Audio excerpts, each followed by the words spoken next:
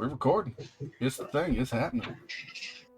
So last time on our D&D session, we learned a lot about each other because the freaking, fake creature decided they were going to be like, you all have to talk, and if you don't, you're going to die. Sometimes it's what it takes.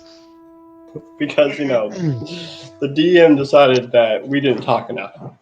So we learned that... What did you learn? We learned that Bond really doesn't know anything about what his past is. You learned he came from the future. Yeah, we learned he came from the future. Oh, we just know it's a different timeline. Oh yeah, different timeline. We don't know if it's the future or the past. It's pretty obvious. Anyway.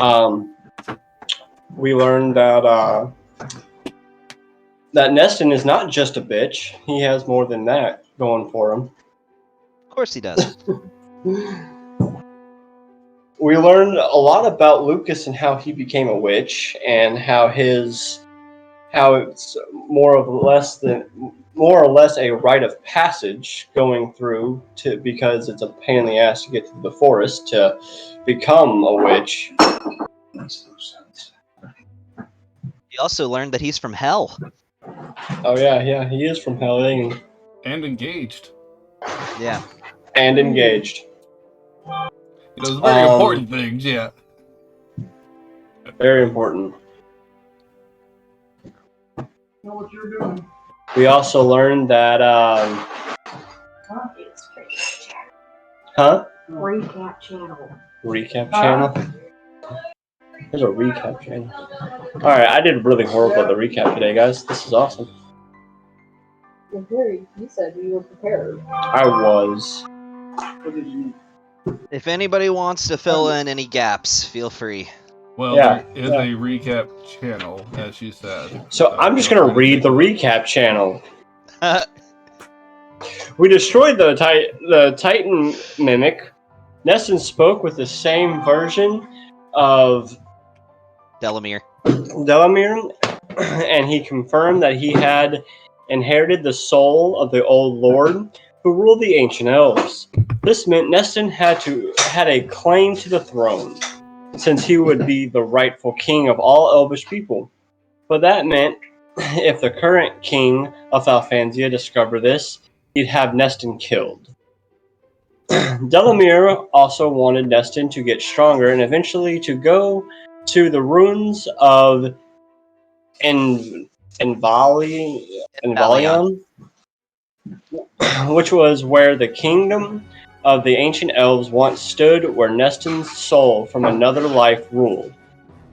If we want an ally to help us get to Envalion, he recommended that we meet with the Archon, who was friends with the Lastrios. The Archon is one of the most powerful wizards in the world. We would be able to find him in the Mage Tower in Gallenberg. And then we were forced to court-ordered group therapy and had to tell each other about ourselves. The rest can be it's just character descriptions. Yeah. You can skip all the way down to where it says Night Vein. You could also just read the last line of what it says under Raven. Under Raven? Yeah. She ran away from home. Oh no, she has a code on her ship.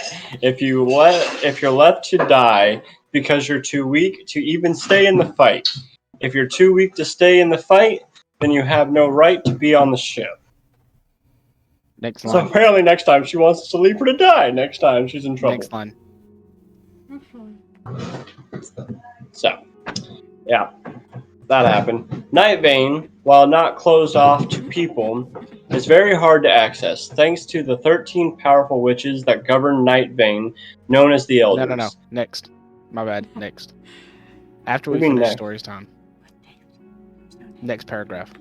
Oh, after we finished story time and shared our histories, the Archfey released us and freed the townsfolk. The village elder thanked us, and we made our way out of the forest. On the way, Bond killed a fairy, and Neston warned us that if the king of Alfanzia finds out about his soul, he would likely have Neston assassinated. We arrived in the precipice and got the Argonaut stronghold, the HQ for the Heroes Guild. This is where we've been trying to get to so we can obtain a non-disclosure agreement to allow us to take guild jobs without being public knowledge. Couldn't have said it This better is where we myself. begin. Because I wrote it. You're welcome. All right, and that's where we're at. And I So, will be right back. okay.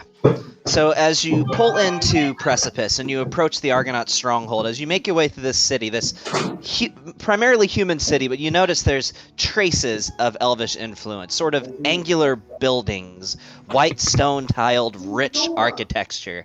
You notice that almost there's like a perfume-like scent that emanates through the air of this city.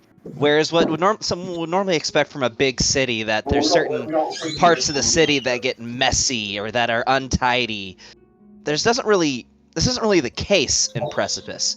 Precipice is a pristine human city, and it definitely keeps up the image that it's known for. Another common thing about both Precipice and Nifrion, they're commonly referred to as twin cities, with Nifrion being an elvish city and Precipice being a human city. But as a result of the elvish influence in Precipice and subsequently the human influence in Nifrion, there is a very high population of half-elves in both of these cities. The highest in the world, actually. Roughly half of all high elves in the world live in one of these two cities. It's to that degree of an extreme. As you pull up to Argonaut Stronghold, you notice it's this large, castle-like structure, and it almost maintains a rustic feel to it. It very much is reminiscent of the architecture of yesteryears, where everything else in the city appears to be very modern. While the city itself is modernized, this looks like what a building would have looked like back in the days of high fantasy, back in the days of 100 to 200 plus years ago. This is a rustic castle built like a fortress, like a military fortress, complete even with ballistas and catapults atop the building structure. The only real signs of modernization to this gargantuan building is the presence of the occasional piston, the occasional gear, a few smokestacks escaping from the top of the building that quickly dissipate after they leave. When you arrive here, you also notice there is a vehicle that sort of stands out, parked outside the front gate of this fortress. This vehicle looks like something that you would see in a Mad Max movie, with spikes and saw blades. This vehicle itself has about 8 wheels, 4 on each side, almost built like a tank. While it is very dented and rusted, at the same time, you imagine this is the type of vehicle that could take a beating, and is rather dramatic, with a large gun mounted in the truck bed on the back of this vehicle. To anybody that would... If you're proficient in history, make a history check for me.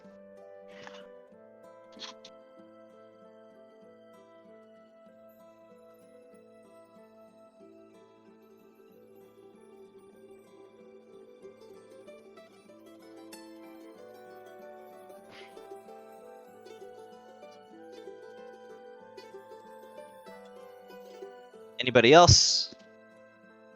So that's high enough for all of you. The DC was 15. So this vehicle looks like an Outrider vehicle, which is something that's sort of developed over the last couple decades.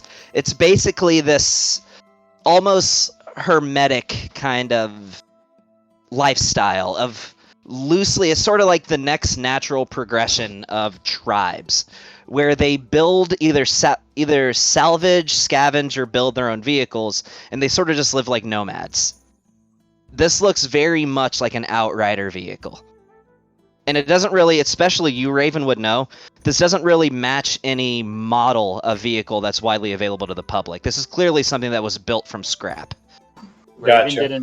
Raven did scroll? No, not for No. that, but this is just the one thing that Raven would recognize, Oh, that this okay. is not a widely available model of vehicle. Clearly, whoever owns this likely didn't buy this. Raven has a very extensive knowledge when it comes to vehicles and ones that are made and not made and all that because of what her father owns. Yeah. This is one that was either likely built or stolen. Stolen and modified. Yeah. So, if it's like made like a tank, what is like the typical use for it? Would we know, or would Raven know? Hey, Raven, what's a typical use for something like that? All terrain and defense, basically. Impregnating fortresses, all terrain. I guess my question Getting- is: does it look like it's like something? Is it made to look like it's a part of the kingdom's defenses, or this is just some dude that's like It stands a super redneck out. of like, I love my guns and I love foreign, you know. It doesn't appear to be a part of anything here. I think it's something that it stands out. It's not normal. I think we should probably be wary and investigate it further. So what are the good old boys that set up here? I will tell you one thing. You notice in an insignia on the front of this vehicle that is a downward sword. But at the tip of the sword, you notice there's sort of a V-like symbol matching the angle of the blade. And there is an M after that. So there it says VM on the front of it. So it's like it's got vanity plates? Not Yeah. really. This is more like crudely cut metal. Does it have a vanity I'm gonna plate? go. No. Hey, Bun, we should go check it out. I mean, this is right in Alright. front of the Argonaut stronghold, right? It is. Well, I mean, we could probably find out who owns it and whatnot if we just go in. We're going in anyway. This is where we've been trying to get to forever and a day. Then let's go. All right. We will So you mosey on enter- in. You enter the building, and the first thing that stands out to you is this about 7 foot tall orc with like battle paint all across his face. This dude is built like a brick shithouse. His arms are about that wide around. Definitely not somebody you'd want to get in a fight with. Next to him, you notice this blonde, human-looking, likely Skaldir female that is wearing kind of scantily clad, like primal leathers. Very primitive, and she has a shield with the emblem of Grumsh on the front of it. You also notice that there appears to be a heavily armored bugbear wielding a halberd. There appears to be an awakened Vold with some kind of idol around his neck wearing just dark robes. You notice there's a goblin that has a rifle strewn across his back, a belt of explosives, and a pistol. And you notice a kind of scrawny Goliath, about 7.5 feet tall, with a large staff draped across his back. Again, wearing sort of raggedy clothes, though this time it's full coverage. It's just very tattered. And you all see them sort of wearing tabards that kind of go around their waist that say Vector Mega. I think they might own it. Yeah, so I'm going to guess that they're all a group.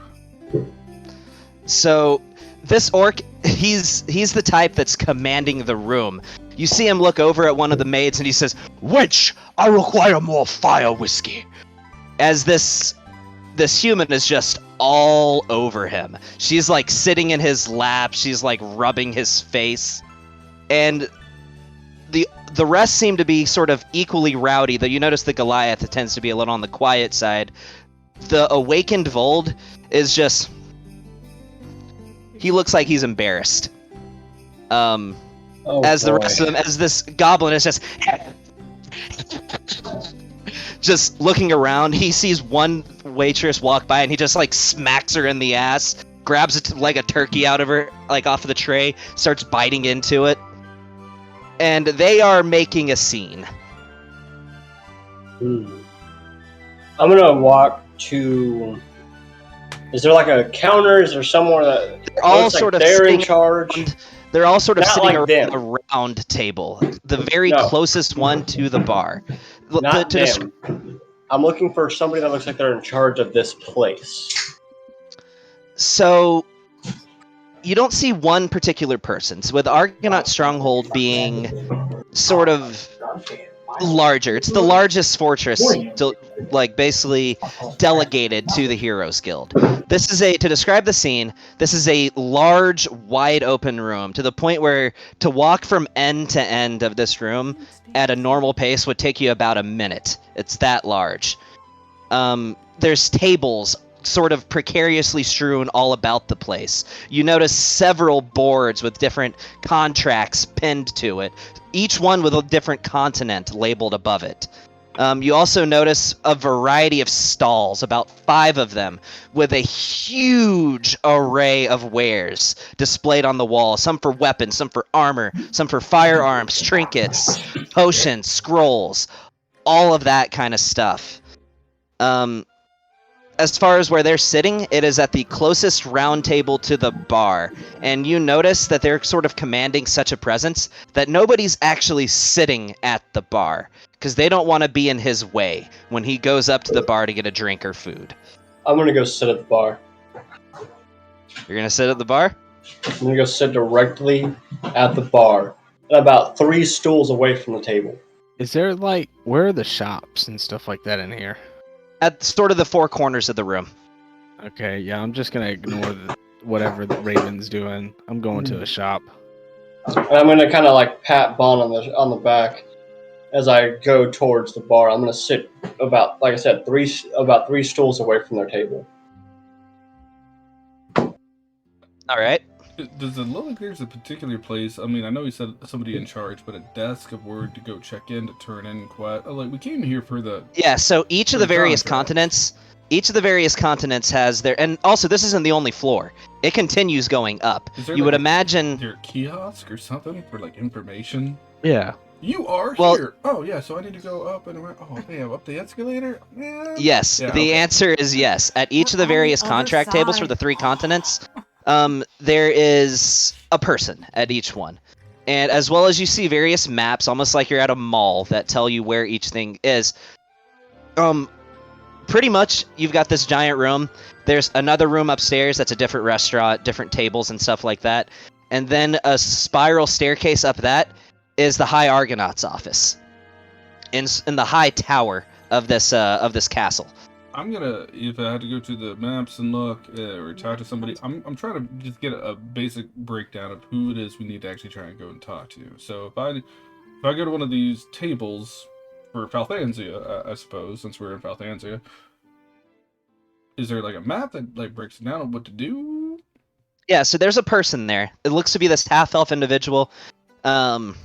You feel free to talk to him if you would like. I'll just let the group kind of know what I'm doing as I see everybody kind of walking off and breaking off. I'm gonna just try and handle what we came for here, and then we can, do what it Well, yeah, is of we're gonna course. do. I'm sure we have some shopping here as well. But we do definitely need to get. Yeah, let We me. definitely need to get that non-closure agreement just So I will go as to soon the as possible. Falthansia table, and whoever's sitting there. Okay. So we'll get to Raven, and then we'll circle back to you. Sort of the order that things were done. So, Raven, it only takes about 2 minutes before you hear these, like, heavy footsteps behind you as this intimidating orc. And when I say, like, picture, like, World's Strongest Man contests, how big around their arms are, and double Yeah. that. That's Yeah, what I this don't dude move. looks like. I He don't walks move. up behind you and says, he whispers in your, "Excuse my little missy. If you know what's good for you, you'll clear the way." And you know horses. And you are, because in all honesty, I'm as good as well being here as you are, so I don't get out of anybody's way for nothing. You're talking to Mokrov Goroxin, High And? Prince of Exenok. Oh, you're a high prince. And when I say someone gets out of my way, I expect them to do it. I'm not even looking behind me. Move. At this point, I'm looking. I'm just sitting at the Hey, bar. DM, which one I'm not is he moving out of the people you described? anywhere. What's up? Which one is he out of the people you described? He The looks orc. to be the leader, the orc. Yeah, you The got big like a orc. human skeleton, this is- bugbear. You said it was the orc. Yeah, the big Yes. orc. Yeah, the orc. And this is not a half orc. This is a full orc. I'm gonna kind of knock on the table. I'll take 2.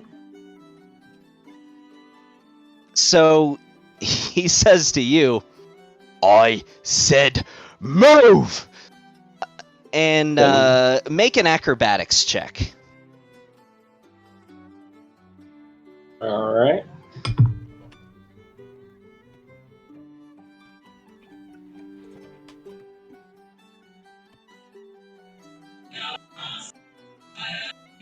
It's a 23. So he grabs you and he throws you halfway across the room. I pull my sword.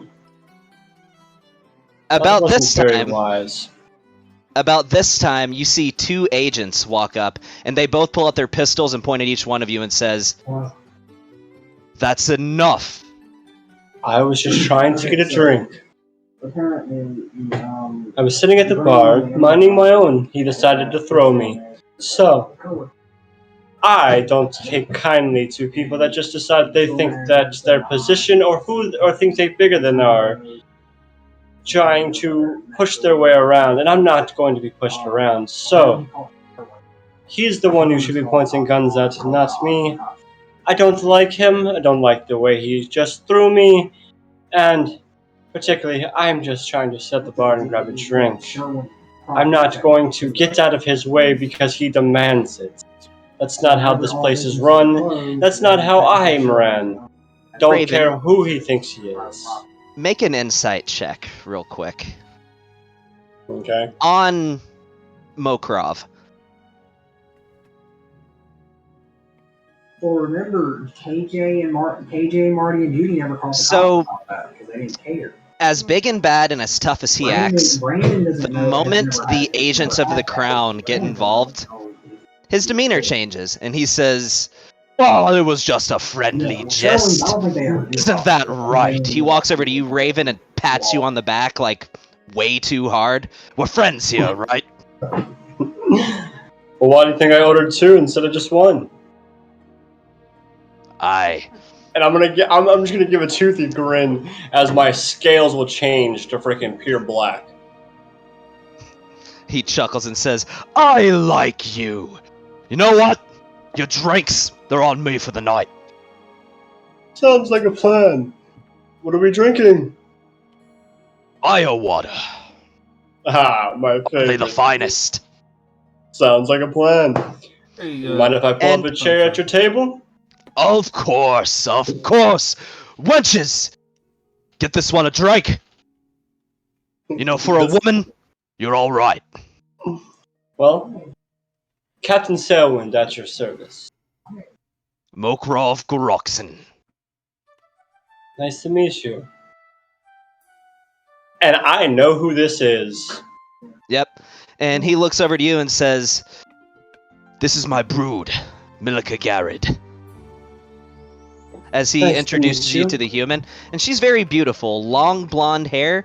And to those who remember and keep notes, you have heard her mentioned before. I have, Do what? Milika Garrett. I ran into your brother. You remember. She says, "Oh, is that so? How I is little did. coward doing?" Well, the fact that we dealt with his problem, I think he's just fine. As I'm gonna pull out my insignia. Says, she looks at you and says, "Ah, I see a Callum Lux badge." Yes. But he has his differences, but I think we have, we talked to him about the fact that that your life is your life, and if you're in love, you're in love, and for him to understand that and be a little bit more understanding. Well, thank you. I appreciate it. So my brother worries about the cultural standards of the orcs, but I can assure you, I stand up for myself just fine. I'm sure, and this big brute doesn't, and I'm going to kind of like knock him in the chest a little bit. This big brute doesn't seem like he could harm a fly. He looks a at you soft through teddy gritted bear. teeth and says, "Aye, pushing your luck a little bit, but we're still friends. Still friends." Yes. A little cultural background to orcs, especially the orcs of Exenok. For the most part, women are property. They get a lot of criticism throughout the world for that, but to many orcs, especially a traditional one, women aren't people, they're things. And if you kind of sort of remember that her brother was one of the biggest concerns that he had. So for now, we're going to cut away and we're going to get to go to Shiziki now. Or not Shiziki, to Lucas now. Quick question. Yeah. Were the Okay. agents already in here? Yes, they were already in there. Alright, and typically there's only one agent to a town, if I remember right. Typically, you would be right. But this is a city. This isn't Yeah. a town. So larger This is cities, and if you size-based. remember, I even mentioned back in Pulseloft that Pulseloft has several agents. Yeah, but Pulseloft is the capital of agents. No, well, yes, but still, Pulseloft has several. Same thing if you go to Luminarius, there's going to be several. I know it's based Towns on typically just get population and one. whatnot, but I just thought Yeah, it was it's odd based that on there's two of population. them, like, chilling in the Heroes Guild. Well, this is the biggest establishment of the entire city. Precipice sees a ton of travel. I mean, this is the main attraction. This is the reason people come here. Okay. I mean, it is the capital for the Heroes Guild. I just was wondering if it seemed odd that there would be two agents in the Heroes Guild in this town. Like, yeah, already that's in just here. because Argonaut Stronghold just draws so many people, and on top of Probably that, a lot of fights, adventurers. too. Yeah, and on top of that, adventurers sort of have a reputation for being a little on the rowdier side. Yeah, So- adventures suck. Yeah, but okay. All right. Well, should be. So, and you notice that even against this intimidating orc, he backed down when the agent stepped in. All right. So, but yeah, now we'll get to what you were doing. So you approach the desk of Falthanza and you see this large corkboard behind him with just nails through. You probably see hundreds of contracts. You see something for hunting down slimes in the middle of the swamp. You see something for giants. You name it, you probably see it somewhere on that board. And this half-elf is standing in front. You see he even has a little name badge. It says Robin across the chest. This is a sort of average height half-elf. And of course, I say half-elf loosely because that's kind of how it has to be in Precipice. But clearly someone of mixed human and elvish descent, with short dark hair that he sort of keeps combed over to one side, slightly pointy ears, purple eyes, a very well-groomed sort of goatee, and he appears to just be signing a contract that he's about to put on the board. Yeah, I'll just. What do you do? I'll walk up. I'll tip my hat and. Hey there. Good evening, Strengthful to you. How are you doing? My name is Robin. Any way I can assist you? First time to the Heroes Guild capital? Hopefully we won't stand out too much, but yes. I'm trying to find out who I need to talk to about getting a non-disclosure agreement. Oh. Are you sure? A non-disclosure agreement? Those are quite rarely handed out.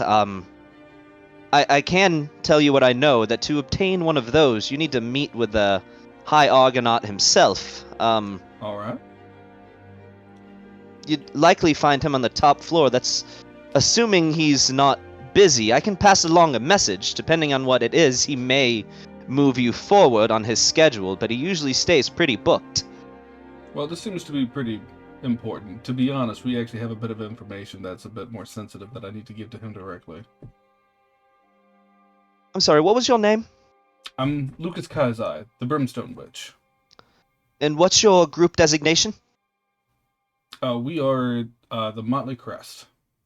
And may I see your hero badge, please? Of course. And I'll also make a point of like showing the hero my guild badge, which is also right next to my witch's brooch. Okay. So he sees it. You sort of see him like take this piece of paper that has this like lightly glowing surface. He scans it and says, "I see. I'll tell you what. Based on the information you've given me, I can probably move you forward. You think you'll be free in an hour? I can make arrangements for that, sure. So if you'll make your way to the top floor, it is currently," he pulls out his pocket watch, "it is currently 2000 in the day. So by 2100, if you will be at his quarters, I'm sure he will meet with you then." Well, do you know of, what would you Yes, recommend sir. to do to kill off an I hour? get you to do me a huge favor. I Okay. suggest hitting the shop. I'm This is playing one of the most D&D. expansive shops that you will ever find Usually in runs all of the to 3 about continents. 10 or 11. And it's all right here in the building. All right here on this floor. The floor up is just a restaurant. A very fine one, might I add, but you'll find everything you need here on this floor. Speak to one of the corner vendors. They can help you. I tend to like to look for, I don't know, anything to increase my magical powers or arcane or alchemical components, or particularly a bag of holding, maybe a bag of colding. If you could point me in that direction. A bag of holding or a bag of colding, that is child's play compared to what you will find here. Yes, I can most certainly assure you that you can find a bag of holding. Go speak to Cormouth. He's the half-elf over there in the corner, the one wearing the robes carrying the staff. Surely he can help you find whatever it is that you need. I'll reach my And hey, hand. Gavin, What's up? do you, will you go ahead and share the parcel so that way the rest of us could be looking so the shopping endeavor can actually go quicker? Yeah, I can do that. I'm going to reach into my pocket, grab a couple coins, and thank you so much for your help, and I will palm him, I'd say like 3 gold coins. Why, thank you. I certainly appreciate it. You've been very helpful, and it's always good to make new friends in a new town. I was just trying to help you out, Gavin, because I know you'd want this shopping endeavor to go by quickly. Yeah, I'll go ahead and share all of them. Oh, wait, I gotta identify things, I think, or are they already... Nope, they are not already identified. Here we go. And if there's anything that says it's unidentified or whatever, just let me know, and I'll, I try to make sure everything's identified when I make these, but sometimes there's just so much that a few things, you know, kind of slip through the cracks. It's all good, man. At least this way everyone can be looking, so that way when we do the shopping endeavor, it's bam, bam, thank you, ma'am, and we can go on to the next thing. I'll pass the Yeah. word on to the rest of the group, though. Let them know in an hour we got a meeting with the High Argonaut upstairs. Of course, Lucas. I will do my shopping around, and I will meet you up there. So a lot of these costs have ranges there, Gavin. I don't know how much you want to... Yeah, so I have a way that it's never going to show you the exact price. You just ask me and I can tell you what it costs. Typically, things cost double their minimum price, except for items that don't have a range. If it lists a set price, then it's sold for that price. Alright. But for prices, I typically double the minimum. I can go ahead and read off some stuff that you need to identify if you'd like. Sure. From which shops? Right now, the Enchanter has a potion of magic liquid. Oh no, that's the name of it. Oh, you regain 1 expended spell slot of any level. I will buy that. That's one of 5 in the entire campaign. Keep that in mind. Yeah, no, I'll go ahead and buy that right off the rip. So you said double the minimum value? With special exceptions, that one is going to be 200. Alright. Well, she also has a bag of holding and bag of colding, so those are all things I want. Okay. So the bag of colding is 427. The bag of holding is 200. Oh, well, that's pretty much going to be all my money in one shot. Let's see, bag of holding is 200, you said? Yeah. And Bag of holding is 200. Bag of colding is 427. Keeping in mind, it essentially makes it where perishable goods don't age while within that bag. Alright, so I'm sorry.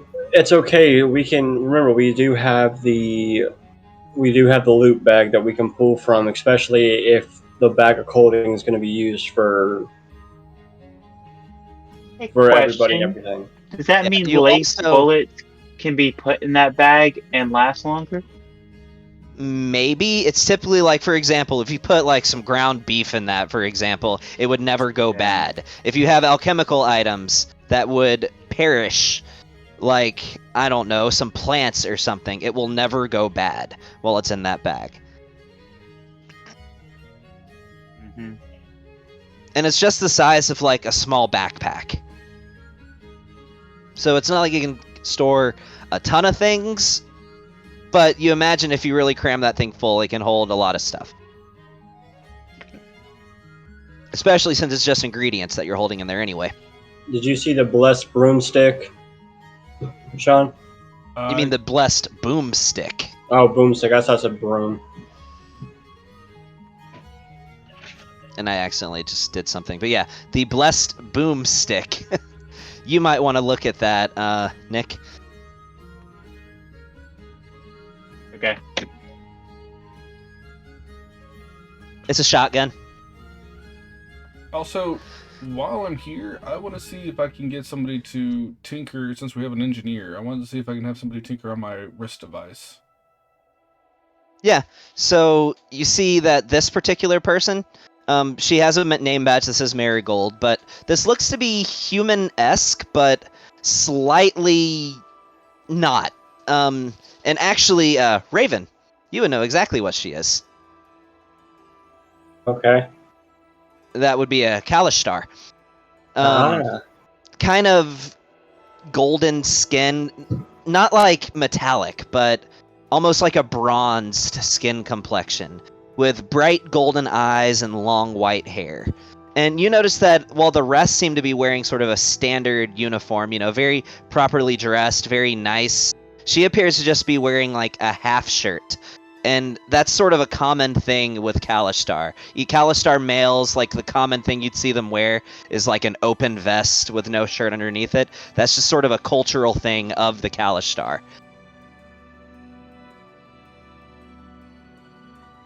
So, but you see her, and she has like a blowtorch in her hand, and appears to be just like finishing up on like some gear pieces that's kind of adorning this piece of armor. And her name is Marigold. Excuse me, Miss Marigold. Yes, sir. What can I do for you? Think I heard you from over there. Lucas, that's your name, correct? Yes, Lucas Kazai. Nice to meet you. I was wondering if I could get some custom work done, hopefully rather quickly. I don't know how long I'll actually be in here, but I know at least for another hour or so. It depends. It's, what is it that you had in mind, perhaps, Pull back Mr. my Lucas? sleeve and I'll show my, basically, Assassin's Creed wand bracer. It's a nice piece. Yeah, it was a custom thing that I had someone built off of an idea that I had. I was hoping to get it modified, if that'd be possible. Perhaps. What sort of modification did you have in mind?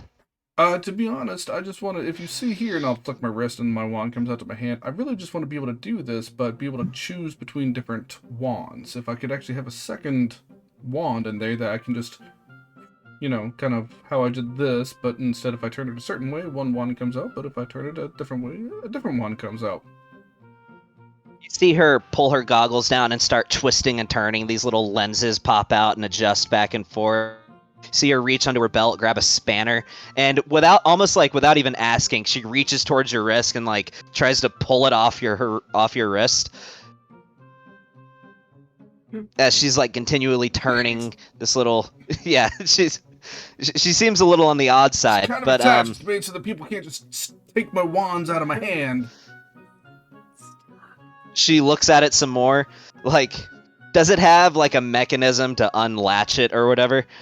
Yeah, you have to take another thing and like it doesn't just like slip off. It's like you actually have to, you know, it's made so that people can't just like, oh, haha, hey, I have his wands now, you know. She examines it for a second and almost like startlingly quickly, she grabs the strap and not even seeing how she did it. In about 3 seconds, she takes it off your wrist. No, okay. She, again, without saying a word, like she's hyper-focused on it, you see her reach under the desk and pull out this long strand of wire as see the spanner, like, open up in the middle to a pair of scissors, and she starts prying parts off of it. It's starting to make you nervous a little bit now as you see her attach this wire, one on each side, and pulls it out and attaches these little ring loops to it. She splits it down the middle, and you see her take this blowtorch and connect it back together again. And you see her look at the mechanism that's holding the wand, and she reaches under the desk and pulls out this like raw piece of metal and just bends it, puts it on there. She's clearly some kind of prodigy, because while she's doing all this, and it looks kind of sketchy, it actually looks nice as she's doing it. And after about 5 minutes, she hands it back to you and says, I just saw what you spent at the other shop. How much money do you have? So far I'm perusing. I haven't actually spent money. Like, I'm planning on it, but I hadn't actually, like, deducted that from my account yet. She says, 1 moment, and you see her get, like, real close to her face, pulls her goggles back down, starts adjusting it again, just, like, staring at you awkwardly in the face, and says, leans back, puts her goggles back up, and says, so is this for a you? female? This is. Alright, well, I would imagine a nod would be with me, and while this is happening, a nod will just lean over and be like, I like the way you work with your hands. Nimble fingers are always something that excite me. She says, yes, I'm sure. And then she looks back at you, Lucas, and says, for you, this is free of charge. Oh, well, now, fantastic. Thank you. To explain how it works, when you flick your wrist, it's all going to depend which ring. You see there's these 2 wires, each with sort of a circular metal ring. Which ring is around your finger? If you put the left ring around your pinky, when you flick your wrist, it will bring out the left. If you put the other ring around your thumb, when you flick your wrist, it'll bring out the right. Seems simple enough. This is phenomenal. I'm sorry, what was your name? Marigold. Marigold. That's right. I saw that. I will be sure to let anyone know that needs to tamper with anything like this to come to you, because this is fantastic. Thank you so much. You are quite welcome. And I will reattach it, and I will put my both my wands into it. And she says, is there anything else that you or your companions might be interested in? So if you want to look at her, I'm looking at it right now. Yeah, okay. She says to you, to be honest, I'd already sort of invented something similar to this, which is why I was able to do that so quickly. If you look at the intradermal dagger implant, it's sort of similar to this, except it's, well, surgically implanted, but it's something I developed for Arcana Tech that I retained rights to be able to develop and sell on my own.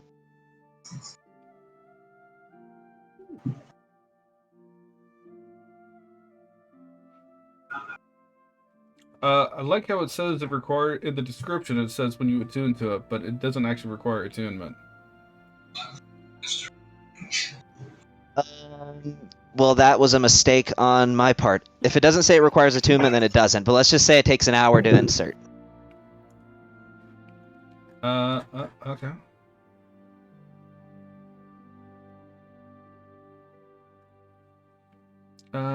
So it's basically just a melee. No, it's just a dagger. It's a dagger. Yeah.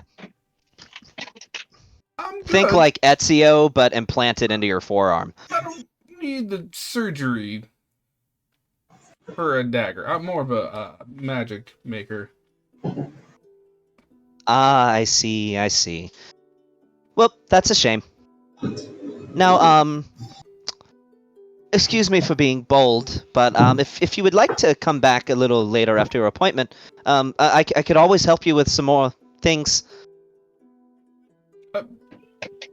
I'll see where I stand with what I have and the money I have to spare. Sure, of course. So to forward, just stupid marigold, stupid. As she just, have a good day, sir. I think I've made myself look ridiculous enough. You over there, would you like to buy something? Yeah, me and Anata walk off, and Anata say, "Oh, you don't look ridiculous at all." She looks at him and says, thanks.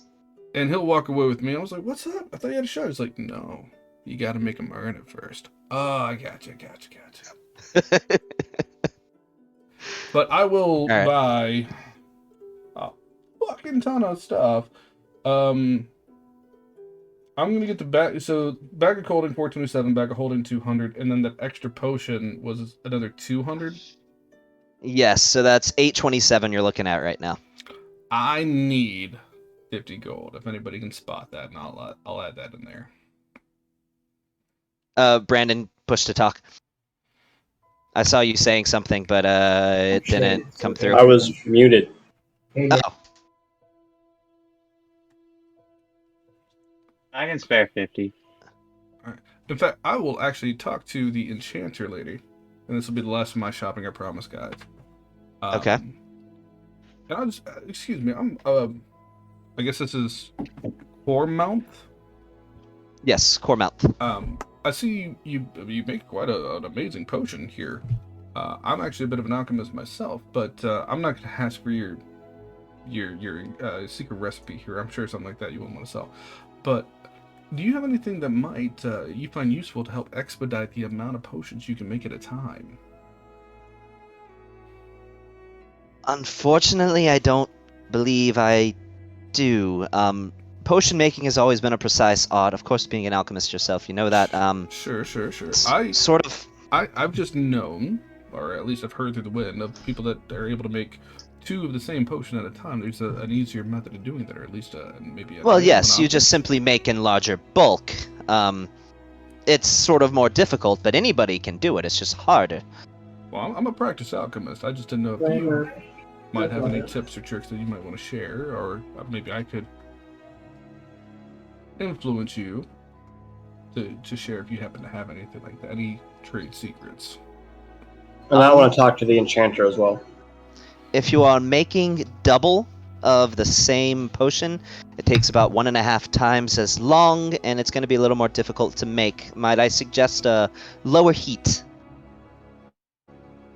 I will jot that down. Lower heat. And then I'll remember, well, that was, but Miss Lily already told me at one point in time, so that doesn't really help, but okay. Well, thank you so much. That's all I really needed.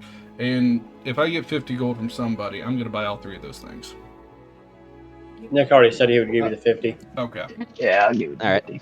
So, And once Nick, again, if you'll... I'm fucking broke. I'll subtract 50. Yeah, I'm going to go talk to the enchanter.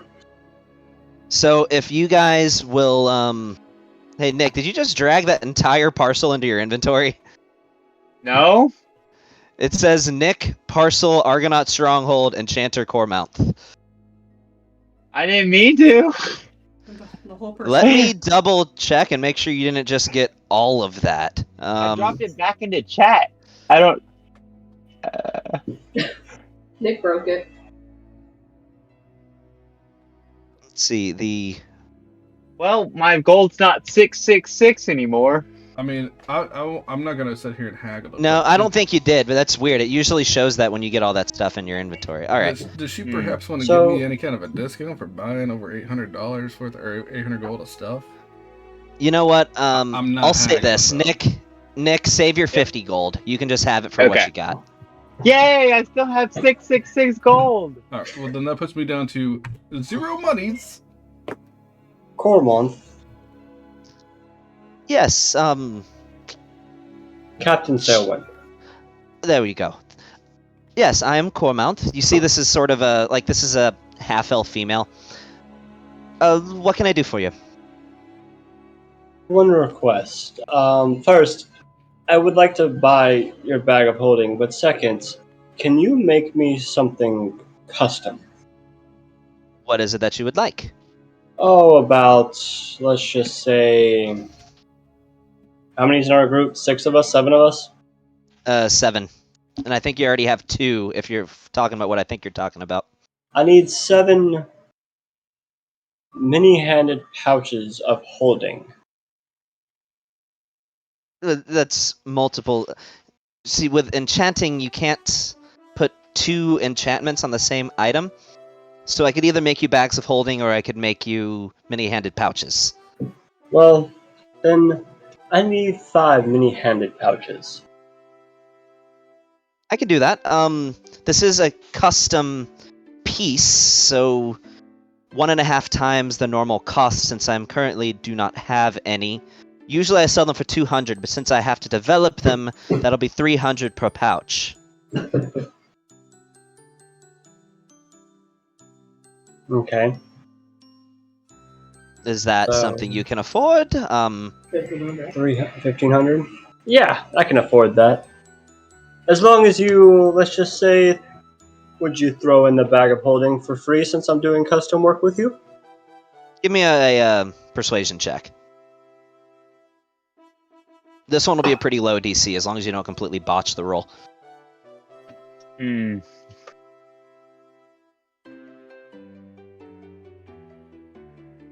Yeah, 12 was the DC. Sure, I suppose I can do that. Wonderful. And then I'm going to take the bag of holding and I'm going to give him the 1,500. So just so you guys know for reference, my DCs are always going to be either 12, 15, 18, 20, or 30. Those are going to be all my DCs for pretty much everything. So, yeah. All right. But how long would that take? You get a bag of holding. If I put in some work tonight after we close, I can probably have it done in the morning. Wonderful. I will see you in the morning then. And that'll yes, be my of shopping. course. All right. No. So somebody who hasn't done anything. Let's get to Kit. somebody who hasn't done anything. Okay. Hi, What you got, guys. Nick? It can go. What you got, Kit? So I was gonna. Just so you're at the bar, just I can't hear you if you're saying something. Can you hear me? Yes, I can hear you now. Push to talk. Great. Gonna go to the armor and pick up a glamour studded leather. Ooh, I like that item.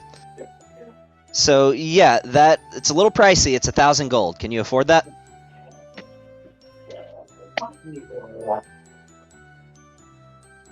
If you're My trying to mind say says- something, you're not pushing. Okay, there we go. Yeah, no, I have my finger on there. I'm just trying to think of how I want to phrase it to try to haggle for something a little less expensive since we are going to have a lot of us coming through here today. Okay. And I don't know how to play it out, and I hate that. Let's see. So you're a charisma character. Mhm. Tell you what, if you want, you can start by making a persuasion check, and I can sort of give you pointers based on how good you roll. Okay.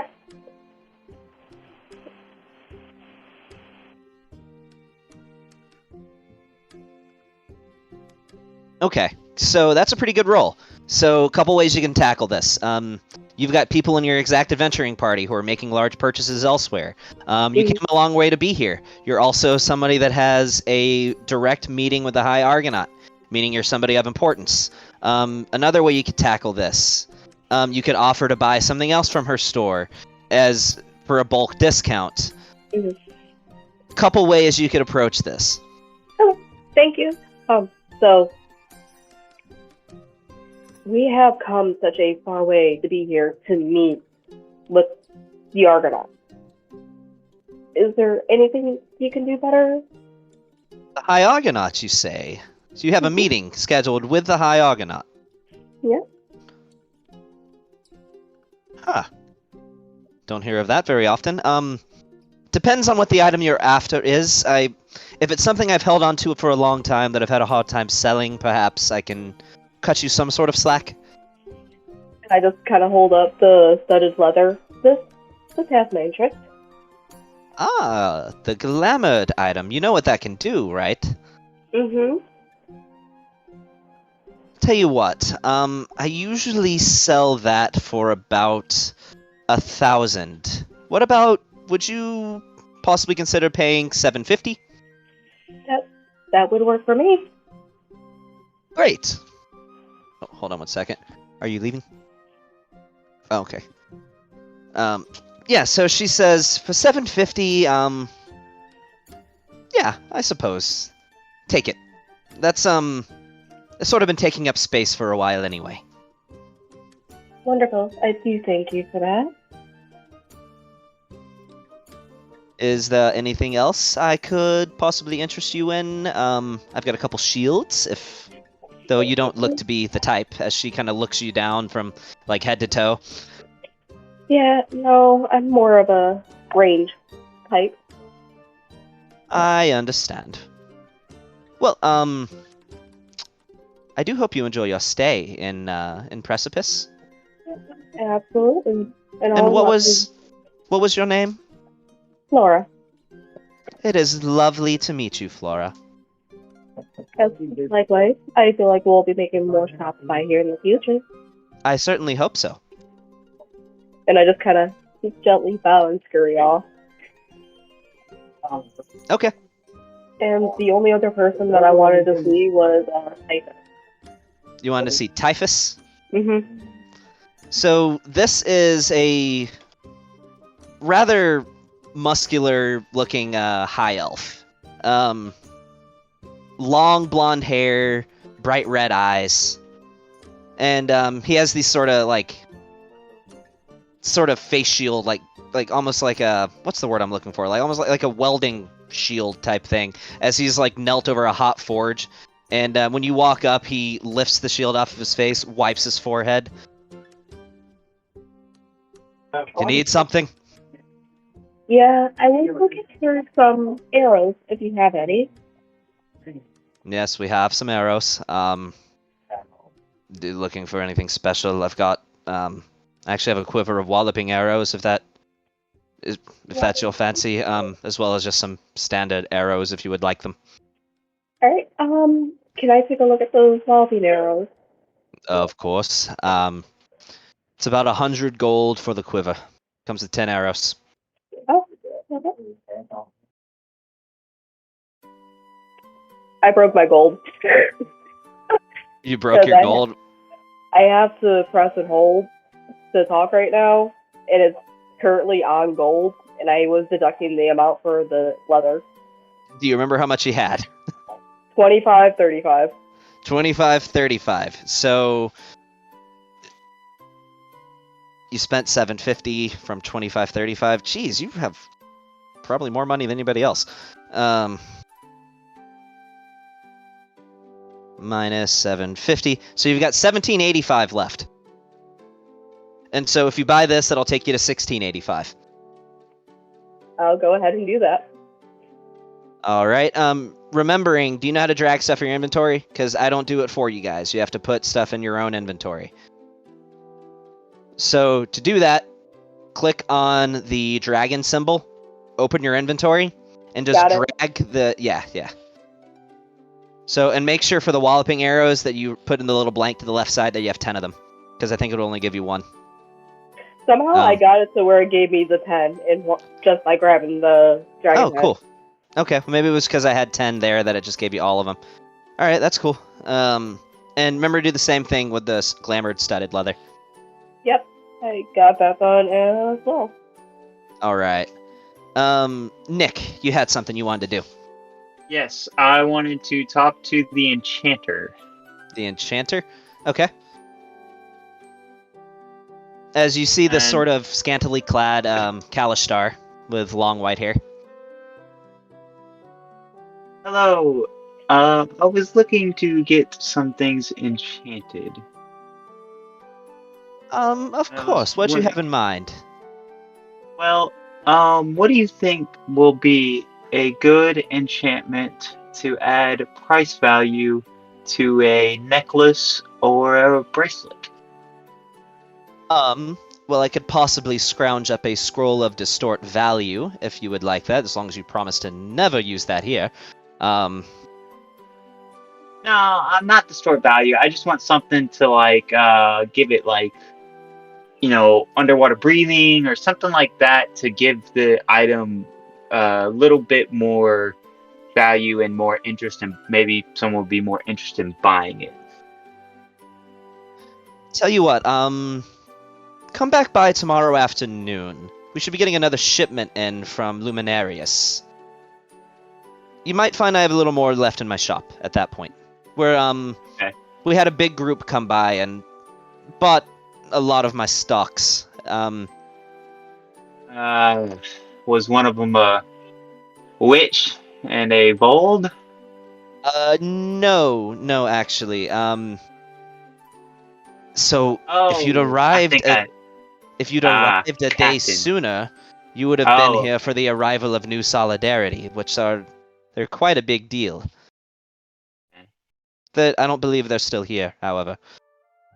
Gotcha. To those who don't know, New Solidarity is the number 2 adventuring party in the world. They were only dethroned by the Heralds of Requiem the previous year. Until then, they were number 1.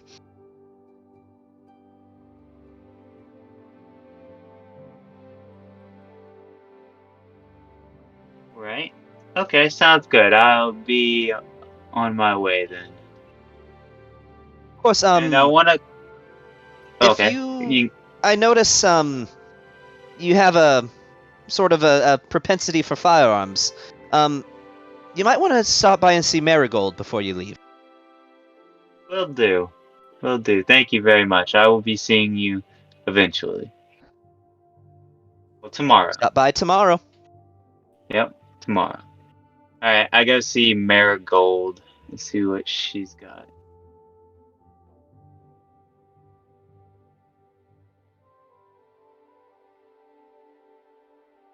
I guess I give the place a little knock and go on in. They're open stalls. You don't have to walk in anywhere. You just walk up to it. So, I'm sorry. I guess I missed that one. Interrupt, but if I can interject one thing, a question to the DM. What's up? Since Marte is not here, are you gonna let him be able to actually look through this stuff and decide? What he Yes, wants? next time he's here, I'm gonna let him look through all these I stores. don't know if he already has like mage armor up because he doesn't typically cast it or what, but like that elven chain looks like that might be something good for him. I saw earlier. So he doesn't use mage armor, and the reason he doesn't is because he carries around a shield. Yeah, but which he still pretty has much an AC of 15, which I don't know how he has that with even with a shield. Because I mean, well, no, his AC would be so 13. because his AC's 13 with his dex, and then plus the shield is 15. Okay, so then that would give him, a good boost on AC if he had the elven armor. The elven chain? Let me look at that shop. I forgot what that does. Did someone already pick up the Dragon Guard? I don't think so. All right, I want to get that. There's And the something else that sensor. was also the sensor I was about to say was good. Heals everybody 1d4. Yeah, I want to Repeatedly. get that too because I actually don't have a weapon. It's from Jezerine. Has the elven chain. Yeah. So, I mean, if you wanted to buy that elven chain, or if he wanted to buy the elven chain, then by all means he can. Because it adds his dex modifier and it's +1, so that'll give him a +3 to his AC. I believe the Elven Chain is medium and it gives a +2. Yeah, it's only up to a +2 unless you have medium armor master. Yeah, but So, elven it chain would is be- one of those that you don't have to be proficient. You don't it have to would be be- proficient, but it still follows the rules of medium armor. That would In take that- him to a 16. Well, what's his dex? Because So his dex is 16, but it would only add +2. That's So his 17, AC, this would so give he him has 14, He has +3 to his dex. but it would only add the 2 because that's how But- medium armor works. That would take him. It's a 14 +2 to 16 +2 for shield to 18. That would take him all from 15 AC to 18 AC. It would. I'm gonna say he's gonna want that. Yeah, that's a good call. That's a real good call. So how much Okay. is the elven chain? That's 1,000. He's a wizard. Damn. And Did he pick up medium armor? It says you are considered proficient with this armor, even if you lack proficiency with medium armor. Yeah, that's why okay. Elven Chain's so good. Even like squishy casters can wear it. It's mithril. Yo, is the shopkeeper a female? Jezerine? Yes, Yeah. she is. He's gonna start macking that. He's gonna start macking. he wants that armor. He wants that armor. He wants it cheap. All right. As Anand, how's he gonna play this? What's he gonna say? And I'll adjust the DC for the charisma roll that follows accordingly. What does Jezreen look like? What's her story? So this is a half-elven female with sort of like shoulder-length ginger hair, purple eyes, just kind of wearing very unassuming clothes, tunic, a little on the shorter side. She's about 5'4", kind of petite build. Yeah, you'll just see him when he starts talking to her about him. Look, I'll be honest. I feel that Elven Chain would definitely help me. I mean, this one time I was out slaying a dragon. And, that's how I got these scars here. He kind of flexes on his shoulder and throws his triceps and whatnot. Oh yeah, you can actually squeeze that if you want. Oh yeah. Ooh. Yeah. Tickles a little bit. Nah, I'm not seem like a tough guy, but I am a little sensitive. If you know where to push. Roll to succeed. I and just move apologize to everyone. I quit. on. Let's just- I quit doing this when I quit playing Shaz, but this was the instructions I was given. I am No. only trying to follow. Give me a Roll to get out of persuasion her check bed. with advantage. What is All it right, about? You said I'm- persuasion? Yeah, I'll give you advantage. You laid it on thick for that one, so. And I will say, Luke isn't still there with him because we're rolling together for this. So if this doesn't work out, then it's at 18. She looks at Anand, and Marte's gonna be so pissed. She looks at Anand and says, if you need a room, then perhaps I might be able to offer you one later. And of course, if you're willing to purchase the Elven Chain for, say, 800. You see, I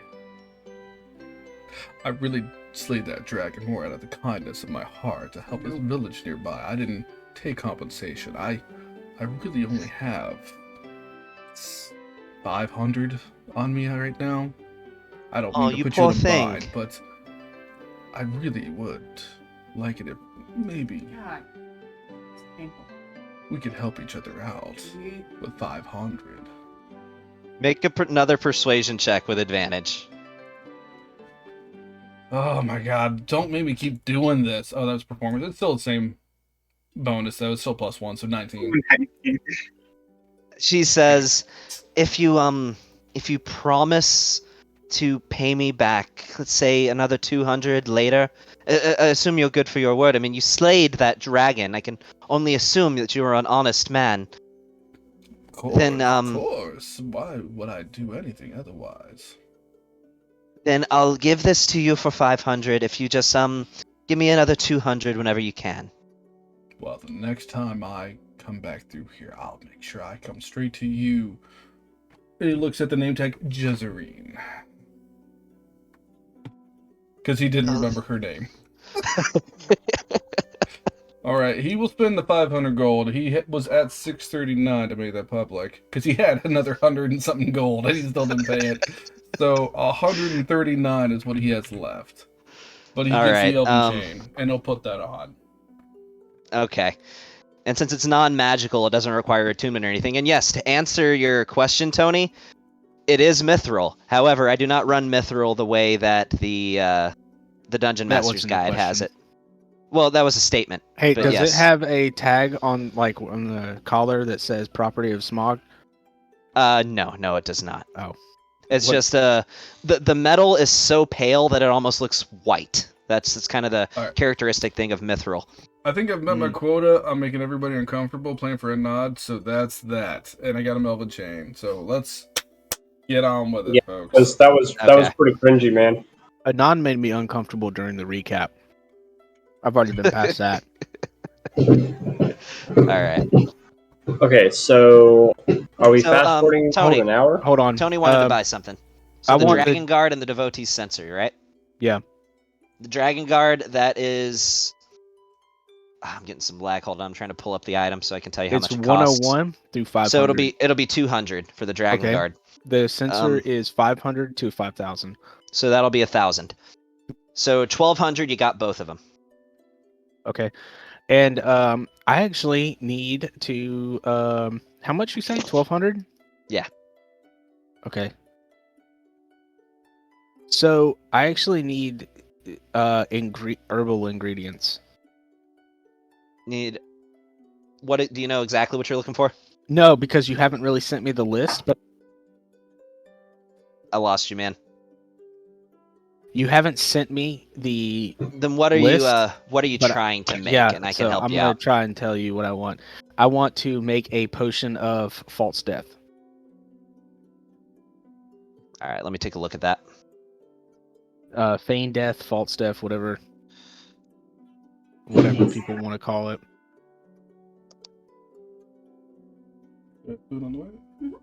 So it basically just puts you feign. under the effect of the Feign Death spell, right? Correct. And I want a potion for it. Something super potent. So basically just something that'll make you look like you're dead when you take it. So my theory is, like, if I make it potent enough, I could give people like one drop in a cup of tea, and it's gonna help them sleep like super fucking good, like taking down a couple shots of NyQuil, or like if I give them a lot of it, like a small vial of it, then it actually induces the effect of feign death. Well, you would know as an enchanter that I'm not an potions. enchanter. Well, not an enchanter. I mean an alchemist or an herbalist. Well, you're more of an herbalist than an alchemist, but you would know as an herbalist, if you take any sort of tonic or potion or anything like that, and you dilute it in something else, it's not like diluting a medication where it just loses part of its potency. It loses all of it. Like if you put unless it's brewed that way specifically, if you just dump a potion of healing in a beer, it's not going to heal you when you drink it, and you'll just have wasted that potion. So what I want to be able to do, instead of making a bunch of potions, I want to make like a bunch of little vials of it. That's why I said I want it to be potent, like enough to where someone can pour it in their tea, like a little vial of it or something. So like that. You're talking more medicinal than magical. Correct. But I would, if I can get it concentrated in a little vial, I would want the whole vial to do the feign death spell. Yeah, what I'm saying is typically for stuff like that, like a magical effect, it can't be diluted or cut with anything. You have to just drink it whole. Yeah, but okay, so let me put this in better terms. Along with my knowledge and proficiency with poisoner kits, I want to be able to spike someone's drink and give them feign death. Okay, I get what you're saying. So this would be a poisoner's kit thing. So, for typically this kind of tonic, because that's what this is. This is a tonic, not a potion. Correct. For this kind of tonic, you typically need some sort of undead flesh. That's a common ingredient for this kind of thing, and it has to be properly prepared and treated, or else it's dangerous to drink. On top of that, like some nightshade that's been dried out, basically to remove the toxicity effect. And with those sorts of ingredients properly prepared, you could probably make that sort of tonic. So, which one do you think would be better as like a sleeping poison or tonic? Feign death or just the sleep spell? Like which one? Well, I'll do both. Yeah, I'll do both, and we'll figure it out later. Okay. So for the sleep spell, typically like some fairy dust that works for the sleep spell. I might know someone who has some fairies. Yeah. I'll tell you what. So for the ingredients that you need for that, you can just put in your inventory as enough to make one of each. Just give me 400 gold, and that'll say you've got enough to make one of each. Okay. All right. Well, that's it. I'm done. I already added the Dragon Guard and the sensor over to my inventory. Is there any way I can sell off some of the bullshit that I have in my inventory. Like, I don't need this breastplate anymore if I have the Dragon Guard. You can always trade in gear for a quarter of the price. A quarter? So that's 100. I can get back 100 gold for the breastplate. How much does the breastplate usually run? 400 GP. Okay, so yeah, you could get back 100 for it. Okay, I'm just gonna delete that. Yeah, and then I'm done. That's the only thing I need. While I'm thinking about it, I'm gonna give Neston back his Yardman's ointment. Oh, Neston's ointment. Or but it's the item name is Kioftum's ointment. Yeah, you just had one jar of that, right? Yeah, he gave me that before we went to the dungeon. And I'm actually I'm sorry, what's up? Oh, it's actually called Vaseline. That's what I'm in. Yeah, I'm Neston's Vaseline. Yeah. Now that I have a bag of holding, a nod, I'm just gonna use him and abuse his money while I got him. He's gonna buy himself and Lucas a bunch of alchemical like beakers, just for being able to make potions, like a shitload of them. And since apparently we had to have them to make potions, mana crystals. Okay, so mana crystals. I think we discussed. I think we agreed they cost what, 5 gold a pop. Yeah.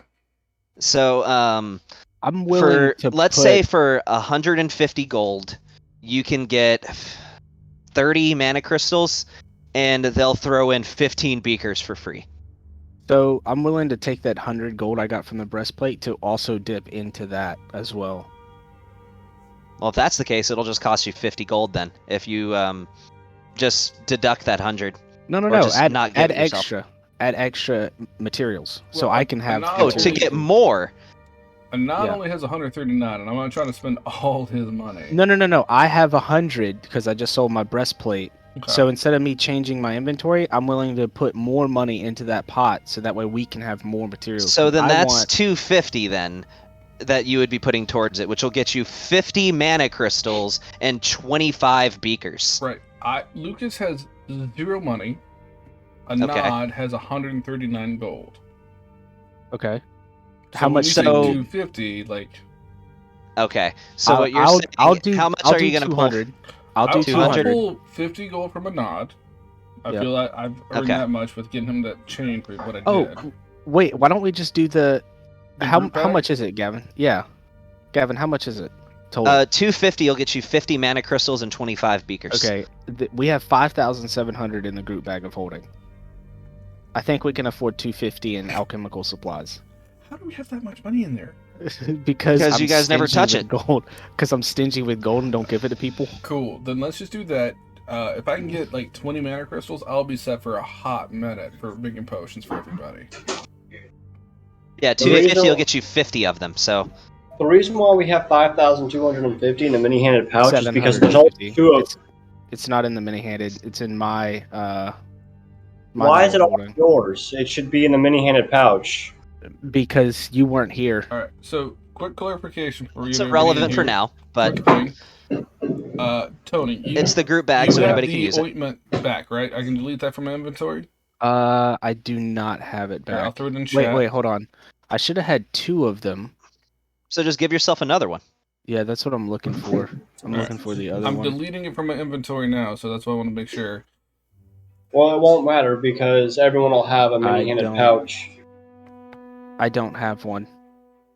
Well, you will have one. I just threw it in chat. Oh, I can't. It won't let me click on it. It won't? Mm-mm. Oh yeah, it's a blank item. That's weird. Hold on. I'll drag it out there for you.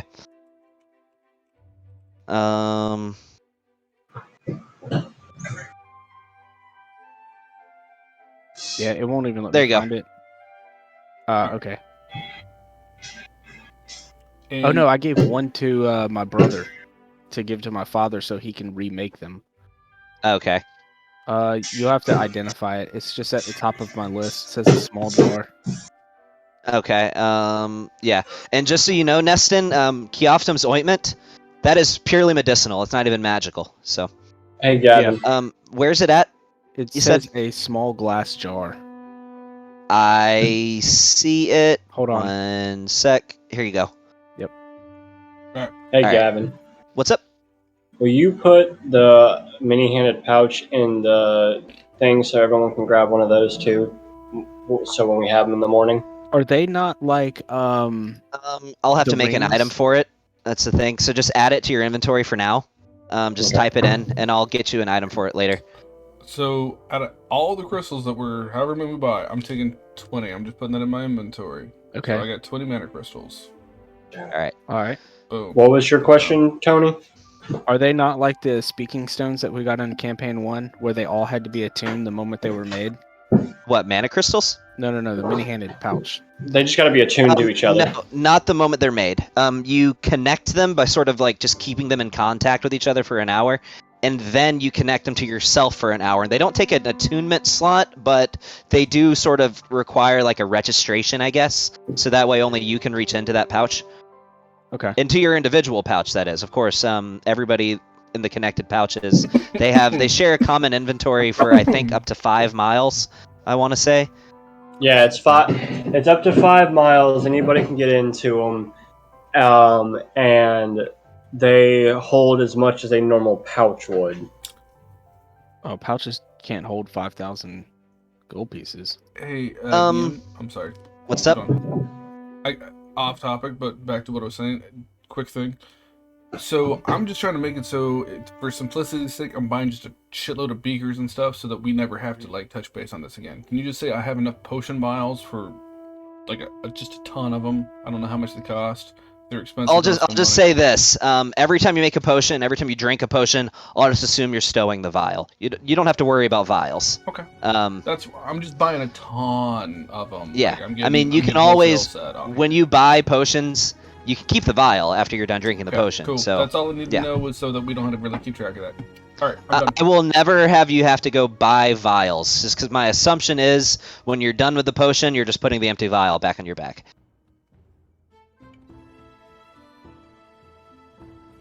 It's like how a house accumulates coffee mugs. I just assume that eventually adventurers will just have like 1,000 vials. I just want to be able to make them, distribute them without ever having like, well, I used this vial. Yeah. Okay, cool. We're good. Well, I mean, you just eat the vial.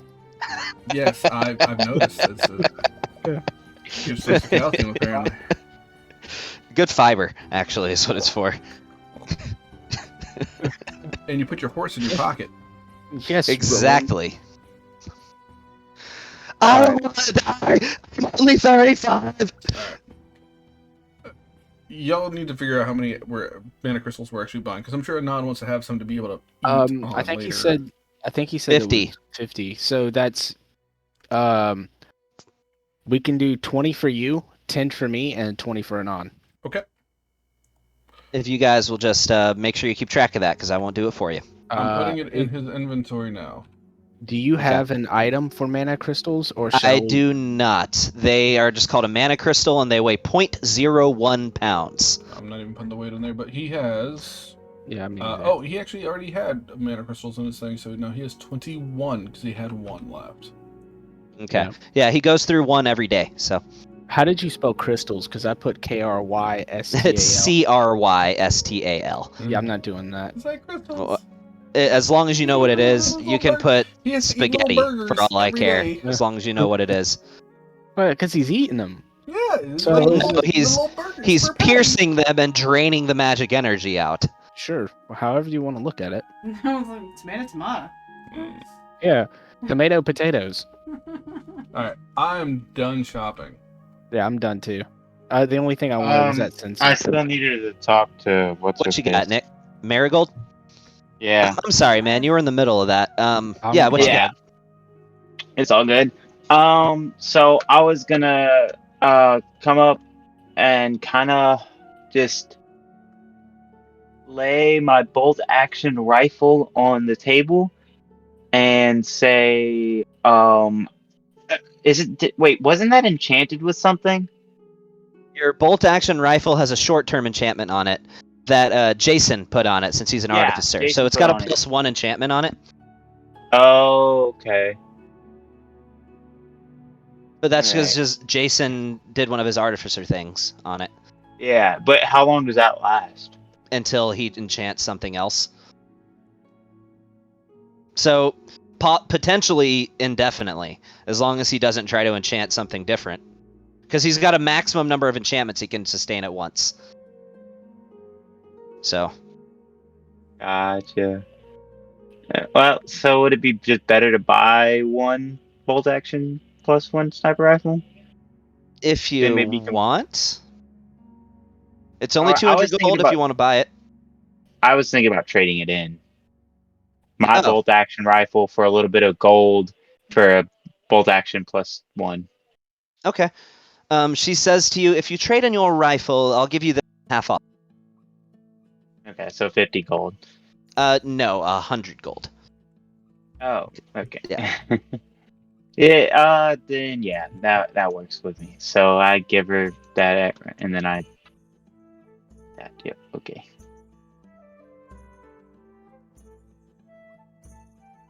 What Elven Chain do to Lucas's AC? AC. Oh, hold on 1 second. I was trying not to interrupt, that's why I typed it. Well, that is away.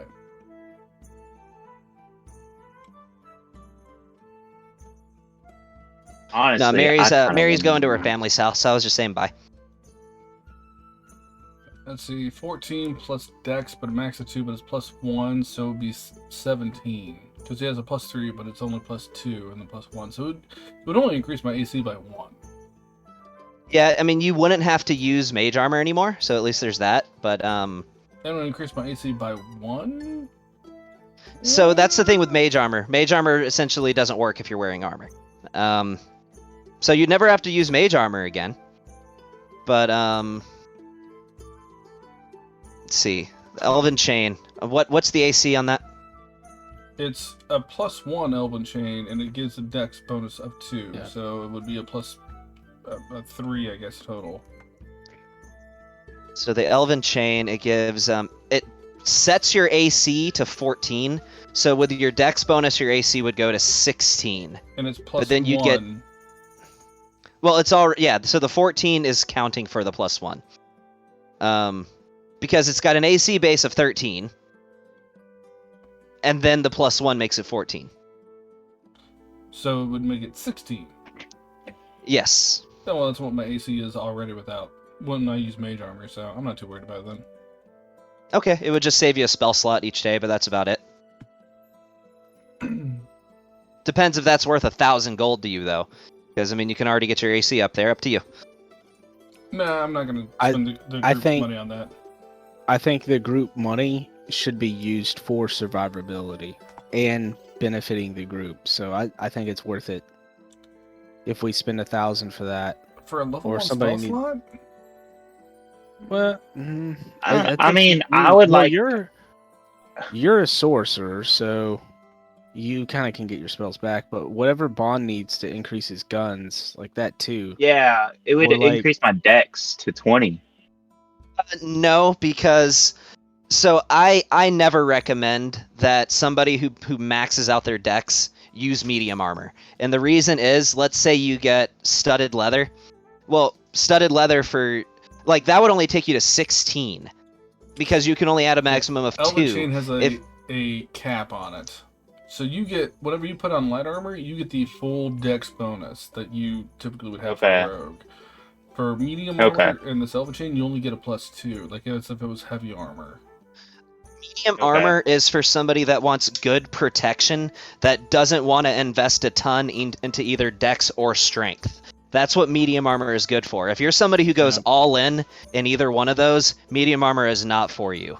I will Yeah, get it that's- if you guys are all cool with spending 1,000 gold so that I can have one different spell prepared every day and not have to wish a level 1 spell slot whenever we're going to go into a fight. I mean, that's what it is, but I'm not going to just do that. That would be, you guys would have to tell me you're all cool with that.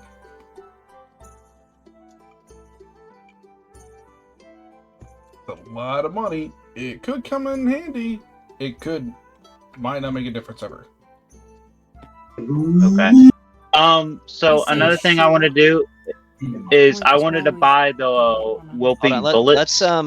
let's figure out what they're doing with the elven chain first. My vote is yes, only because we'll always come across more money. I don't know when we'll have this opportunity. I'm fine with whatever. The group loot's the group loot. Y'all can spend it on whatever the heck y'all want. And what about you two down there? Down there. For me, you're the bottom. So I don't know who else is down there. For you, it would be like that. That would be for you. Alright. We've heard a couple people say cool with it. Show of hands if you don't want it, and that's fine. If you don't want me to get it, want it. Go on once, twice. All right. All right. If you would, 1,000 gold out of the group loot, and I'll get Elven Chain to throw underneath my witch garbs. All right. And it's literally like it's a shirt, man. Like that's all it is. It's just like a chain shirt. Fits pretty comfortably too.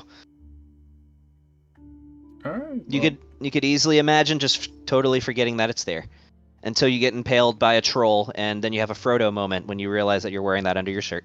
That's cool. I can actually pick a different wizard spell. In fact, I Is could that have detect magic or identify or something like, and not have to ritual cast anymore because I can just have it prepared.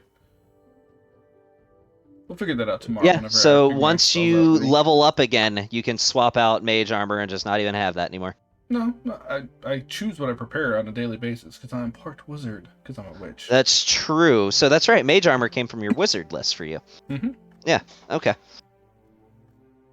Cool. All right, and so I kind of walk up to her, and so I trade that out, and I got it's not 5480 anymore, Tony. That would be 4480 after the Elven Chain. Sorry, what were you saying, Nick? I was saying that I was gonna just after I trade that out, I was going to how much could I get off, and I would hand her the shotgun shells because I don't really use shotgun, and that's 36 shotgun shells for the 10 bullets that they have there, the 10 raising bullets or whatever. So she looks at you and says, "Are you sure you want to get rid of those?" As she pulls this shotgun out from under the counter and says, "You sure this wouldn't strike your fancy?" As you see this gold-plated shotgun that has all these holy symbols etched down the side of it. How much is it? 1,000 gold. Yeah. I call it the blessed boomstick. Got that. Unfortunately, that is out of my price range at this point in time. My AC goes up. You are considered proficient with this armor, even if you lack proficiency, so I get to have my proficiency bonus. No, all the proficiency means is that you don't take a movement penalty or spellcasting penalty while you're wearing it. Well, fine, whatever. Yeah. If you decide to use armor that you're not proficient with, you can't cast spells. Yeah, that's right. Yeah. Yeah, and your movement speed is halved as well. Anyways, you know what? I'll just keep these bullets, and I'll buy because I'm gonna be kind of bullet horde. I'm a horde on my bullets. I'll buy the whooping bullets. So the walloping bullets. Whatever. Those will run you. Let's see. For the bunch. Let's see. I'm trying to see whether this price on it is for one or multiple. Hold on. Let me check something real quick, and I can tell you. Holy shit! That's multiple. So that's the price for one of them. But Holy shit! So that's going to be 500 gold for all 10 of those walloping bullets. Oh god dang! All right. Or what did I do for you, Kit? For the walloping arrows. How much did I sell those to you for? Did I sell you those to you, all 10 of them for 100? Yeah. Okay. Then it's gonna be 100 then for all 10 of the walloping bullets. All right. That's fair enough. All right. I'll take that, and then I proceed to show her plans. Or should I do that? I ask her what are some tips that I can have on inventing things. What are some tips that she can give me For inventing things? That's sort of yes. a broad question. Okay, all right. If you promise not to pass this on or try to invent something like it, because this is kind of my invention, this is kind of my thing, and I So she show her. says, before you show her anything, she says, to be 100% honest with you, as a Kalish star, it's sort of culturally unacceptable to lie. Of course, I will not overtly take your idea, but I cannot guarantee that subconsciously down the road, I don't make something similar. Consider that in mind before you show me what you were about to show me. I really want to patent this thing, but I haven't invented it yet. Okay, all right. In good faith, I will show you this, but maybe one day, I would like you to actually help me build them and sell them. Okay, I've already told you, I will do my best not to make anything exact. But one can never guarantee what the seeds sowed in the back of your mind, when they might take fruit. Yes, I do agree. Minting things is very, very fun. And I proceed her to show her the suppressor schematics or whatever my plans for suppressing a weapon. And I proceed to tell her, this device is meant to silence a weapon, make it a lot less louder than a normal weapon would be. See, that is a... Why has nobody ever thought of that before? You know, it just came to me one day. Well, thank you for sharing. I was just wondering if you had any tips or, any knowledge on something I can do to speed the process along or make it better. Well, if you know anyone who is magically prone, perhaps you might suggest enchanting something like this with a silence spell. Perhaps that might aid you in your development?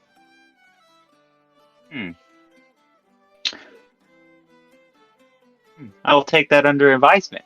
Thank you very much. Do you have any inventions that you've been working on that you would like to share? Or, since, call it a pro quo.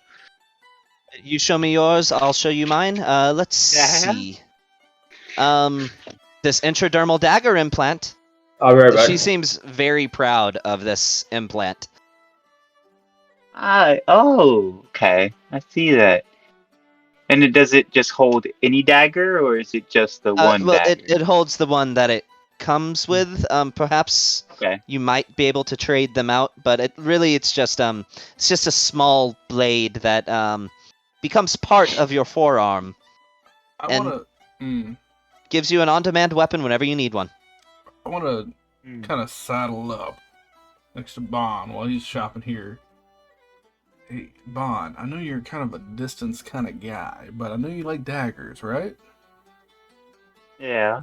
Well, I just happened to notice there's a dagger of blind sight. Now, I don't do it too often because you guys would get affected by it too, but I can do I can cast some darkness on people. And if I do that, they're blinded. But that also makes it so See the dagger of blind sight and the weapons? Yeah. Oh, okay. I forgot I put that in there. It's only 30 feet, which I know that's not really your deal for range, but if I made somebody blinded by magical darkness, as long as you were within 30 feet, they'd be blind and you wouldn't be. I know Raven can already see through it, but to be helpful to you, I can give you an extra advantage, as it were. Typhus. Typhus is selling it. To be able to hit people. But that's also, like I said, if I put that, that's why I don't typically put the darkness that I can easily cast on people out there, because then it would make it hard for you guys to be able to hit them too. And it you definitely have to be within 30 feet from what I saw, so keep that in mind. Yeah. And if they get too close, you could just throw it on them, and I could just easily get away. Yep. But I'm just saying, it's an easy way for a target if they were blinded by darkness, and I know Raven can see through my darkness, but nobody else can. Mm-hmm. Keep it in mind. That's very interesting. I will take that up into advisement. Do as you will, but I just wanted to throw that out there. I mentioned it to Molly. She didn't seem interested. Okay. All right. Well, it was very nice talking to you, and I hope we do meet again. And So you bond don't more want next the time. dagger implant? I spent so much time making this, and nobody seems to want it. Let me take another look. Damn it. Yeah, I have a soft spot for the NPCs, damn it.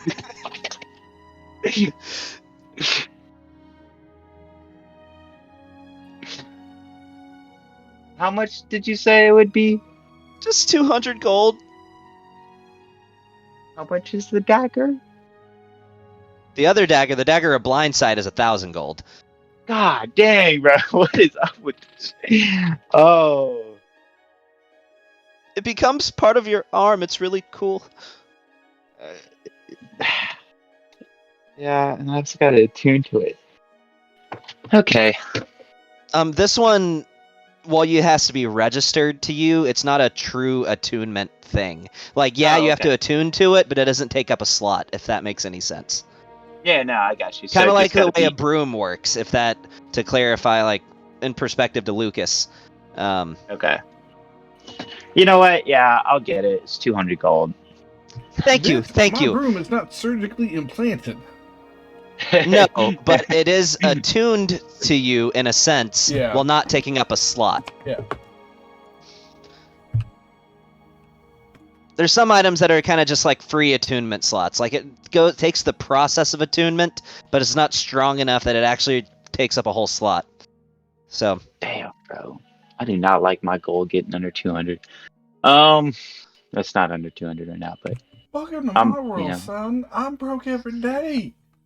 So you, I might try to Bon, steal some shit later. being friends with Raven, you would know Uh-huh. that with Raven's grandfather being a Kalistar, Kalistar are prone to extreme emotions. When they're happy, they're happy. When they're sad, they're sad. When they're angry, they're really angry.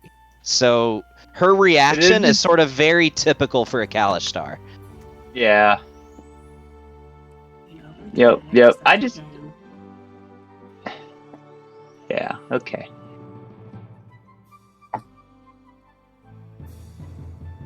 So you're gonna buy it? Yeah, I bought it. I already subtracted the gold. Did you add it to your inventory? I did not add it in inventory. Can you put it in the chat? I'll just pop it in there. Yeah. Okay, thank you. Add it to my random shit. So just Okay. hold it against whatever arm you want it to go into and just leave it there for an hour. Okay, and I just put it towards my right, I guess. Just right there. You hear a mumble under her breath? Might sting a little bit.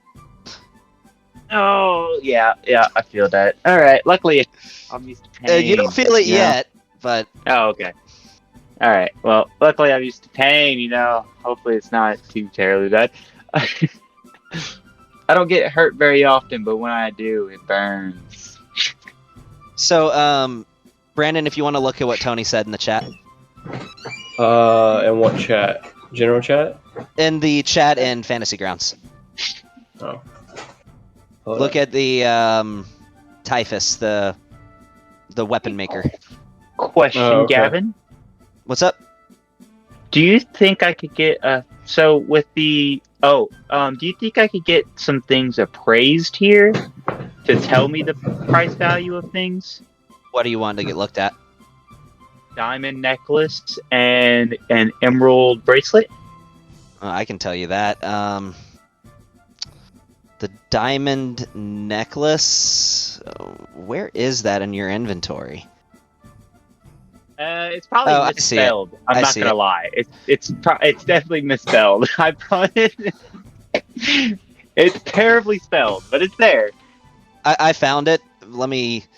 So there's an actual diamond yeah, necklace. I know, but you just told me to put it in there for right now, and I did. And I terribly Sweet misspelled tea. it. On the counter in the blue thing. All I see is the whip +1. No, there's it's called Dern's Tentacle Whip.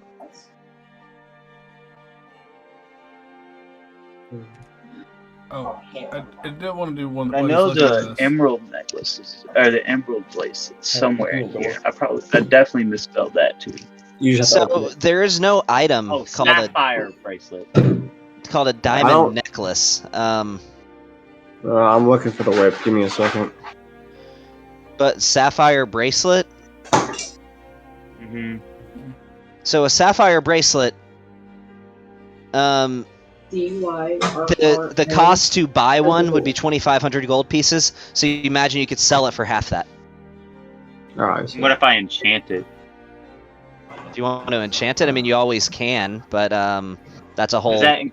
Would that increase the value? Could I get more out of it? Like, I mean, an enchantment is an enchantment. What the necklace is doesn't really matter. If you're trying to enchant to make it to sell it for more, that's not really going to work out because it's going to cost you more to get it enchanted than it will increase the value. okay. Okay, I like the whip. Secretly the Mama Bird type. I like the whip, but I don't have 10,000 gold pieces. Yeah, I know. I just thought it was pretty cool to look at. Oh yeah, it's cool. Something that would fit your character. You can whip people and they can hunker down in front of you. Yeah, I mean, Wow.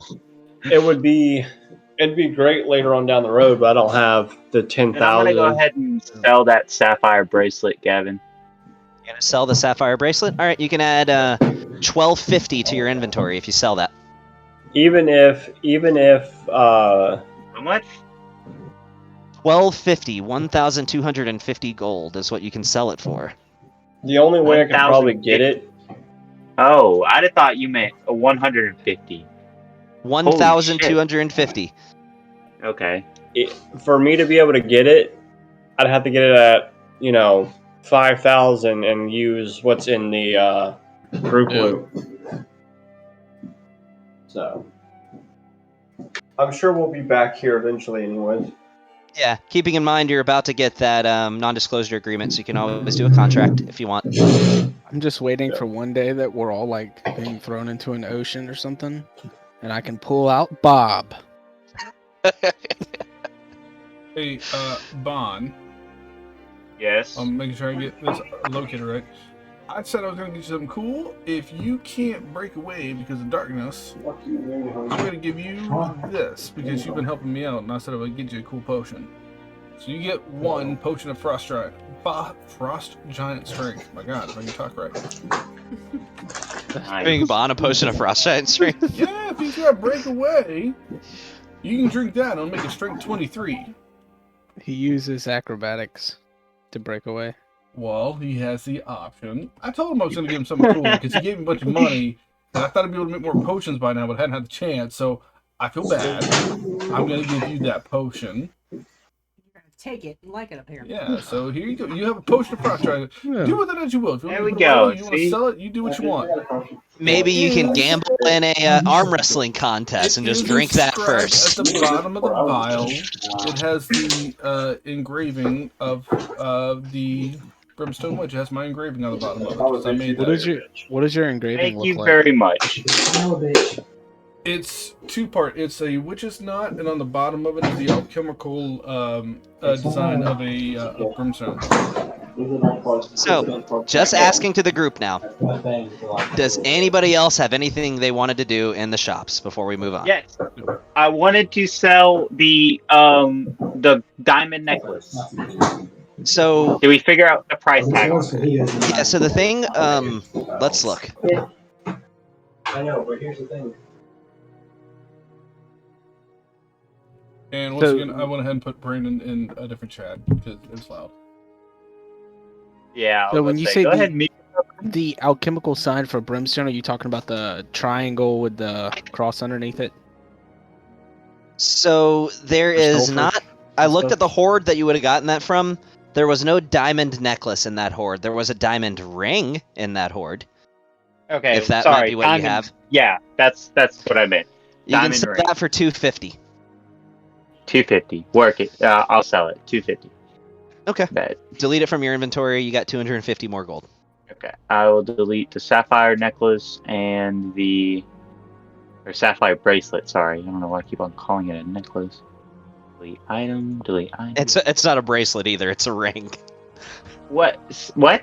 No, the sapphire was a bracelet. I'm pretty sure you said bracelet. Okay. Yeah, sapphire. So the sapphire is a bracelet. Yes, I thought you were still talking about the diamond. Diamond ring was 250. Okay. All right. And I'll buy that dagger. Move out of the way. Let me buy that dagger. Dagger or blind sight? Yeah, let me get the dagger blind sight since I have 1,000 now. All right, that's 1,000 gold. It takes attunement. Okay. But you got an hour to attune, so. Yep. I'll attune to it while I'm talking to the people. Okay. Do I have to be holding it to do? Yeah, I gotta be holding it. No, you just have to be attuned to it for the blind sight. There we go. That's so nice. it does have to be on your person. So like you couldn't put it in like a bag of holding, but like you just clip it on your belt or something, it'll work just fine. Okay, cool. So minus 1,000, add 250. Quick maths. And I will go ahead and attune you to that for you. The dagger of blind sight, you are attuned. You've got... That's all of your attunement slots, man. You are filled up. Yeah, I know.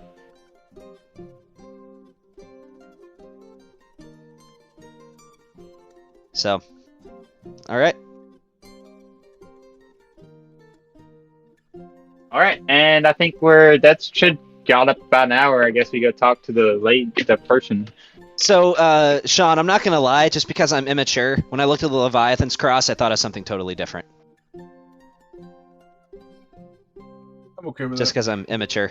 So, alright. Did you guys have anything else? It's been an hour. It's actually been 2 hours. In game, it's been an hour. So, I was thinking, like, I don't know if you know, but there is an actual symbol for sulfur, and it's like a triangle with a cross at the bottom. And I was thinking, like, it was. This actually comes from a game that I love, which is why I picked it. I mean, they're pretty. They're not just in video games. It's like my mom has a book of all these symbols. She's Wiccan. She has a book of like all these like thousands. He's just saying he likes it. It comes from a game that he likes. Yeah, that's the mark of Satan. The Leviathan's cross. Yeah, that's why. Yeah. Yeah, that's what You're the devil. Have. I realized that it was a mark of Satan when there were Satanists that had that on there, and I was like, why do you have a symbol of brimstone on a necklace or a tattoo? And they're like, well, it's actually not for Satan, it's for... And then they went to the whole spiel. Yeah. But considering Lucas is actually from hell, that's why I thought it was more appropriate. And I also, again, I like the game. Which game? Binding of Isaac. Oh, man. That's a good game. Yeah, that's a real game. Yeah. The other game's addictive as fuck. I like roguelike games, and that is definitely like the roguelike game. Alright, what next? What do? Oh, Master of Masters. I mean, you're coming up on it being an hour in game. So it's almost time for you to meet with a high Argonaut. How much would 7 pocket watches cost? 8 pocket watches. 8 pocket watches? Yeah, 8 pocket watches. We'll say like a nice pocket watch would cost probably 10 gold. So for 8 pocket watches, you could spend 80 gold on it and get 8 pocket watches. I want to order for some nice like sterling silver pocket watches. Yeah. Why do you want 8 pocket watches? I'm gonna order 8 pocket watches, and I'm gonna have engraved on each one of them is gonna be MK. What does that stand for? Motley Crest. You're spelling crest with a K, is what you're saying. Well, don't we spell our group name with a K? Because if you say MK, I'm thinking Mortal Kombat. Is our group name not Crest with a K? Yes, it's Crest with a K. Oh, Yeah, I'm Okay. asking like the whole group. Is it Apparently K or more C? now, so yeah. You know what? As Okay, yeah. fucking wonky as we can make it so people don't ever get it right, let's do that. I like Yeah. it. I'm not being It's facetious. all- I want think that. of the robot chicken sketch of mask, because everyone knows command doesn't start with a K. I don't Sure. know if that went over everybody's Yeah. head, but You know, I saw it. okay. Came out when I was like 22. That was a long time ago. Yeah, that was Yeah. like 20 years ago. So, got it. Neston is buying the entire crew pocket watches. Yeah, but it's probably gonna take time. You know, you could just send it to my room. It's cool. Why 8 of them? What do you mean? There's only There's 7 of 7 us. members. No, we have 8 members. Oh, are you getting one for Honey? Yeah, maybe. I just got booted out of Fantasy Ground. So did I. Everybody did. What did you do, I see. Gavin? I have no You know, idea. shopping and then you fuck it all up. No. All right. I'm Anyway. moving at the end of the week, so hopefully I won't have that issue with the new place. So Just who jump calls back us in. to let us know does Robin come tell us that it's been an hour, or do we just like have to like keep track of the time? You just know. I mean, clocks are a thing, Yeah. so it's easy to tell. Yeah, all right. Hey, it's about- Robin, how much longer do we it's have? about- Mm-mm. 10 minutes. Well, we got All right, 10 let's minutes. just Let's go. do like another hour shopping, guys. All right. Gavin, we all go. As senior Okay. elder of the party and oldest member, we all Okay. go. As youngest member of the party and oldest fuck in real life, I will follow. Actually, the oldest member is Bon. Or the youngest, I mean, is Bon. No, in the game. Yeah, the youngest in the game is Bon. Bon's Okay, 18. Bon. Oh. Yeah, Bond's 18. Oh, And I don't know, me and I don't know. I don't know who's older, me or Neston, but Neston's got about 20 years on you. damn. Yeah. I just act older because I'm not a bitch. That's just rude behavior. All right. So, All When right. Gavin, time what do comes, we all make our way up to. So, the what do we- second This is a floor. long staircase, so it takes you like 8 minutes to get to the top. So, like, you're on the verge of being late, which you don't want to be when it's the High Argonaut. we're, I get up to we're the top, Motley Crest. wheezing, and then I'm gonna light a cigarette. Remember your inhaler, Captain. Remember the inhaler? The inhaler. We went All over right, I'm this. gonna hit the inhaler, and then I'm gonna light a cigarette. Well, that's how you do it. Okay. So, I'm guessing somebody knocks on the door. Yeah. You Yep. see, it's this fine, like, gold Wait, embroidered wooden I- door. I go to knock on it, but I only knock once. Just knock once, and then And then I'm gonna knock again, right after him. Enter! I'm gonna open up both doors and like flowingly walk through the door. Okay. So, inside of this room, it's a very large, kind of regal room. But again, it's very reminiscent of the adventuring of yesteryears. It's kind of from that age of high fantasy, 112 years ago. It's indistinguishable. In fact, you're not even sure if this room has power, as he has various like cisterns and candelabras along the wall that keep this room lit. This is somebody who likes his history, and he likes to keep things rustic and old-fashioned. You see at this large wooden desk on the opposite end, as you see these statues sort of like in suits of armor that are sort of ornamentally set up throughout the room, this long, dark-haired half-elf sitting at the desk with just a spread of papers across his desk. You can tell this is a very busy man. He wears this actually fairly plain looking for somebody that's as important as he is, just brown studded leather, and he has a bright green cloak that he wears around his back. You see that he is adorned with a scimitar on one hip, and across his back he's got a shield and a longbow. How old are you? Even my grandfather didn't have things like this in his freaking house. I'm only about 90. Let's please just just- say I live in a different time, or at least I've been accused of. By the way, I'm High Argonaut Zane Krishnell. I can only assume that you are Motley Crest. With a K. Captain Raven Selwyn, at your service. Oh, so you are the leader of this adventuring party? Negative. Yes. No. Yes. Don't listen to the Pallid Elf. But Yes, you're I a am long the way most- from home, by the way. He points at you, Neston. I am also the most sane person in the room. I am also the only one that's not a part of a cult. Who's That and who's Molly. the only one For that runs those- away from a fight? For I've those who never ran choose the away life from of an adventurer, are any of us really sane? Yes, me. Sure. I don't think he chose this life. This life kind of chose him. Yeah, in fact, I was actually captured. We had to drag him along. and I was indoctrinated into the Motley Crest against my will. But I'm here because they keep getting hurt.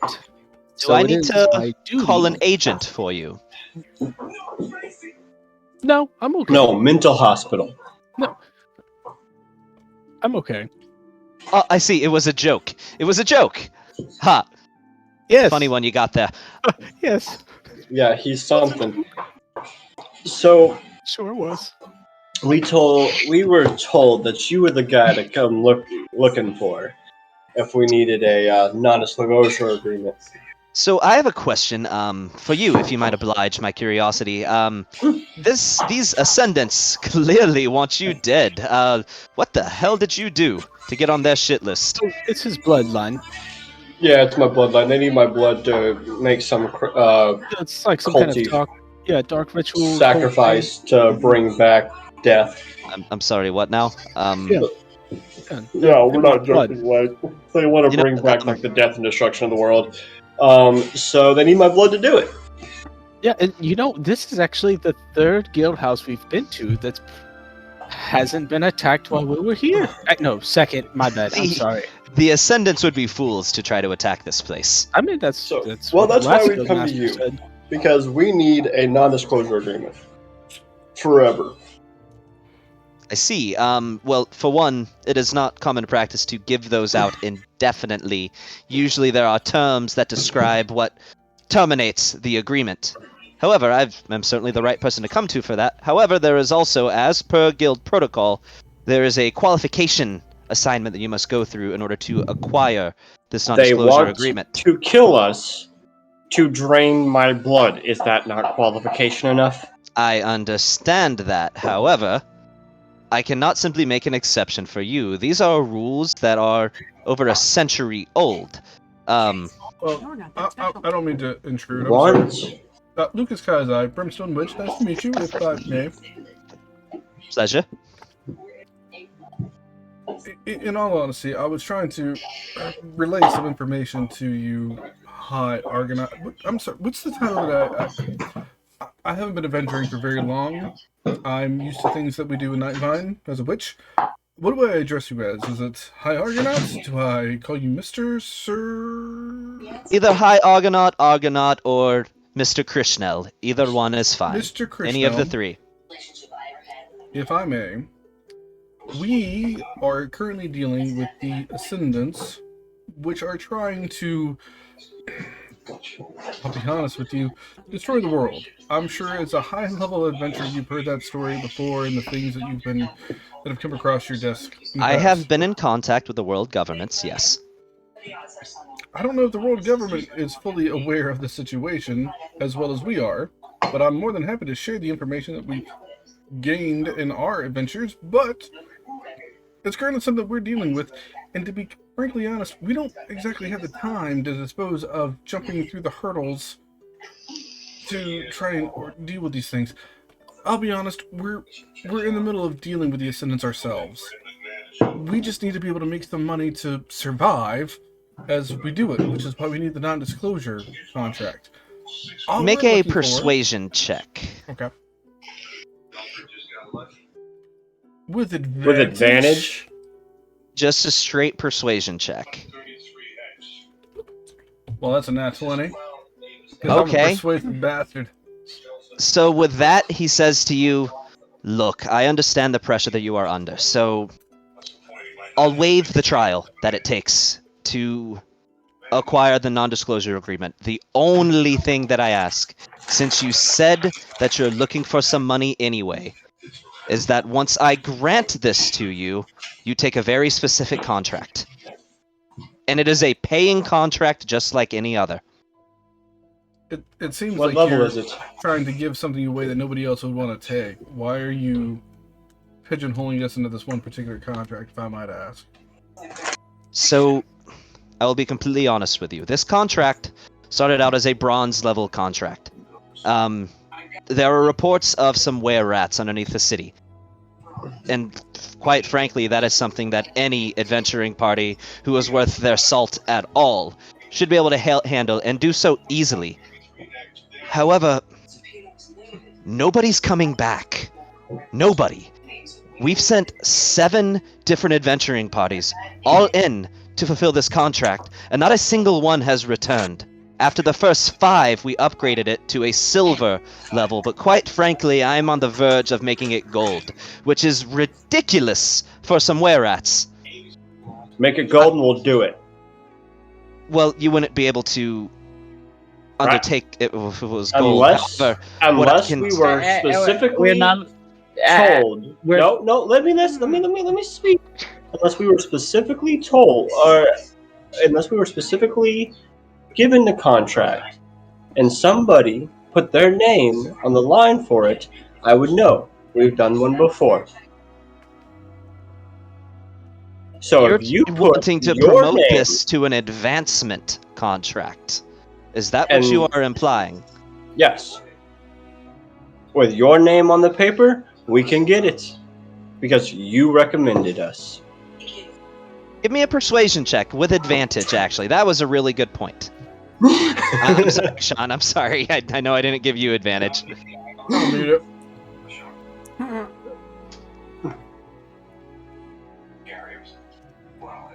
Double ones? Are you kidding me? Oh my god. Oh my Jesus. So he looks at you and says... Can I throw a bardic inspiration on that? Yeah, bardic inspiration! Yeah, sure, see what the... Well, yeah, if you already had one, you could use it, but yeah, he's right. Actually, I do have a bardic inspiration I haven't used. Well, that only lasts for 10 minutes, and so... Look, dude, hey, double ones, man. I can't... Wow, that was some shit. I tried. If I may, he gives a good point. We need to advance this, and to be honest, it would probably be better if we advance, because, let's be honest, the Ascendants want to deal with us, and this makes it easier for you to be able to send us to deal with the Ascendants later on. So I suggest you just do what Raven was talking about. And I cast Suggestion with Subtle Spell, and he auto-fails it. Okay. He says, you know, I was already thinking of... It's a 9, just to clarify, with the DC at 16. I got you. And I'm playing along with it. He says, I was already thinking of, at least if you do this, putting you on the fast track to your gold. What's the harm in putting you another step ahead? If you deal with the threat in the sewers, and come back alive, I will grant you your gold certifications. Wonderful. And this is quite an extraordinary occurrence because, frankly, never have I granted that, or never has anyone been granted that, so green into their adventuring careers. If you can pull this off, if you can find out what is down there, and why even silver-ranked adventurers are not coming back alive from what should be a bronze-ranked contract, then I'll grant you your gold. Oh, seeing as how I was about to make this a gold contract anyway. You won't have to worry about it. And in all honesty, it'll make it look like you handled it appropriately by sending silver adventurers. And to be honest, if it looks like we're the people that are going to have to deal with the Ascendants, you're going to need to make us gold anyway. So it either makes you look good for choosing the right group earlier on, or we're going to die and it's not going to matter much anyway. So southwestern corner of the city. You'll find a manhole. Simply enter the sewers from there.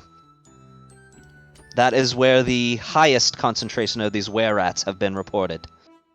Do we need anything to be able to tell? I mean, before we just go slinking into the night to sneak into a manhole, is there something we need to tell the guards or anyone around that might be wondering why we're going into the sewers?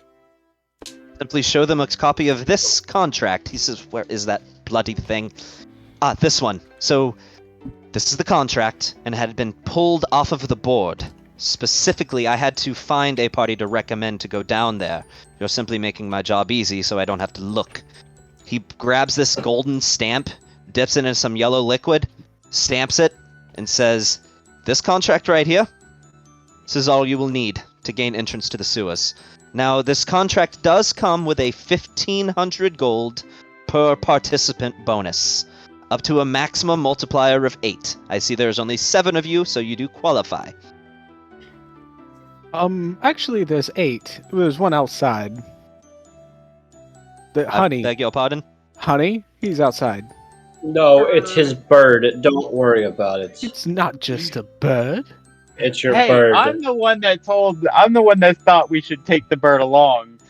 Listen, it's just a bird. It doesn't need anything. It's not It's a just bird. a bird. In all honesty, if we decide we want to have as much preparation as we can, could we recruit somebody else from the Heroes Guild while we're here and have them come along with us in the contract, since it is up to 8 people? Say that again. You kind of He said, sure. I see no problem with that. I know just the person. Not your bird.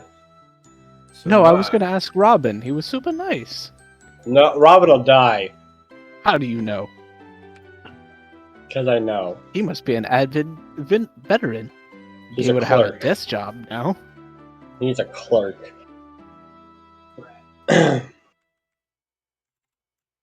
I mean, you do know that most members of the Heroes Guild are former adventurers, but that doesn't mean they were ever Good. good. So, He's a clerk. He doesn't need to come with us. Is there anyone that's platinum here today? we have a gold-ranked group downstairs. That would be Vector Mega, I believe. Oh no, not them. The brutish. No offense, Molly. As far as Platinum, no. New Solidarity was here yesterday, but unfortunately they left sure. before I could get in contact with them. Yeah, of course. Trust me. Is there any solo Getting players? contact with my freaking cousin is like pulling teeth. Well, we don't need him around anyways. But New Solidarity, different group. This isn't, Oh, yeah. this isn't Heralds of Requiem. I'll be honest. You know what? We're trying I to could do call this my for cousin. ourselves. We don't need Do to you bring have in- a way that I can contact my cousin? I need to contact my cousin. No, He could come help us. no. Yes. The Yes. whole point of this is to prove ourselves. If we bring in the leader of the #1 guild around, that defeats the purpose. Do you happen to have a guided Sherpa program? To be honest, I don't know what that is. You know, a program to help newbies, new beginner players and stuff. You know, Sherpas. We could help them. No. Bronze-ranked adventurers must prove themselves. It doesn't matter. We don't need anybody else. I'm sure we can do it by ourselves. To those who aren't aware, bronze-ranked adventurers actually make up 90% of our contracts. Just by being silvers yourselves, you're an anomaly. It is Well, then not, you know it is what? not until We can- one obtains silver-level registration that they're even taken seriously as an adventurer to begin with. Can I? Well, then ask- I think we can do this by ourselves. If I I may. think we took silver in like Oh, one Oh, day. yes. What's Lucas trying to say? Let me get to what... Sean, what you got? You seem to be involved in the Ascendants and know what's going on with that. I don't know if you know, but the Ascendants are actually led by a previous guild member that was a part of the entire Heroes Guild Corporation. Alal Jazim? Yes, I am painfully aware. Yes, well, he seems to also have it out for us, because we apparently have been a thorn in the side this entire time. So, regardless of whether we want it or not, we're going to be dealing with him for quite a bit. is there any information that you feel you can share with us that you might have ascertained, given your station, on what he might be up to right now, or how to even maybe deal with him going forward?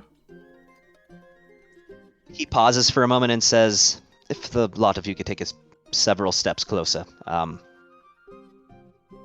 course. Of course. Sure, I'll lean in. And he speaks in a hushed tone and says, Kaleem's power grows by the day. He's exhibiting abilities that were not even thought possible by psionics before.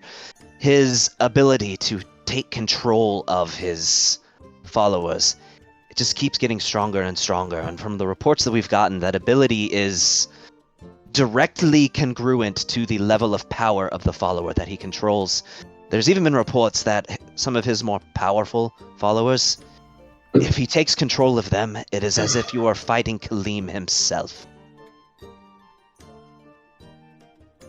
Wonderful. You don't have to get the details, I understand, but do you have a plan in motion to try and deal with him? Or at least slow him down? We have a plan to, and these details, I apologize, I cannot disclose for secrecy. I'm just trying to at least understand where we stand on the battlefield here. Secrecy is my ally in this, but there is a plan between the Heroes Guild, between many of the platinum-ranked groups around the world, as combined with the might of the world governments, to trap Kaleem in an area that he least expects. I cannot tell you where, I cannot designate the specifics of the plan, for again, subtlety is key to its success. Agreed. Well, But we're probably going to be there anyway, so it doesn't matter. I'm sure But you we'll figure out understand, soon enough. But just to make sure everyone is aware, the contract that you're giving us now falls under the non-disclosure, so we don't make Kaleem aware of where we are. That is correct. By taking this contract, in fact, I'm glad you reminded me. If I could see our hero badges momentarily. Sure. Yes. He takes each of your hero badges and dips it in this sort of almost inky looking liquid, which dries instantaneously, and he hands it back to you. And when you hold your hero badges, instead of them glowing red, they glow blue. And he says, to any guild master, this will designate to them, when you check into the guild hall, that they are not to broadcast that you have checked in. Wonderful. I mean, Why if is I'd it that known the I could've last guild master done couldn't do that? way before. Because I'm the only one with the authority to do it. Oh. Oh. Gotcha. Wonderful. Well, that means we can now be on our way with what we have to do. Just to, I'm sorry, one quick clarification. Sewer rats, what do we need to do? Do we need to kill the thing killing the people going down there, or investigate Yes. it, or? You need to cleanse these sewers, not of just sewer rats, were rats. What if it's Cleanse just a- them of every were rat that you find. What if it's just a giant wall of poo? Are we just supposed to clear the poo? Whatever you have to clear the were rats. Is there a thing for how many were rats? Like, do we need to bring you tails? No, there is not. The contract is simply, again, keeping in mind this was once a bronze level contract. It's just to purge the sewers of were rats and discover what it is and why nobody is coming back. Are you able to be contacted through divinity means? If you have such a spell, of course. I will send you a message whenever we're finished. I anxiously await your return. And Motley Crest, do be careful. I've been in this for a long time, and you get instincts. There's a hair on the back of my neck an itch that I just can't scratch over this. Take the utmost caution.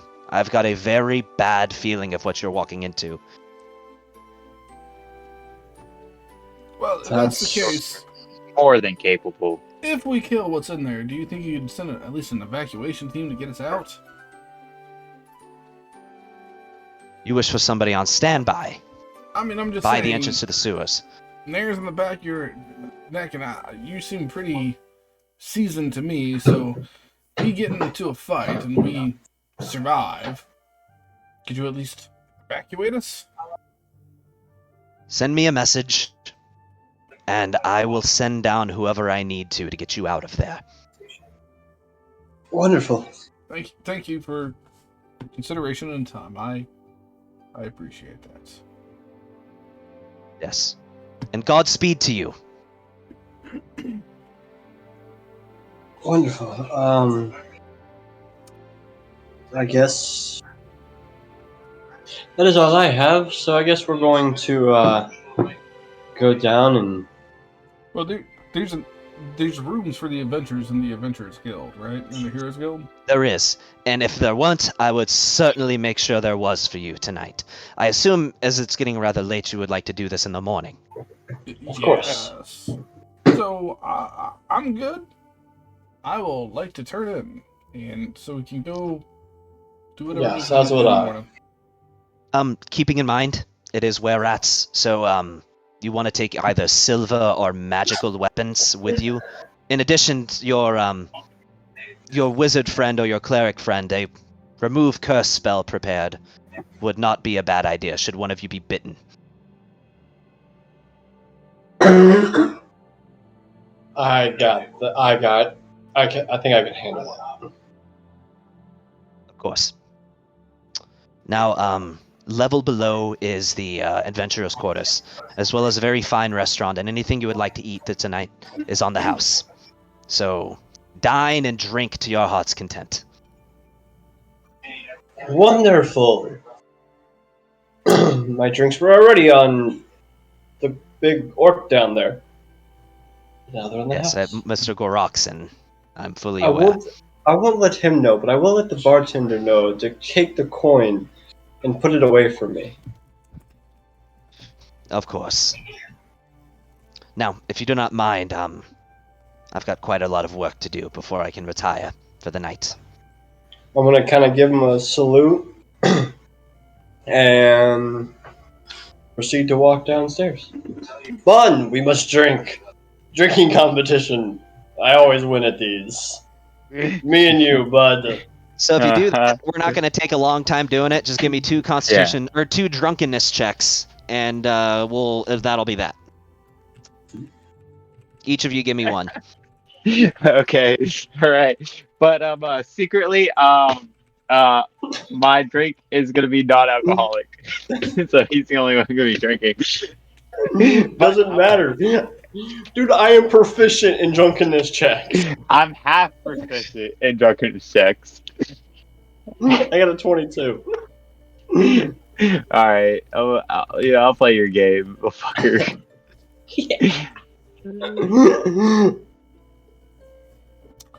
I got a 15.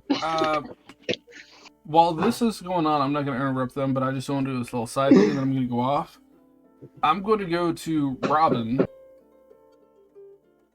Can I do that very quick? Yeah, you can. That's fine. I'm just going to go to Robin, and I'm just hey Robin. It seems the High Argonaut wants us to handle a certain very very important job for him to do, but we have one room in our party for one more.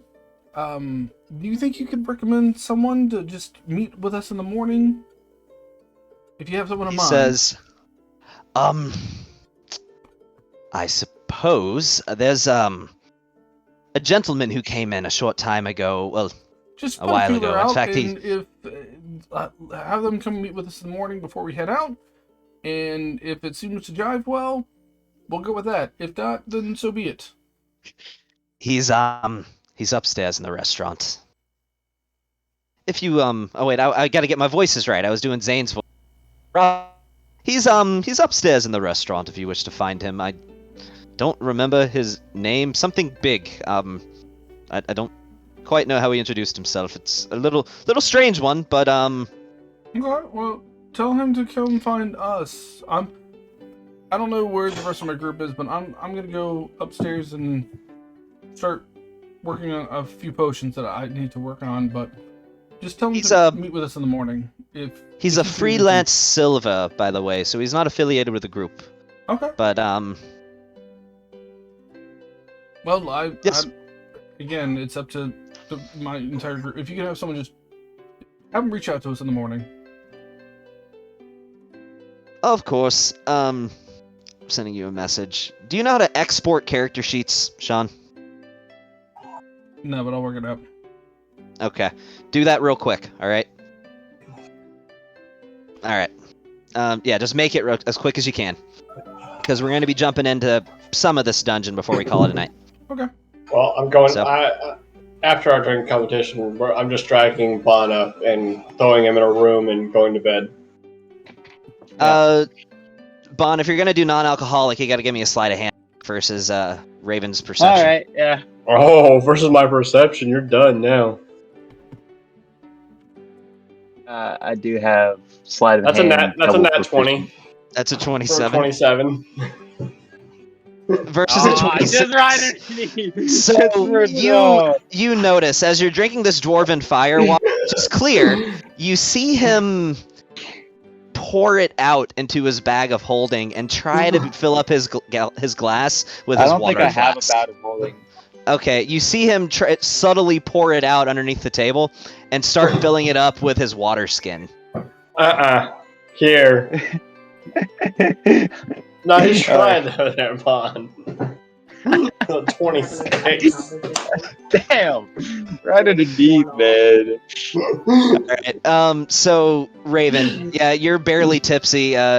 Bon is drunk as hell. Oh, great. I'm just gonna kind of drag him to his room and throw him in a room.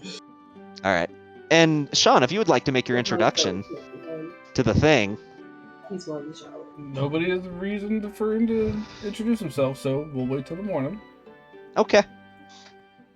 So, is everybody good to just fast forward to morning? Because I really wanted you to get through part of this dungeon. Alright. We're good. Yeah. So you rise in the morning and you step out of your rooms, which are directly attached to this dining hall. So you don't have to go far. You literally just have to open your door. But I go get food. Alright. You get a nice spread of various breakfast items, some fruits, some eggs, sausage, all the kind of stuff that you'd expect. Wonderful. Okay, we can continue to fast forward as far as you want. As you eat, you start to hear a rumbling. Like, you know that scene in Jurassic Park where your glass just, like, the water ripples just start to have little ripples in the water? Uh-huh. You just start to see that. Who the fuck? By the way, I didn't plan for this, by the way. This is on the fly that this is happening. And a man just walks up to you. He's a human. Who is fucking morbidly obese. Oh my god. Wearing armor that covers the chest, but his belly is just fully exposed. And he just sits down right next to Raven. Can I help you, big one? God, you'd make my ship tipped over. You couldn't come onto my ship. You'd make the motherfucker tip. What? Heard you looking for Can I help extra you? muscle.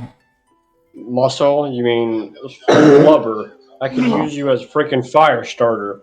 I'm not wrong. No, Raven. Be nice to the man. He's done nothing wrong. Well, then what? I use at my table. Why does he need to be at my table? Oh, hey, I had a honey bun still in there. What can I help you with? Oh, hey. Yes, you. My name's Big Pappy. Okay, I don't care what your name is. What can I help you with? Well, I thought I'd be able to help you. Help us. You need to go and do a little, the thing that we do. We can go and, get some things and make it dead. Well, that's what I do. Got it. Well, we can just use you for cannon fodder, make you go in first, and we'll be alright. Well, I mean, however you want to do it, but I'm just here to Make a little extra gold. Get a little extra Nama money, if you know what I mean. Yeah, actually, get you a little bit of extra fat on you. I'm not gonna lie. What rank are you? Same as you, boy. What are you? I'm sorry. Your titties are smaller than mine, so it's hard to tell. But I'm here, if you'd like, to go and give you guys a little extra firepower. Get you on down to what you're doing. Make it work. So what you say? Who's in charge of this operation that y'all happen to have? I am. That's fine. You can come with us. What's your name there, little lady?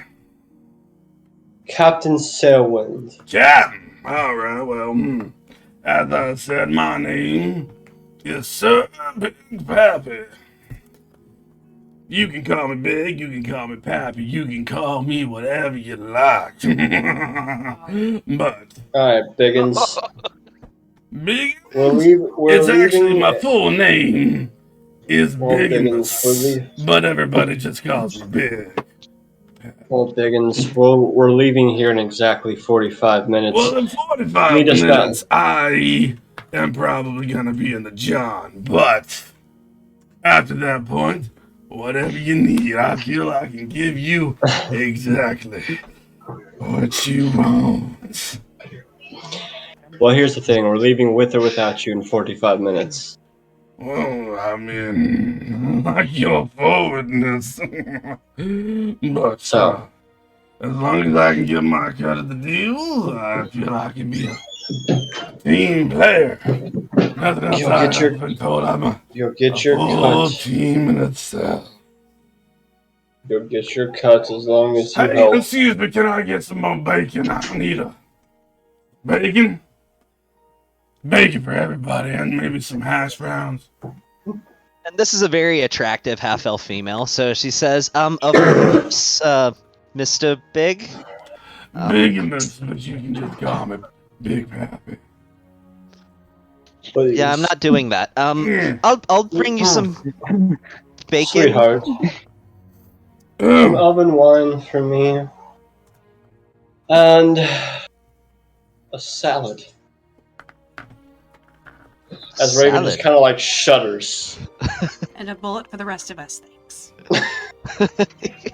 I mean, don't get me wrong, I like a little tease every now and again. As he leans back to this chair and it just starts to creak in pain. But let's be honest, I'm the chair breaks. Hey, Sean. Yeah, it just falls and he just continues on like this has happened several times before in his life. But I'm a bit of a food connoisseur, and let me tell you, this place, phenomenal raisin bread.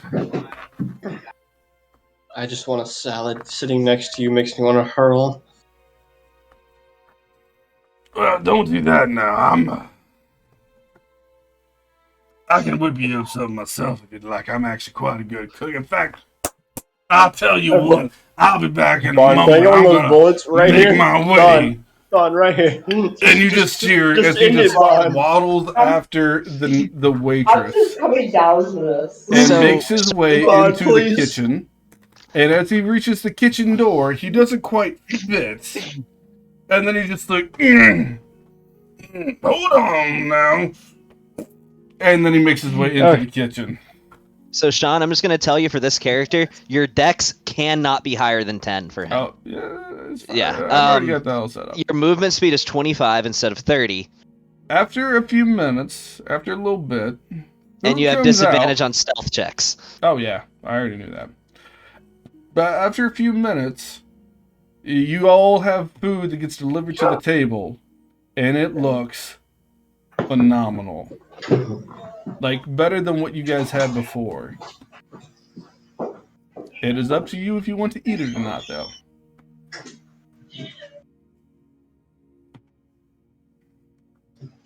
And by the way, are you making it right now, Sean? Because we're about to start the dungeon, so.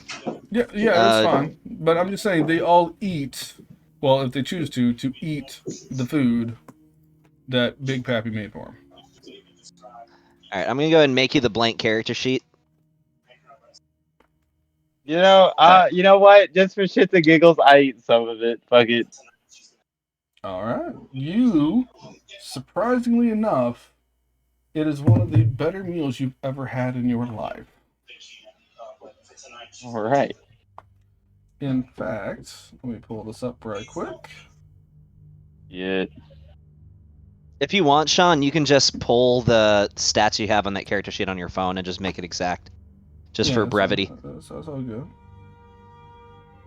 Oh, I'm just gonna sit back and say I don't care what Captain says, man. You're allowed on our ship to cook anytime. And whoever eats it gets 3 temporary hit points. Ooh, bets.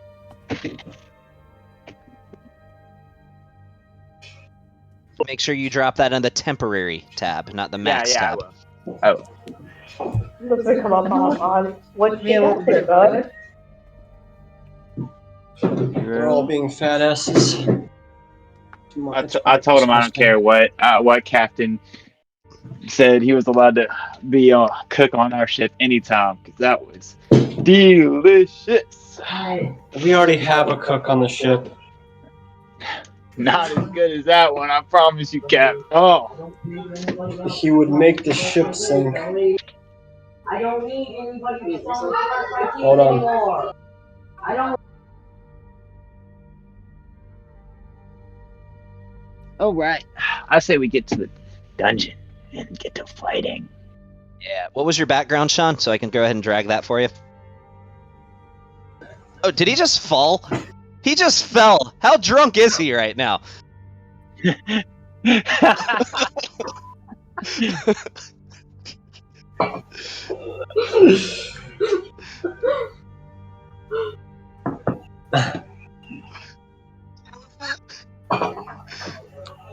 Hey, Sean, you should lay off the beers there, man.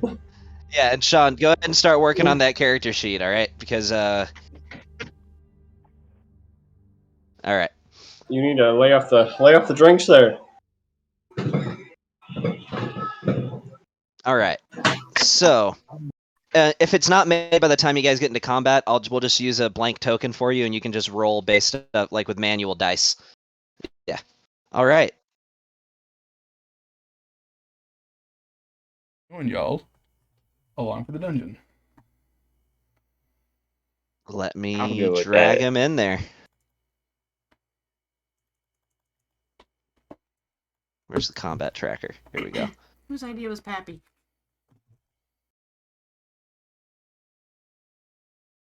Let me go ahead and get rid of Mr. Pibdactyl because you don't have that anymore. He's just a regular cat now. Oh, he never got a watch for Mr. Pibbles. Mr. Pibbles needs a pocket watch. I mean, you can always have another one made. All right, so you approach the edge of town, and you see some guards sort of standing watch over this manhole that goes down to the sewer. They stand in your way to block your path, but I assume you show them the contract. On doing so, this set of probably a dozen guards sort of stands to the side and allows you to enter the sewers.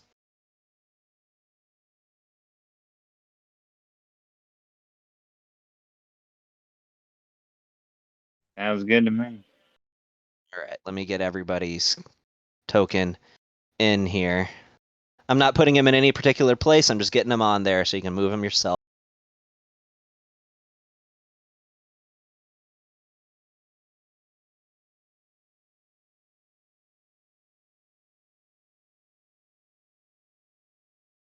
All right, I am sharing the map. And let me change the music real quick. We'll add music since this one stopped.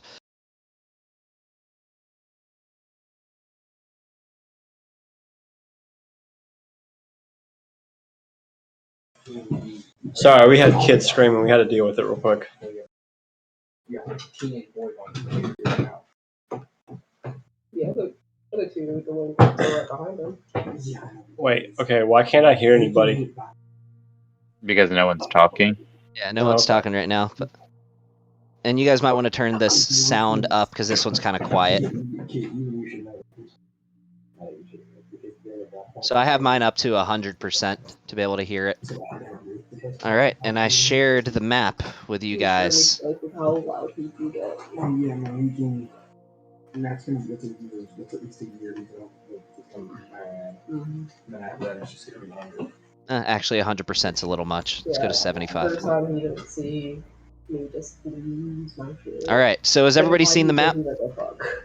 Yes. Okay, so this is Yeah, where you find see it. yourself. So in your immediate vicinity, you notice that, for one, it smells rank down here, even as far as sewers go. Like, you didn't expect, being in the sewers, obviously you didn't expect it to smell great, but it is downright nauseating how Hey, bad question. it smells down here. DM real quick. So with the ionizer, can I use the special bullets that I got for the ionizer? Yes, or does you it can. have to be? Okay, that's what I was wondering. I'm pulling the weapon, Gavin, and I am going to slice my. I'm going to cut myself. All right, emo kid. Roll to see how much your max hit points are reduced. That's a D8, And- right? Yeah, I and thought you snapped and your weapons came to you and you didn't have to cut yourself. he has to for his blood hunter thing. All right, so your max hit points only goes down to 70, which is good. How is your max hit points 71? Oh, well, seeing as how Lucas is 66, I guess that's not too much of a stretch. The sorcerer is 66, so. All right, so your max hit points are 70 now. Sorcerer So has unless you one. want them to be permanently reduced, take note somewhere that they should be 71. Yep, I got it. Right now, I'm going to change it to 70. So, all right, what you guys doing? And to describe your immediate surroundings, it is rank down here. It's decently lit because there's sort of openings where natural light gets through, but this place, and you sense it too, there's something ominous about this place. Especially, I mean, for it just being sewers.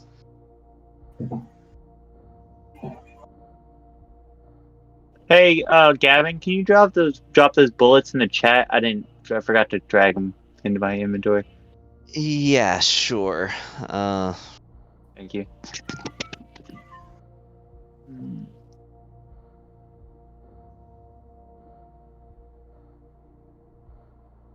Let me get back to that parcel. I gotta pull the parcel up because I just made it there. All right.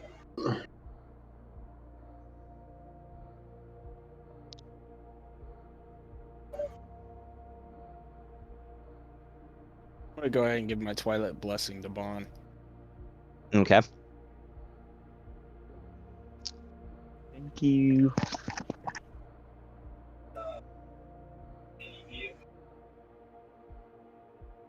You guys can move your tokens freely, right? Yep. Okay. All right. Well, I guess we check forward. Why am I lagging right now? I'm still Somebody And I'm joining in. doing. No. I'm going to cast Armor of Agathis. Okay. I'm still. We took a long rest, right? Yes. Yes. Okay, yeah, I'm still preparing. Here, spells. once I stop lagging, I can long rest. I don't know We just why. We crashed. all just got kicked. Are you serious? Why? All right, just join back in. Hopefully, at the new place, I won't have this issue. It's got to be something wrong with on AT&T's end. Did you need me to watch you down, pull you off? Yeah. Spray him with water. No. But seeing as how I'm moving from here on Saturday, I don't think there'd really be any point in getting it fixed. You still need to take down your posters, my guy. Yeah, I know. I'm doing that either tomorrow or Friday. That won't take long, Why not tonight? because I just want to chill tonight. You can chill and take down posters.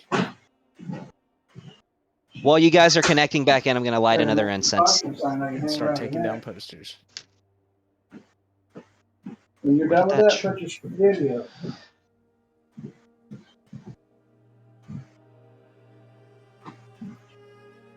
I got it.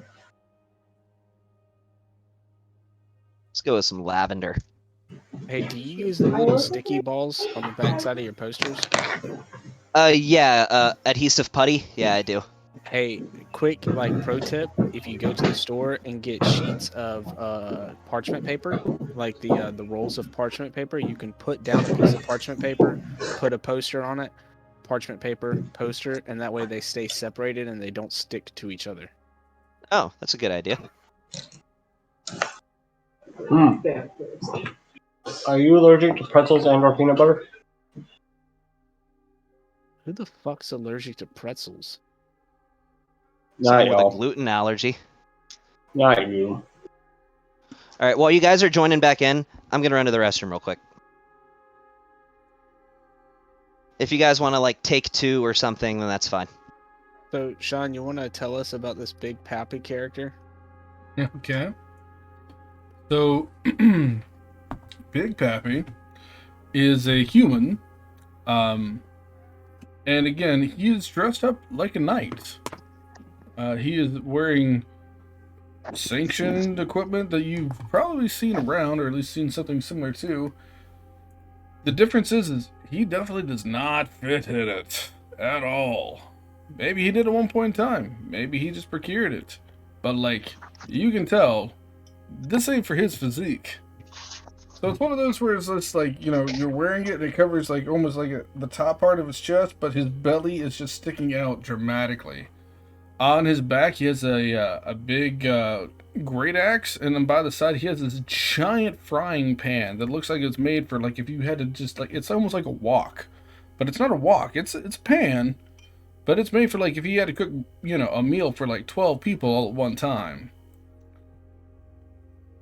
Beyond that, feel free to ask Big Pappy what you want to know about him.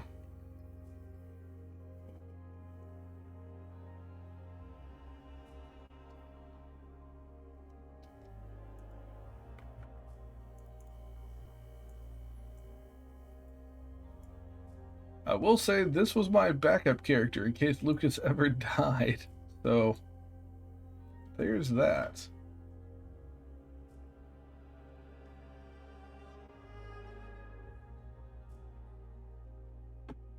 And would you like to tell them what kind of character, or just wait for them to figure out on their own? I guess they'll figure it out on their own if they want to, you know. Well, I they can ask. Same thing about Lucas. Well, where did you come up with the idea for this character is more or less what I wanted to know. My big thing was I was so tired of people always picking characters that they want to, like, portray themselves onto. Like, the dark, mysterious, cool-looking dude. I'm like, I want a dude that's just fat. Just super fat.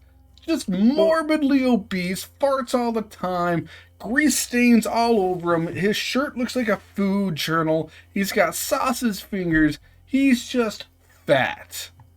I bet you he's like a fighter.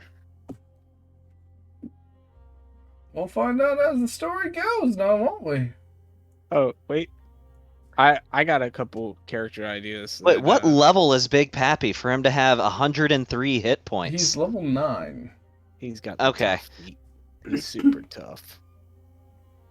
Not tough, hefty. He's got the hefty feet. He is hefty. He is hefty. This is, I made it in D&D Beyond, and I'm just transferring the numbers over. If we need to go through this and make it, you know, a little bit cleaned up for next time, fine. But I'm literally writing this, scribbling all this down as I go. Yeah, and if combat happens, you can just play off of D&D Beyond and roll manual dice, and I'll take your word for it. Well, yeah, I'll play it. I'll play it honestly as best I can. So sure. Yeah. So all right. So something I forgot to add. At the edge of what I've revealed, there is a door there. All you notice is that there's this big pipe, which you can only assume is carrying sewage, that Can you drop goes the map through again? the wall into the next room. Yeah.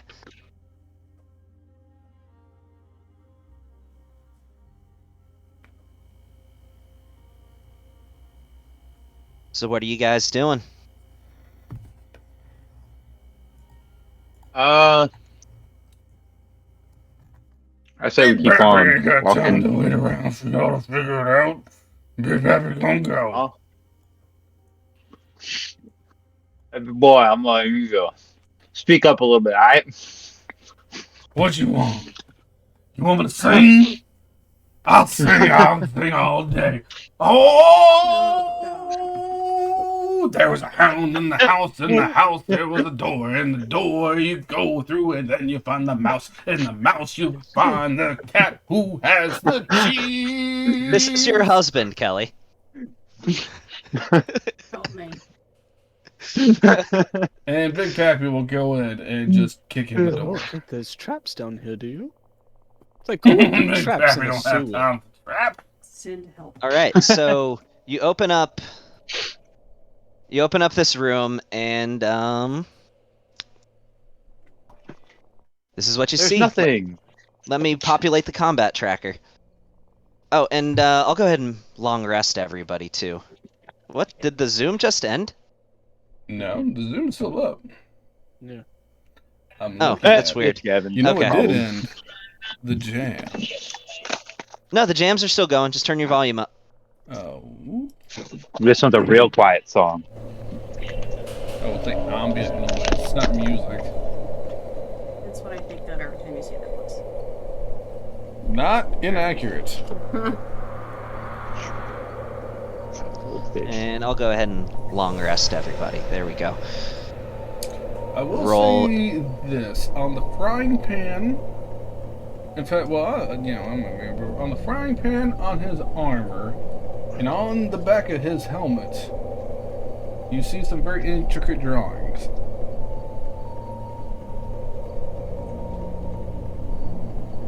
My god, why is it wanting to just group all the enemies together in initiative? Oh, that's because nobody else has rolled initiative.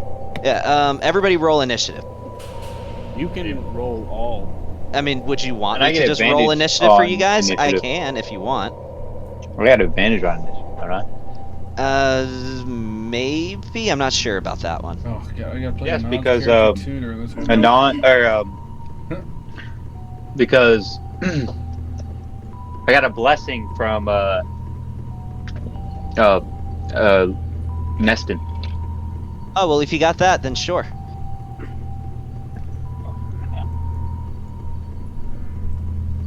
Doesn't Neston have to redo it every day? Yeah, he just did it when we went to the Yeah, he dungeon. did. Yeah. Okay. I don't have to redo it every day. I just have to redo it once. Wow. Both And sixes. then it lasts until I do it again. Big Pappy kills first.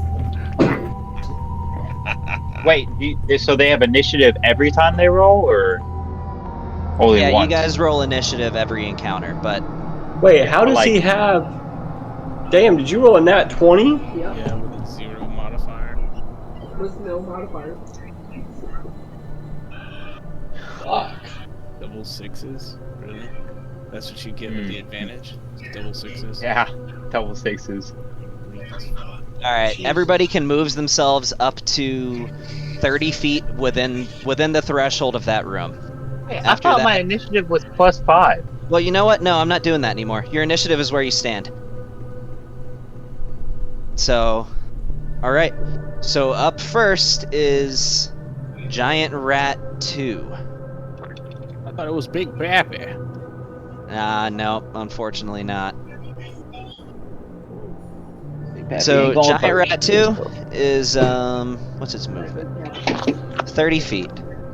So that's the portrait you chose. All right, 5, I just picked the first 10, one available. 15, 20, 25, and Is he 30. even black? It's gonna dash and go 5, 10, 15, 20. Let me get you off a half space.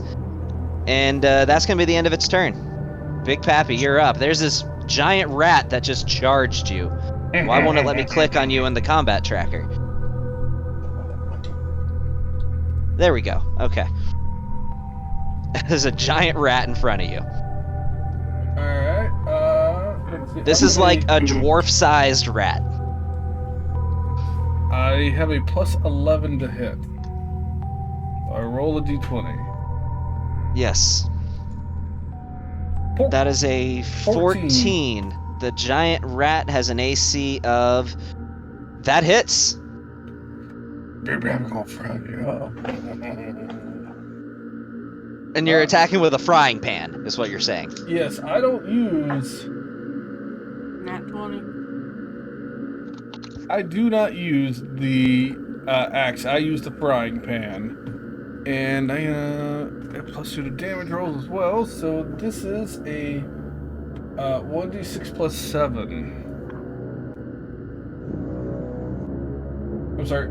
Yeah, 1d6 plus 7. So that is a 13. 13 damage.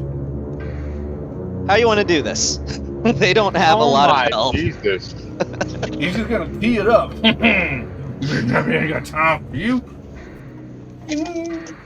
And he golf club swings this rat as it flies back across the room and lands in this rancid water. All right, is that the end of your turn? No, I have 2 attacks. Oh, that's right, you do, and you have some movement you can take. Yeah, so I'll move by 25 feet straight up here, and I'll take another swing.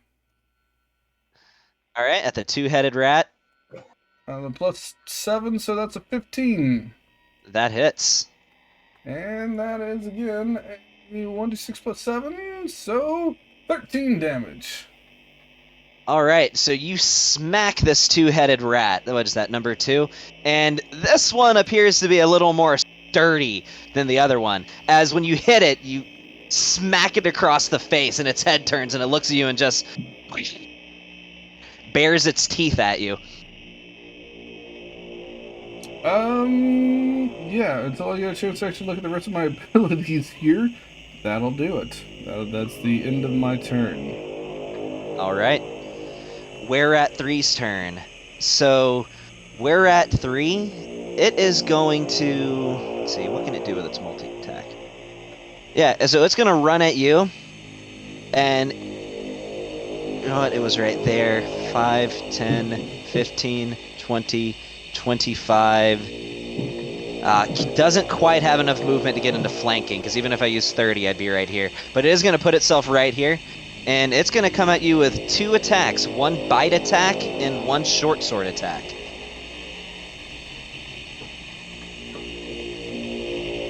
What's your AC? 20. 20? Oh yeah, plate plus a shield. That misses as it tries to just nom at you with these 2 buck teeth in the front of its mouth, and it just can't pierce your armor.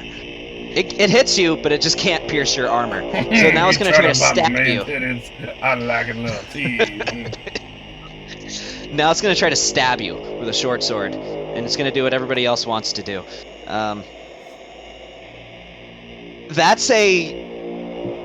It's a nat 20. So you're going to take 8 points of damage as you feel this short sword pierce the back of your armor and just enters into your back, right at the back of your rib cage, and you feel it turn the short sword as you feel blood start streaming down your back. Alright, I got extra tissue back there for you.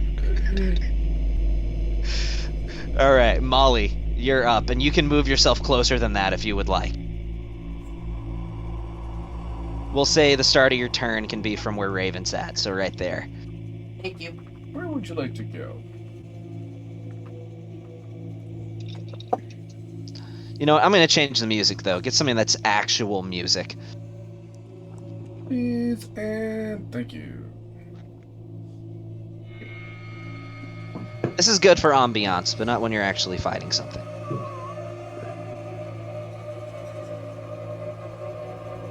Beeline to 3.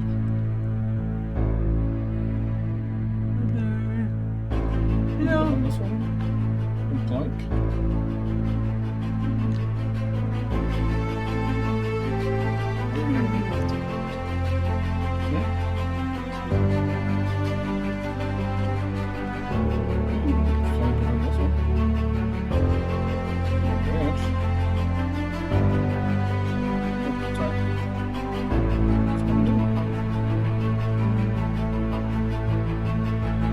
Question.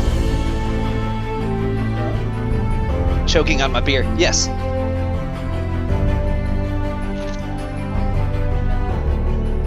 Well, yes. So, I'm assuming what is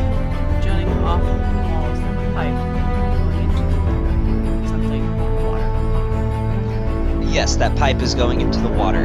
It is dumping sewage into this water. Cool.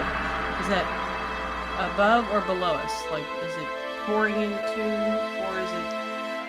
Can I step over it? Am I having to? Yeah, you'd be able to climb over it. It's only about. Yeah, so the pipe is to your north. But that pipe is only, I mean, it kind of concaves over the ground, with the sort of bottom half of the pipe being in the ground. Okay. So you can just run over it. Okay, so over here looks like right smack in the middle of the walking direction. You can run over it.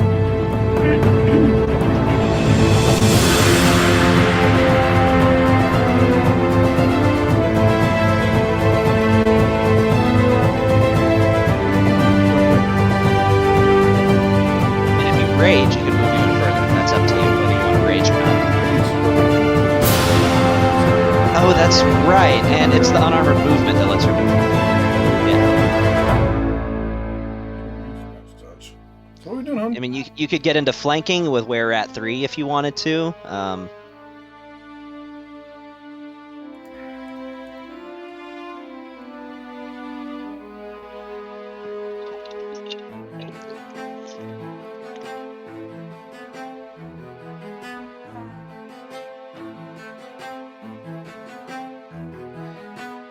You won't get to those baddies if you try to go through the one turn. I can't really get there. No, you can get to where we're at 3. Alright. You want to go up just a touch. There you go. Yeah, there you go. And you're perk. So Right. you want to rage? Yeah. And then Alright, attack so him? I'm raging and then. And you have advantage. You don't even need to use reckless.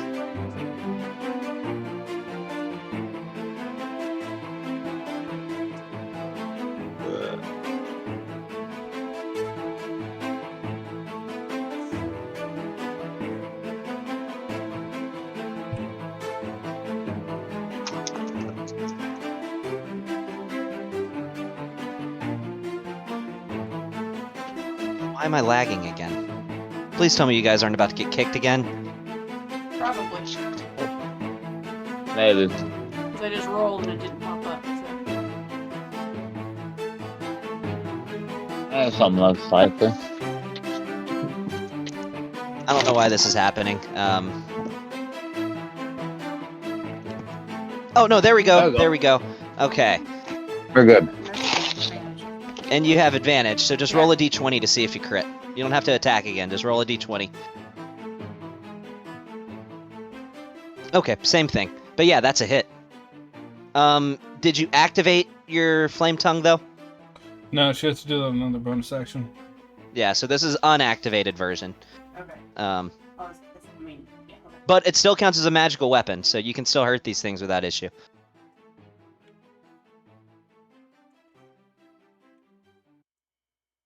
All right, and you have another attack left, and you used your bonus action to rage, so you don't have that attack, but you have one more attack.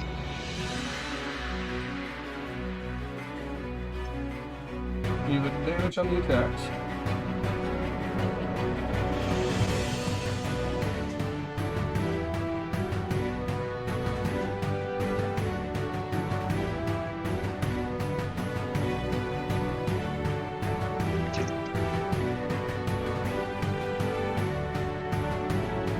All right. And that does what, an extra 2 damage per hit, Sean? Yes. I think. So that's a total of 4 extra damage. As when you slash this were-rat just twice in quick succession, just across the back, you hear it just screech like a as it turns back and looks at you with snarling, just this saliva dripping from its teeth. All right. Is that the end of your turn? Yeah. What you got, Raven? You're muted. Alright, so I'm gonna come up to this one. And we are going to use the shock coil. Right. Yeah, that's definitely a hit. And it takes that. And then it's going to take. You gave the damage to yourself. Let me get rid of that because you didn't stab yourself, at least unless you want to. No. So it takes 15 points of damage. How do you want to do this? Also, Plus the other 2. did you eat You did the Yeah. cutting those before prep this combat. morning? Do what? If you ate the food that's prepped this morning, you have 3 temporary hit points. That is Oh. true. So I'll go ahead and give you that, Raven. Everybody else could add that to their Whoa. temporary. Yeah, but you took away my 15 as well. Oh, you had 15? Well, then it doesn't had- stack. So you take the biggest of the 2. So for you, it would just be 15. Yeah. I'm just gonna run up and pretty much fan my blade and chop its head off. Okay, and you do, and it looks back at you and tries to give this aggressive squeak at you before it's just, and its head falls from its shoulders before it drops to the ground. These things are absolutely filthy, by the way. No wonder But- they didn't want the tails. That's kind of the thing with were-rats. Were-rats are disgusting. They typically inhabit areas where there's a lot of refuse and waste, aka sewers. Very common to find were-rats. Alright, and you still have your bonus. Yeah, Was but I that don't your- have. I have a bonus still, but I don't have any movement, Okay. and I only have one more spell slot. So Okay. You So is should that the have end of your all- turn? We just finished Yep. the rest before we came in here, so you should have all your spell slots back, man. no, I cast Armor Agathis when we first went in. Gotcha. Alright, never mind. Alright. I Giant played rat. his character. Yeah, I would because I know. don't have anything that can do a bonus action. So Giant rat 1. So it's going to run down at you, Molly. 5, 10, 15, 20, 25. And it's going to just try to make a bite attack at you. But that's a miss. As it's just not able to pierce your skin. You barely even feel it. And that's the end of its turn. Lucas, what you got?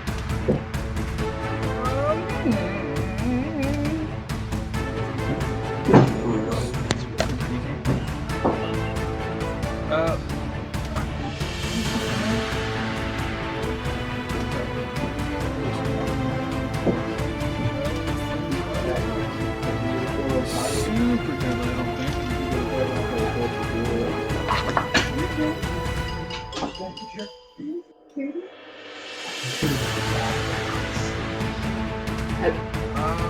Yeah, naturally.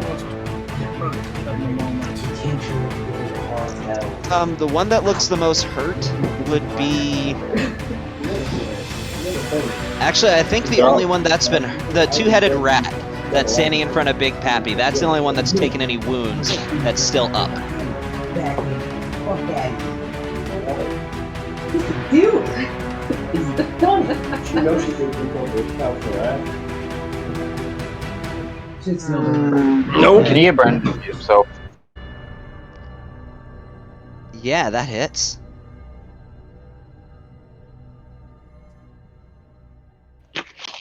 Alright, as this firebolt just slams into it, and you see this flames emanate and singe its fur.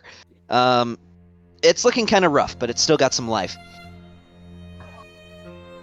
Got anything She else? seemed to die already.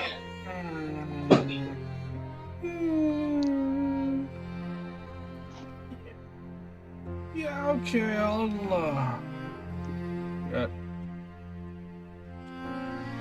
Nah, I'm done. You're done? I'm done. I'm trying to save things for later. Okay. Alright, Neston. What you got? And you guys are on half spaces, by the way, so let me fix that. There you go.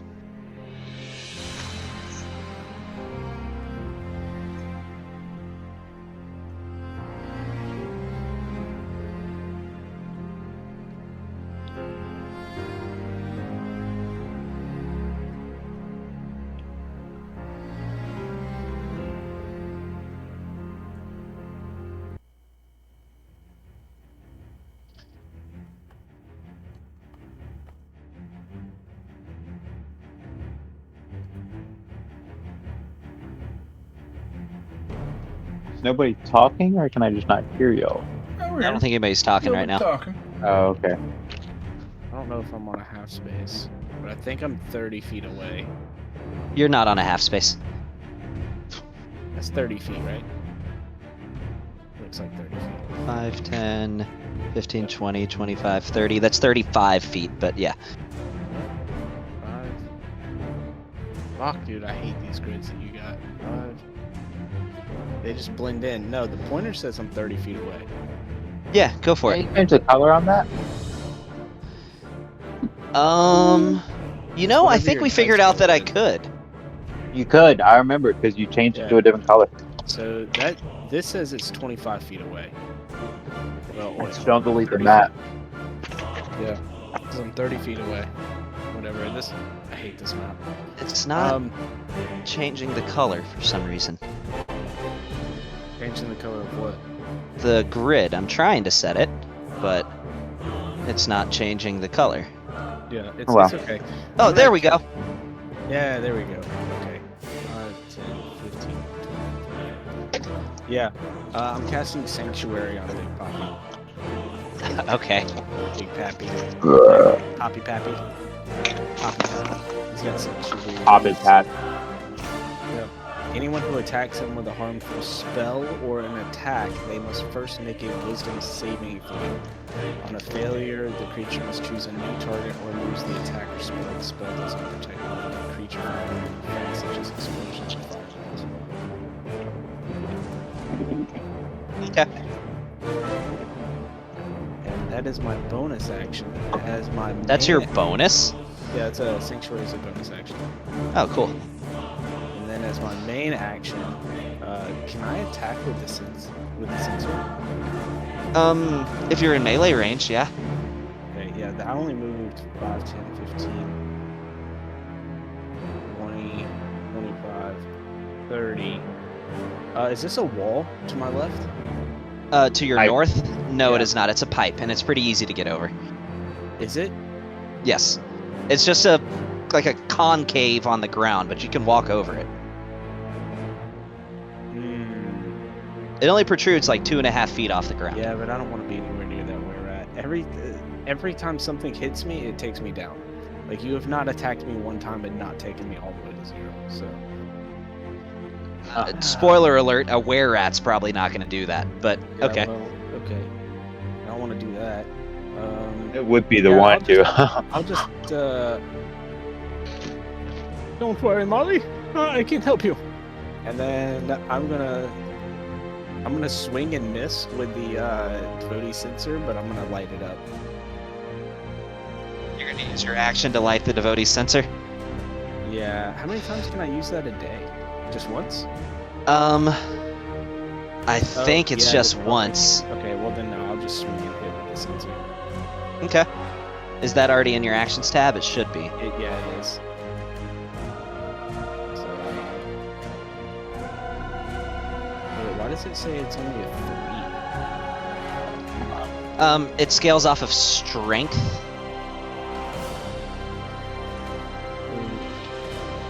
So Right. that one's strictly off your proficiency bonus, which is why it gives the +3. Well, what's my... Oh, my strength is 10. Oh, okay. Oh, that's right. It still misses. Swing on a miss anyways. Okay, I'm done. Alright. It is Anand's turn. Why That's is right. this... I'm playing him as well. Yes, you are. You're playing 3 characters. Yeah, No that's pressure. fine. But that's fine. He's going to do the same thing because I like to save his spells. He's going to break the 2-headed rat with a fire bolt. Oh, the DC is 16 to be able to hit Pappy. So they have to make a wisdom save first. Oh yeah, that hits. These things Right, don't have AC. crazy AC, so 7 points of damage as it crashes into this 2-headed rat, and it's just barely clinging onto life, but it's still up. Yeah, that's going to be it for him. I don't want to burn through his spell slots for a dungeon. All right. So it is the two-headed rat's turn. Why is it making me double click to swap to him? There we go. So the two-headed rat is going to move up here. And now it is within 10 feet of Molly if she would like to make an attack of opportunity. She says yes. You actually have to roll that, honey. You want to roll for it while you're down there? Straight at your back of the floor, so. I'm not playing four characters. I'm just gonna nod.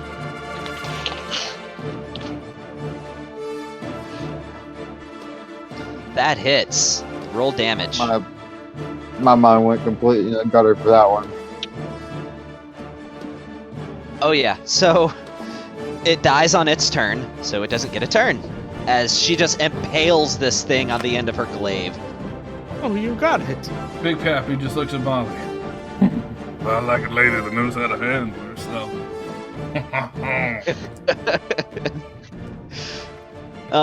So the two-headed rat is just going to, it's going to go 5, 10, 15, 20, 25, 30. It's going to dash to go the rest of the way and put itself right here by Raven.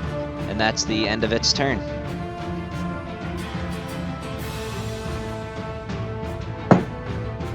All right, Bon. Holy shit, it's my turn?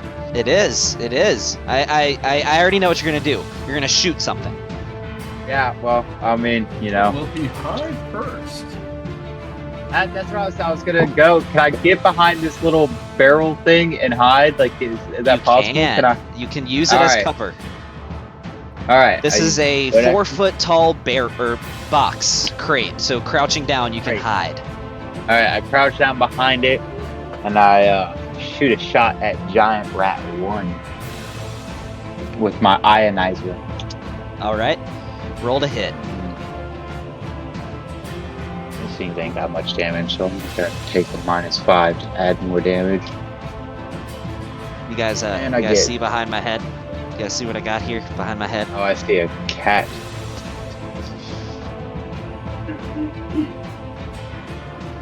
Isn't that the really shy one too? No, oh no, not this one. This one is the people person. 17 to hit. Oh yeah. Why'd that count as 2 shots? I don't understand. It shouldn't have, so just give yourself a shot back. Yeah. Yeah, that's a total of 8. Plus 7 is 15. It's dead. Yeah. You doubled its hit points and damage. That's why it rolled it as instant death. You could add your sneak attack if you want to, but it wouldn't matter. No, I'm gonna add that so that way I can do damage to another person. Okay. Well then, so I guess where rat 2 would be the one that's within range. Either that or or two-headed rat 1. Either one, I think. You go after either one. I think it's 30 feet. Yeah, it is. I'll go where rat 2. Alright, so roll a d6 to determine, and it takes that in psychic damage. 4 psychic damage. Where rat 2 takes psychic damage. 4 points of psychic damage. Alright, as Where Rat 2 just starts screaming and bleeding from the ears as you see this like spectral aura around its head. To you, it sounds like this very low scream, like a high-pitched scream that you're hearing from a long distance away. But this Were Rat is screaming.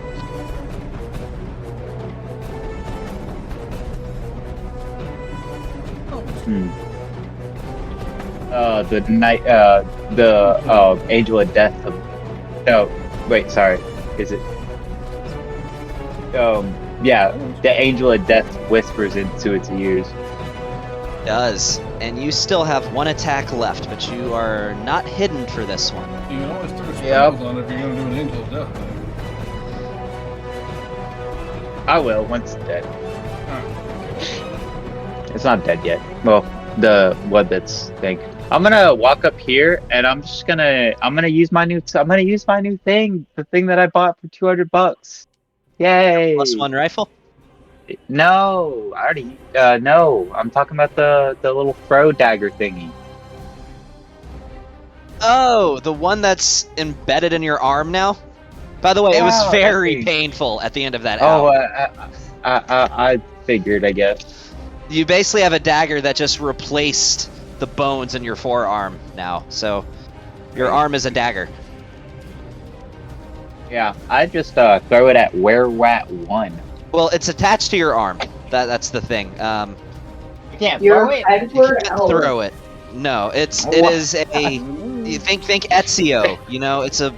I thought you could throw it. All right. No. And then I throw a +2 or +1 dagger at it. I don't have a +2 dagger at it. Where at 1?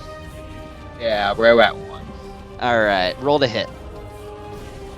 How far can I throw it, actually? How far can I throw the daggers? It's got a range of 20, 60, so up to 60 feet if you have sharpshooter, which you do. So 1. it's within range, man. If you're throwing it at number Yeah, 1. I was saying, but I was seeing if number 2, because I might just take out number 2, but I'll take out number 1. That's fine. Well, number 2 is less than 60 feet, so you could still do it if you wanted to. I already did, damn it. No, I'll just mess up where we're at 1. Okay. All right, where is? Excuse me. Nice. You want to just roll a d20, we can calculate it if you want. It's a 23 to hit. Oh, yeah. Roll damage. I believe that should be a 1d4 plus 6. That's a 9. What's your dex right now? My dex is 19 or 18. Okay, so so it would be plus 5. All right. So it now has a dagger lodged in its shoulder. All right. No, I only have 2 of those. That's the one. All right. And yes, that'll be the end of my turn. Okay. So were-rats are known for being kind of cowardly. So this one does not want to get anywhere near Molly, seeing what it just did to the two-headed rat. So And it just got whispers in its ear from a god. I'm just kidding. yeah. So what it's gonna do At least that's what is Bond likes to think. it's gonna back up 10 feet, and it's just gonna shoot. It's just gonna fire at you with its hand crossbow. Molly. Actually, it's sending 1 at Molly and 1 at Neston.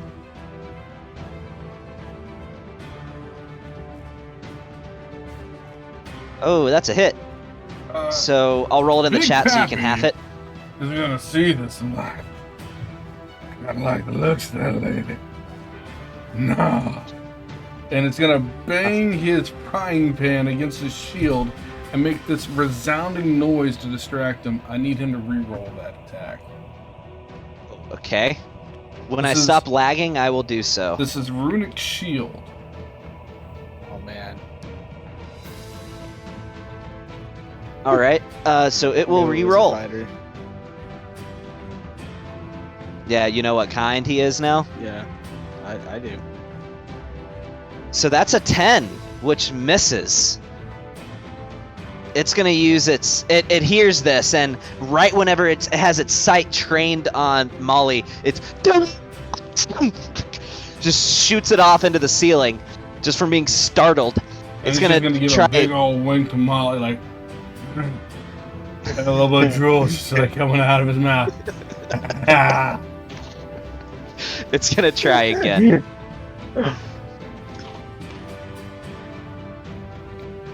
Hey, that hits. How many times can you use that? It's my reaction to use it only once. Okay. I thought it was gonna attack me. Oh, that's right, it is. Well, I'm gonna send that to you then. So a 20, I still believe hits you though, doesn't it, Neston? Yeah, my DC. is So 17. you take 5 points of piercing damage as this crossbow bolt just nails you in the leg. Oh, I like. I've been hit. I'm wounded. Once more. All right, Flora. Oh my God, this freaking cat. So I'm gonna move to the table. Let's see. 25 feet. And am I in line with the two-headed rat on the other side of Raven? You are. You have clear line of sight.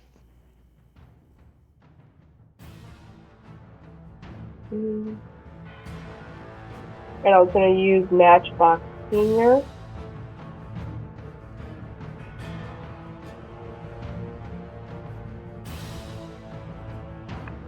Yeah, that hits. Roll damage. Trying to grab that. Do.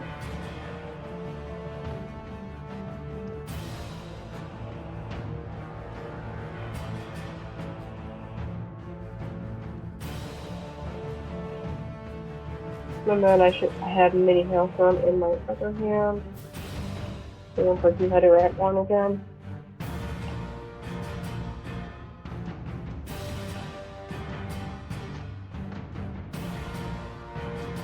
And I will end my turn. If you're dual wielding, you can attack as a bonus. Did not know that.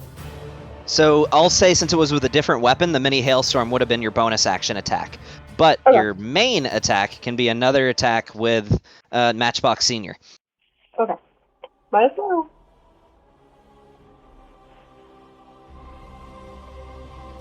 Yeah, that hits. Go ahead and roll damage with Matchbox Senior again.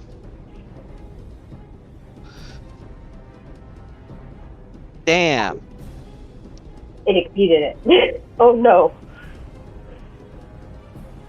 So, how do you want to do Burst this? You into just want to blow flame. its brains out, or how do you want to do this?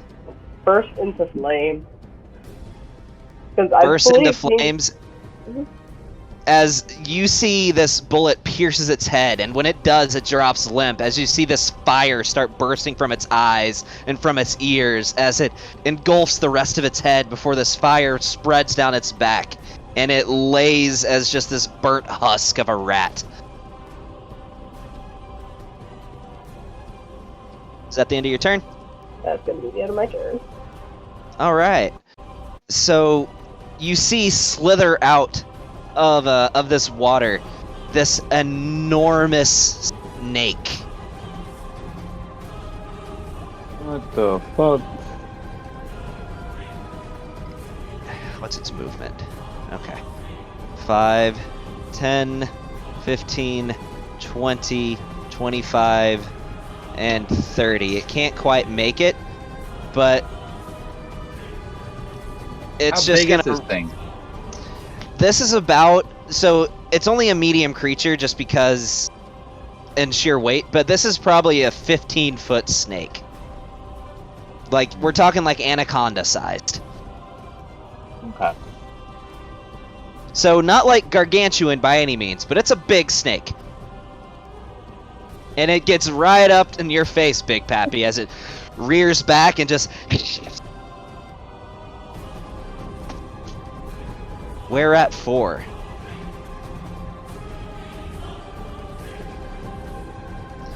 So we're at 4. It's got a hand crossbow bolt with your name on it, Raven. As it makes an attack.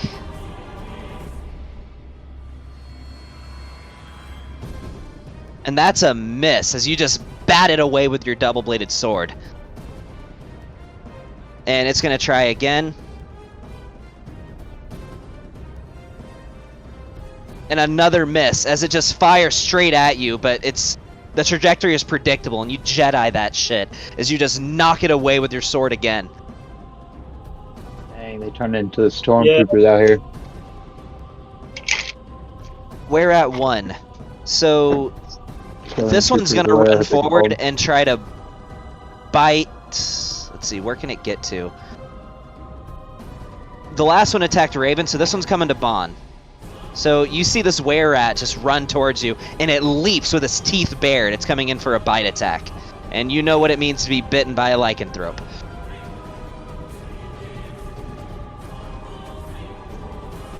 But that's a miss. Maybe, bitch. I take So my new it's- dagger arm and just kind of bat him away. It's going to try to hit you with its short sword. I say on guard, bitch. Because that's And it- another miss. And it misses again. Top of the round. Big Pappy. Big Pappy wants this big old snake come out of the water. As bonus action, he's gonna stick his finger out and put it up against his belly. And he's gonna trace it along. As he looks at him, mouth still drooling. He's gonna step around him. The whole time, he's just gonna go, Unagi. Unagi. Unagi. And I'll take his finger and put it in his mouth. Okay. Unagi. Unagi. And it becomes a giant size. What? The fuck? What? So he's now 600 pounds. He uses his bonus action to use Giant's Might and becomes a large-sized creature.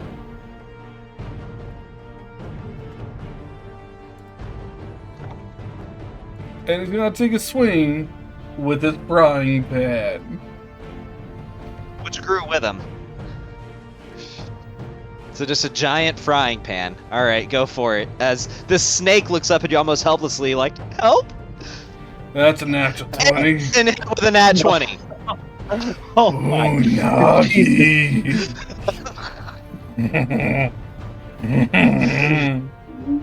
Captain, can you stay? No. Instant Oh my death. Jesus. How do you want to obliterate this giant snake? Literally, like, if you've ever seen the Japanese chefs where they just, like, cut the eel off, the head off the eel, and then they just take it and to fry it and just, like...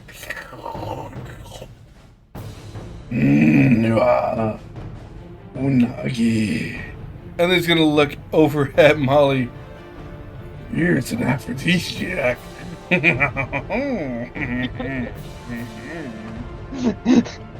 And there's nothing left of this snake. It's obliterated utterly and completely. Alright, is that... Wait, you got another attack left. I do. So I'm gonna start making my way because I see Bond got wrecked. So as I go... Well, didn't get wrecked, he got attacked, but... Well, hit. Right, attacked at. So I'll start making my way, and I'll see Raven. Making my way downtown. And he's just gonna, like, push Raven out of the side of the way as he goes. If I have to make a strength check to do that, I will. You let me know. You're big enough to just step over Raven if you wanted to. No, so... he's not big. He's big. He's not tall. So he will push Raven out of the You're way. a if he needs large to. creature. I'm saying he will push Raven out of the way if he needs to. Okay. Raven, do you let him push his way by? What the fuck? He's trying to push his way past you. Do you I'm let going him to push? belly bump He you out grew. of the way. Do you let him? You could just. Yeah, that's fine.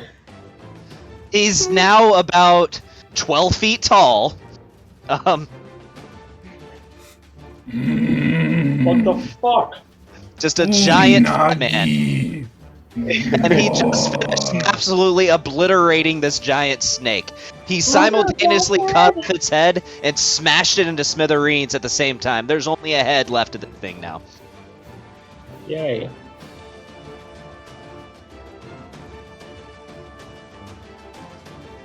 This whereas one's still alive, I've already done 9 damage, he's done 19 damage. Which means you've done a total of 28. Yeah, we didn't do math. Like, the first one got a total of 7 damage and died. 2 attacks. That's it. He's done. Alright. Molly, what you got? And by the way, I'll just let you guys know, at this point, these rats look like they're turning to run. These were-rats do.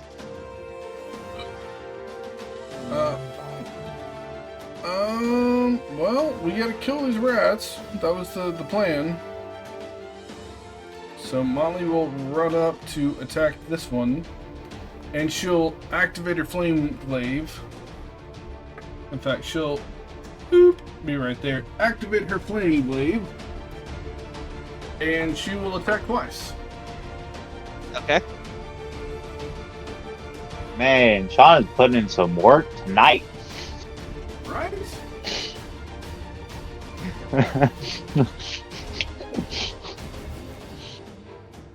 Hey, Sean, is she paying you to play her character?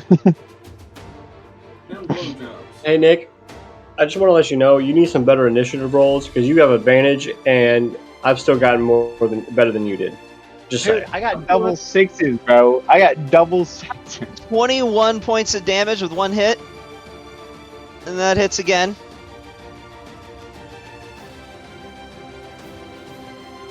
She massacres the shit out of it. How do you want to do it? She doesn't even realize what she's doing. She's just like going through the motions of a morning workout. Oh, kitty, warm kitty, little ball. Oh, it's Dad. Hey, I did a thing.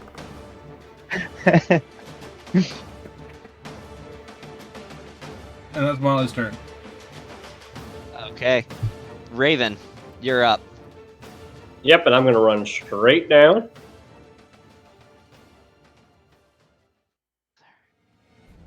Yeah, that's your full movement. Okay.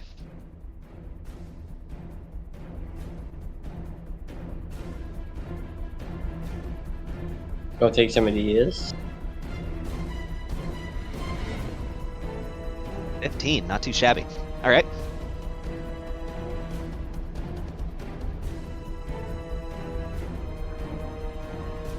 That's, you did 17 points of damage and that hit.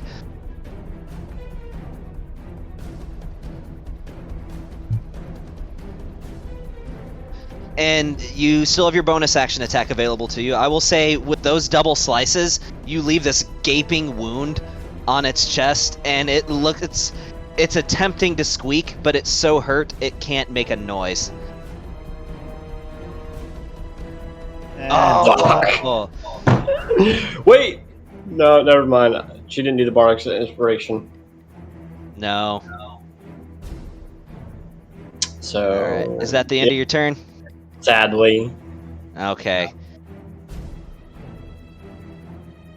Alright, Lucas, what you got? Lucas is gonna not see that, but he's just gonna walk out and then see there's only a couple people left here, and just like, what the fuck do we have join our party? And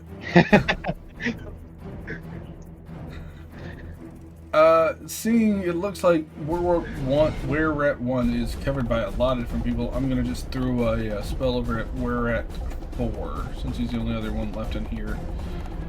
Okay. And I will throw a fire bolt at him again.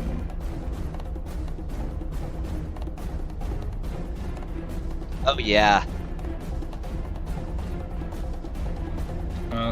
So that was an attack roll. Rolled damage. Yeah. Ooh, I picked the wrong thing. It had 1 hit point left. All right. I will do this with my new cool wand and just like, basically my 2 wands. One is my pinky, one is my index finger. So whenever I do this, I just do this. And I pick one, but I do this little rocker move. And one shoots out to my hand. I do a firebolt, and I do... No, that never made it in the MCU. And then I cast firebolt, not sad. Still trying to figure out the catchphrase. The rest of you don't know what the MCU is. It sounds like he's saying gibberish.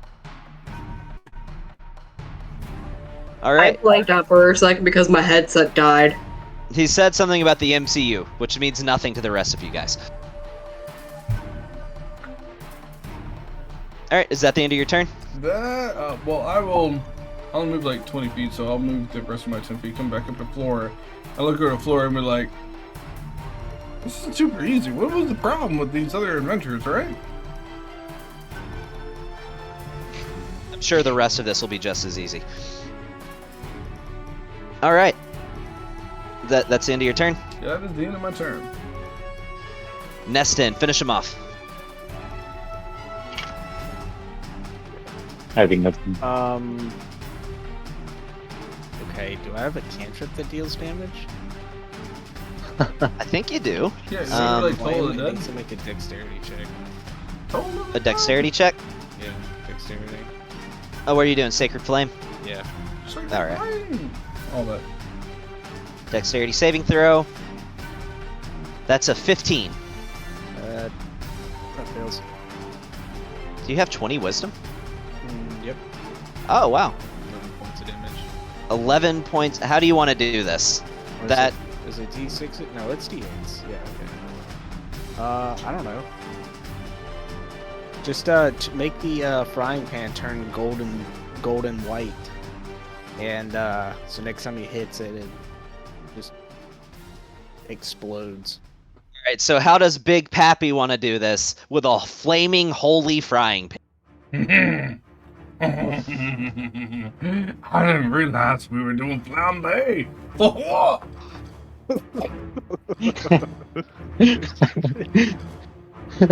And you golf ball punt this were at. It flies over here, smacks against the top of the wall, and like a children's cartoon, it just to the ground.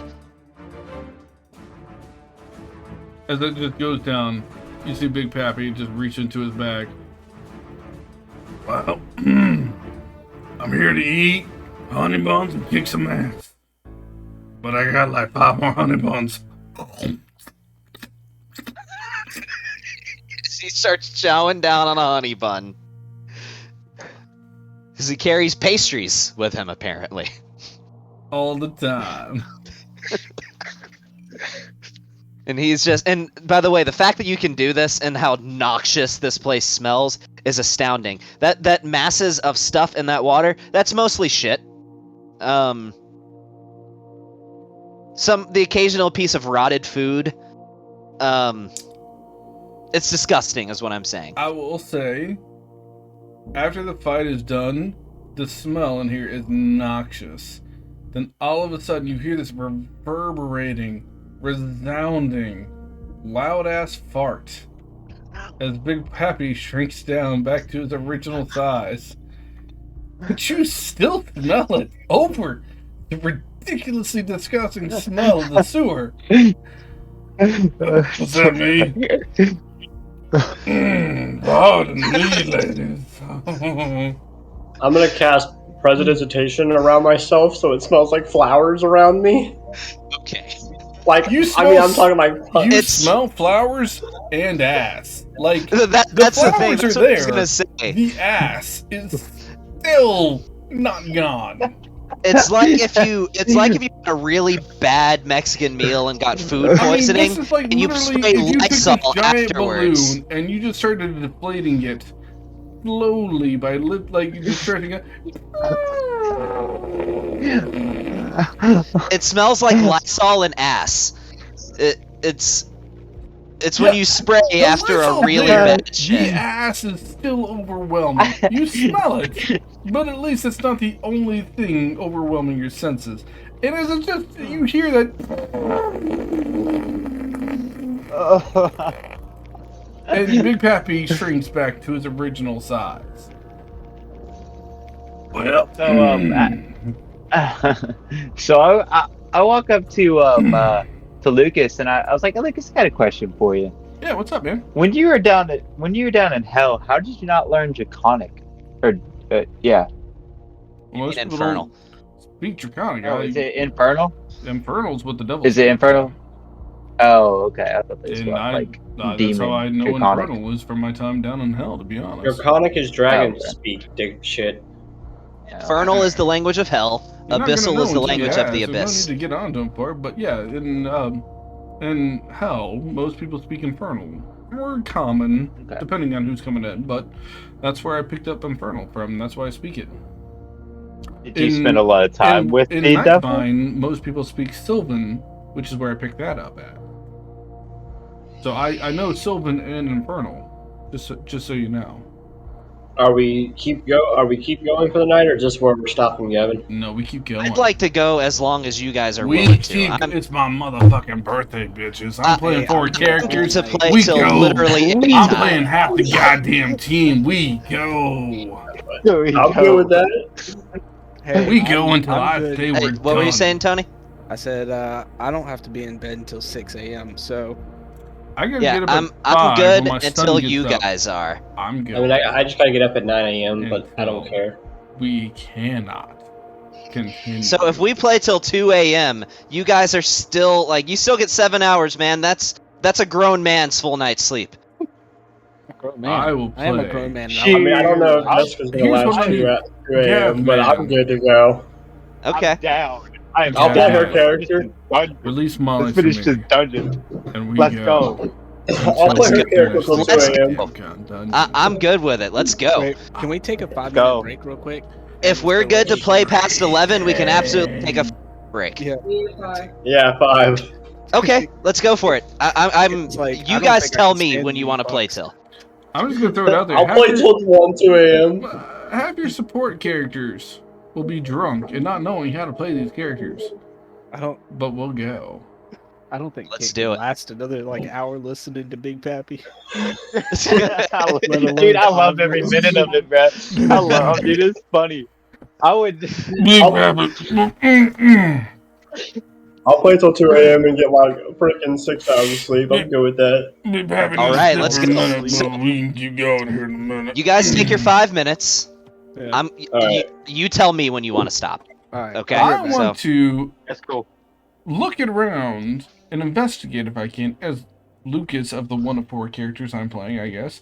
Look around and see if I can glean any clues as to why everyone keeps dying when they come down here. Do I see any hints or residue or any, I don't know what the word is, but anything that shows of the reminiscent previous adventures that have been sent down here and have never made it back?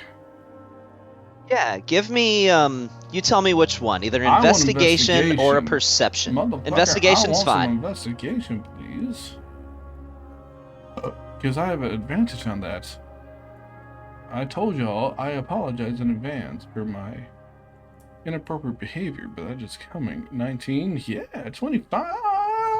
So I will tell you this with the 25. You notice in this pool of rancid water in the middle of this room, something, of course, there's humanoid waste as to be expected in the sewers, but something sticks out to you. This little bits of pinkish gray, as well as little rounded pieces of bone. You realize that's fragments of skull and brain matter that is floating in the middle of this. Almost as if someone's head exploded. I'm gonna point it out to Big Pappy because I assume he's okay with that. And Big Pappy was like, "Oh, these are chef's hands. I don't get them. I don't get these dainty digits. That's disgusted." And then Lucas will be like, well, "Let me take a closer look," and I'll cast Mage Hand, and I will scoop that up and take a look to see if I can discern what caused the skull to explode. There's a faintly glowing red aura coming off of this brain matter. Is it the same as the stuff we've seen with psionics? Similar, yes. Similar or the same? I'm trying to, if I can, discern what caused It is this. consistent with your understanding of psionics. So we can expect there's something psionic that has been causing this, is what I'm trying to elucidate. You would Elucidate, gather, that's a fancy yes. word that I never like to use, yeah. Oh, hey, how, But there's brain matter on this, right? Yes. And skull fragments. Now I can't use really brain matter for the regular potions I don't want. Yeah, I mean, you wouldn't. I mean, it could be, but you I'll wouldn't be have honest. any. While nobody's here and everybody seems to take a bathroom break, with this super gross werewolf, actually, perfect example. With these were-rats, I want to know if I can extricate anything that might be an antigen to that to use later on to make a lycanthrope So antidote. there are potions, yes, that you can make to cure lycanthropy. Typically, they have an ingredient of the blood that comes from the type of lycanthropy. It has to be the specific type. So a potion for were-rat lycanthropy will not work on, say, were-bear lycanthropy or Alright, were-hare that's fine. lycanthropy or anything like that. But yes, you would imagine with some holy water, the proper heat and the right amount of time, The you proper could make heat. what's Proper heat's apparently a big thing in fucking potion making. Jesus. it really is. Yeah, you would think you could do something with that. You know, you Alright. need holy water to make the potion, but Yeah. and you need you need blood from the creature that you're trying to cure. I will. Raven has holy extract- water. I have holy water as well, I but have I will holy take water. blood of were-rat. I'd say you could get 4 vials. Went ahead and threw some shit in the air fryer. It'll be ready whenever I go back down there. Alright, well, that's what I got while I was doing this. But I will relay this to the rest of the group. That it appears whatever is in here has psionic abilities. Huh? I noticed that there's a skull in the water here that somebody's head, their entire skull got exploded by what looks like psionic abilities. So, whatever's down here, there's probably some with psionic capabilities. I want to also observe the skull and goes, oh yes, quite It's right. fragments of a skull. The skull exploded. Could you please What's going send Molly for me there, Gavman? Yes, I can. I believe you're Yeah. onto something, Lucas. I've Hey, only ever if seen I this give you one an time. image, can you go ahead and update Big Pappy? Yeah, send it to me. Oh, this is gonna be disgusting. How do you spell? Okay, it's 1 L. And clear owner. There we go. All right, you sending it to me in know. Discord? I'm just gonna do something I already know.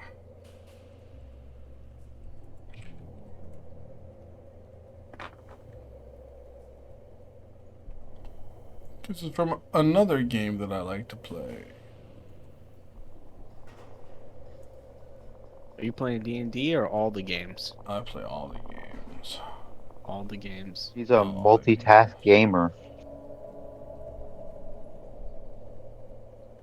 That's what I'll be doing. I'll have like one game on my laptop and then one game on my Oh Xbox. my I'll god. be playing Okay, fucking sure, I both. can use that. Is it a perfectly cubed image, or do I need to crop it? Should be rectangular, I guess, or cube, however you Okay. would put that. Use Then that for now. I'll, We'll figure something else out later, but I just want to replace what I got. I think what you have is pretty sufficient. Nah. Anyway, where's the next door to this area? I see there's a door, it looks like here. Big Pappy is going to look over at Bon and Lucas and be, if y'all want to look around, it's fine, but I'm going to go kick that bitch in. Oh my god, this freaking cat is gonna drive me insane. And Lucas is just going to be, let me, a quick look if you don't mind, and just go inspect for traps. Alright, I'd inspect for traps then. What's his name?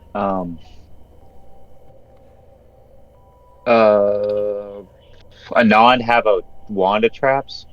He does. Yes, he but has an it's adventurer's limited wand. uses. And a nod is just Okay. like, I just gotta see what Big Pappy can do before I involve myself. This is hilarious. Okay. So Give hey, me we like have 30 seconds to do this thing. so are we having Big Pappy check for traps, or am I checking for traps? Me and you were checking for traps, but I really said Lucas would go Okay. check for traps because Lucas is actually really good at checking for traps nowadays. Hmm. What would you like to roll, DM? If you're checking for traps, that's going to be investigation. Boom. 22. Lucas has advantage on investigation, and because he's got high intelligence, he's actually pretty good at investigation rolls. So you do not find any traps. Which is good, because Lucas got there just in time for Big Pappy to kick the door in. I'm almost done. Do you think, man? I know I'm rushing a lot of things at you. You handle that as you need to. In fact, I'm going to go and say, for those of us that didn't, 5-minute bathroom break. Yeah, I'm almost done updating your portrait. I'm going to take a bathroom break. Anybody else that needs to, let's do that. But I'm going to take a 5-minute bathroom break. It won't take me 5 minutes, but I'm just giving you all. Bet you won't. Bet you won't do it. Bet you're not gonna do it. You won't do it. Is he gone? Yeah, he's gone. Oh, almost. He's getting there. Okay, I updated Big Pappy. He's not creepy anymore? No. Okay. Pappy. That if you look at his token, Are you... Okay. He's fucking... why am I not surprised? Alright, since he's taking a 5-minute, I'm going to take a 5-minute. This cat is going to drive me insane, and I can't close the door because all the carpet if I do.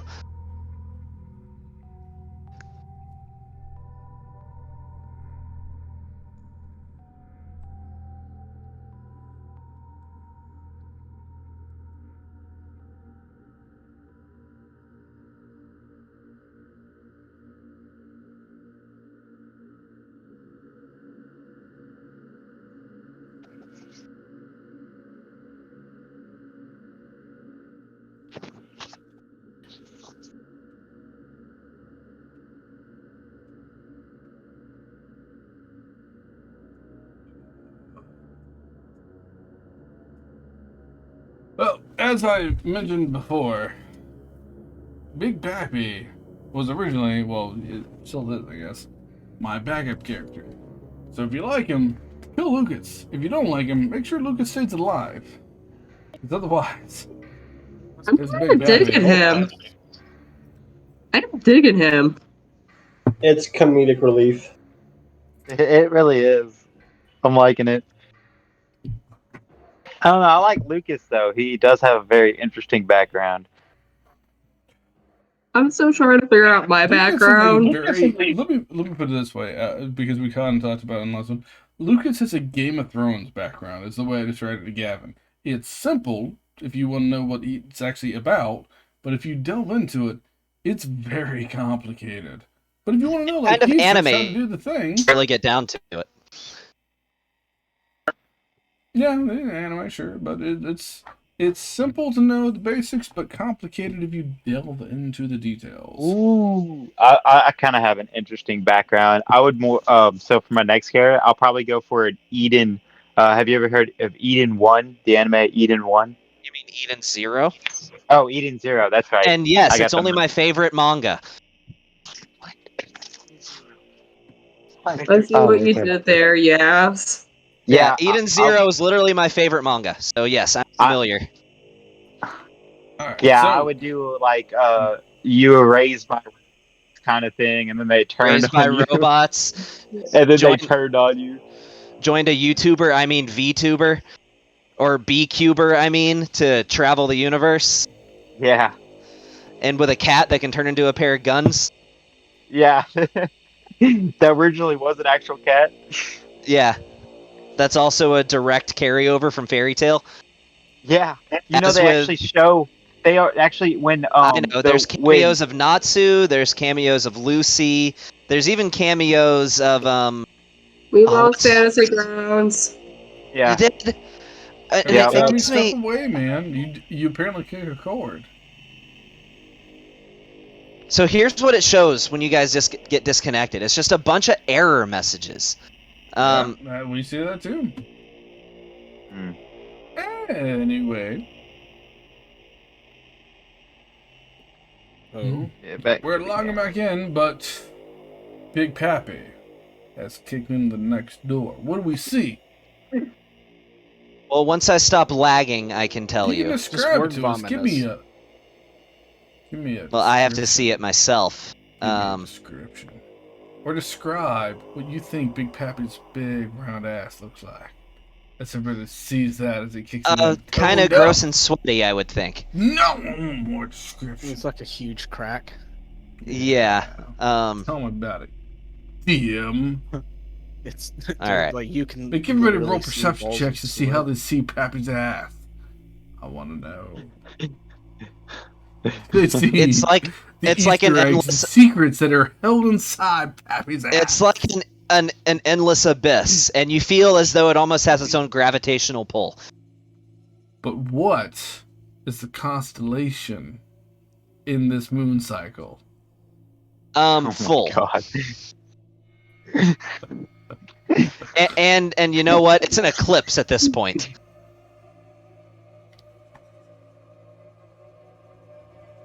That's what you see in the next room. Just a bunch of pipes and doo-doo.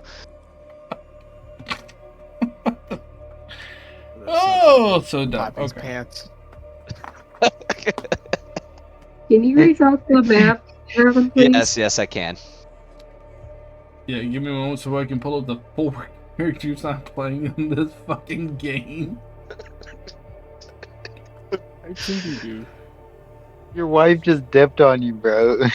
My wife dips at about 11 o'clock. Y'all should be aware of this. At 11, Molly is out. The OG Molly is out, but she's pretty easy to play, so that's not a problem.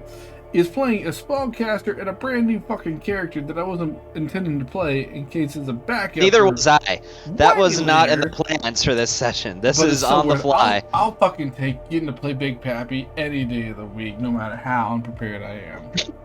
A nod was a little bit of a curveball for me. So I'll just throw a cantrip every now and again. Apparently, I don't know if I'm doing him justice, but at least I got him some good gear when I was shopping. There you go. Give me the. I'm just gonna go pull Ace McElroy in this too, since I don't know how to play any of these characters. Yeah, bring Ace in here. Why not? Yeah, you Totally different system. Make Ace. Yeah, so if you're bringing Ace in, go ahead and just roll cool. Sure, you know roll what? cool He- for me. He died and he became an isekai character. Oh, no. Don't roll cool. Ace sucks. Really? Okay. Cool. Oh, you know what? I pulled Shiziki Belrook. He's a level 20 quadruple multi-class. Oh, he's an That attained godhood. That has a got 30 an AC of 27. and a charisma of 30. How should I not play that? I don't know. All right, I got Big Pappy and Non and Lucas. I'm Here, I'm gonna clear Shiziki off of there if that's cool with you. Oh wait, I also had to get Lucas. Alright, I got Lucas, Molly, Big Pappy. Oh, I didn't mean to kick you from the server. I thought I was just kicking your character. Insert slow clap.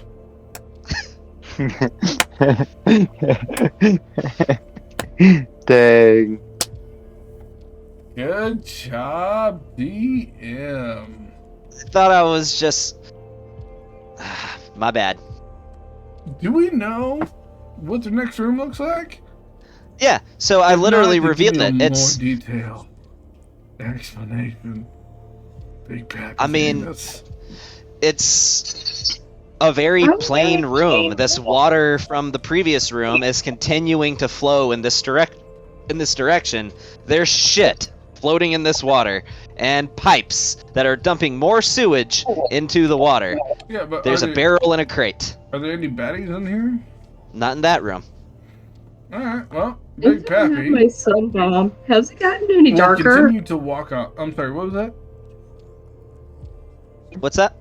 I just have my sun bomb, so no clue why. Yeah, you didn't use them, but they're good on things that are sensitive to sunlight, or if you just want to blind somebody. Big Pappy will look at the rest of the group. Y'all,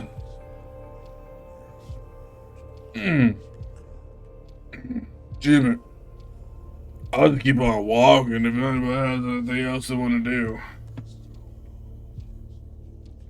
Well, alright. And he just takes out a handful of bacon and shoves it in his mouth and he starts crunching on it. And I'll just keep on walking to the next door. Are you going to go through?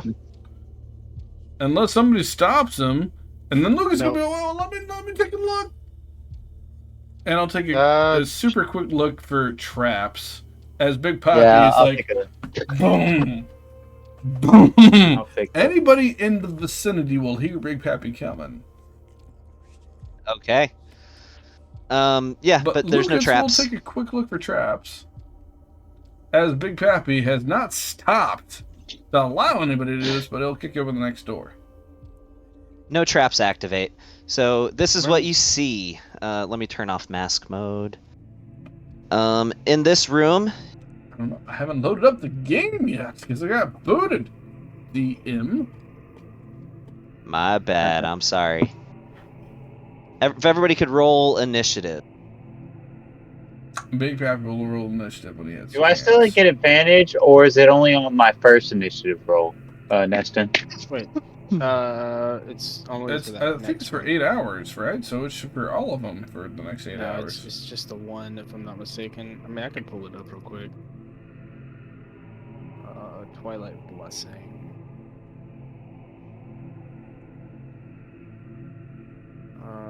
Vigilant Blessing is what it's called.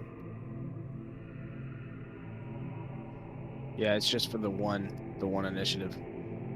Okay. Alright, if everybody could position themselves in the next room. Are we doing the thing where everybody keeps their initiative, or are we re-rolling? You guys decide, but it's the same for everybody. You know, one way for some people, another way for the other people. I play half the goddamn characters. I need everybody else to decide. Can't be up to my already vote. rolled. Well, people are already rolling initiative, so you're rolling. Alright. Sorry, Sean, I heard roll, so I rolled. Molly goes. Molly has advantage because she's got that barbarian ability. A nod rolls. And then Lucas rolls. Oh, Big Pappy got a 2. Oh. Okay.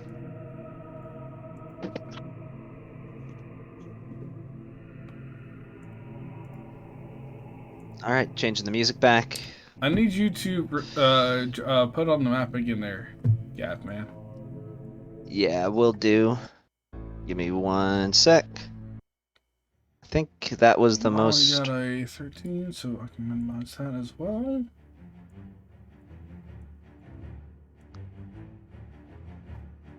There's the image.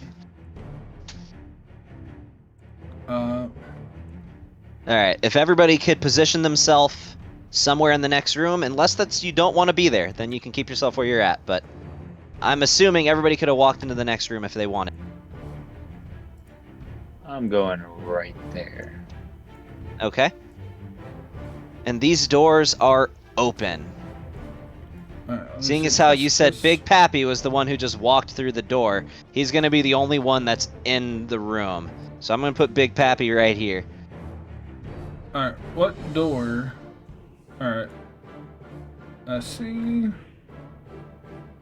Yeah, that's fine. Big Pappy can be as in it as you want him to be. That's what she said. Alright, so he's just 1 step in. He doesn't get to actually move it after he goes in. What?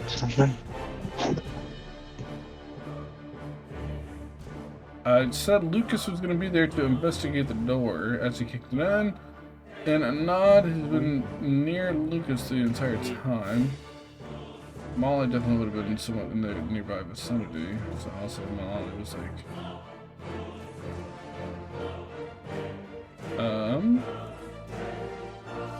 It won't let me put Molly in the dungeon. What? It'll let me put her outside the dungeon. But as far as in the dungeon, it won't let me put her there. Oh, I know what the problem is. It's because she's on the other side of the revealed part of the map. So if I just make a little sliver like this, you shouldn't have that problem now. Gavin, you might have to grab her and move her through a door. Yeah. I fixed it.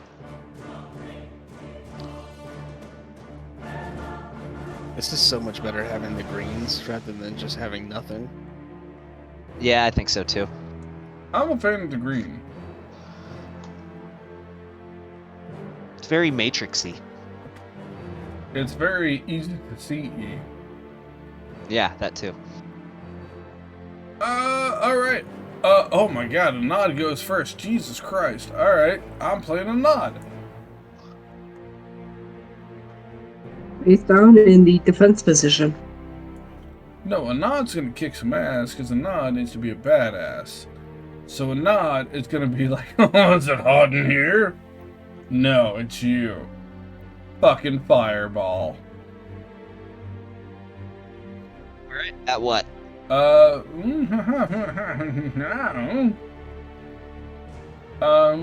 It's probably gonna be, I'm gonna say 4th. Let me see. Fireball is 3rd. And Fireball is a what? A 20-foot radius.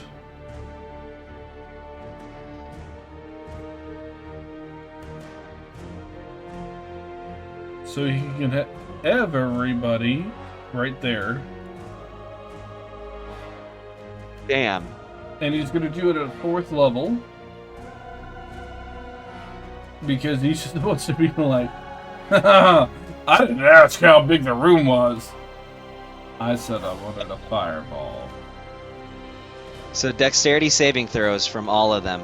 Yeah, at 4th level.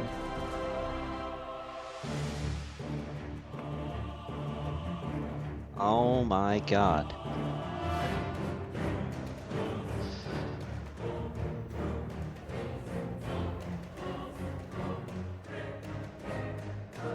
So we got a 13, 13, oh, and then a 16 and an 18. So the two-headed rat saves, and the giant poisonous snake saves, but the two were-rats fail. So what is it? Is that 8d8 fire damage since it's up a level? 9d6.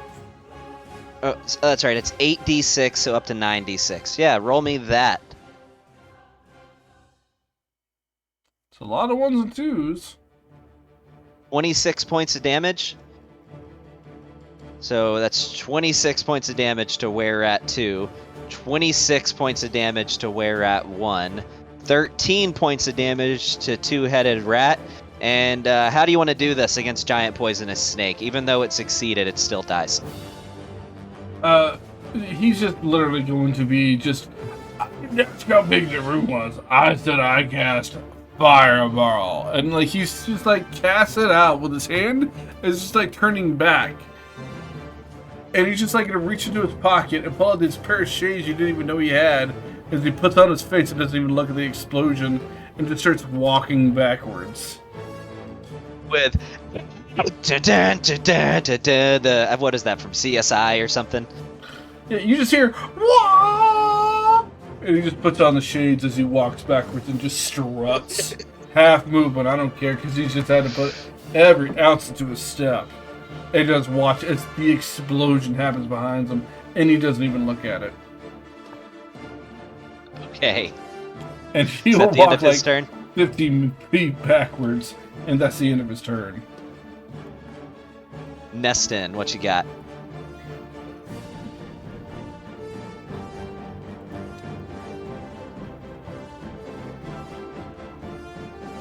He might be AFK. Tony, you there?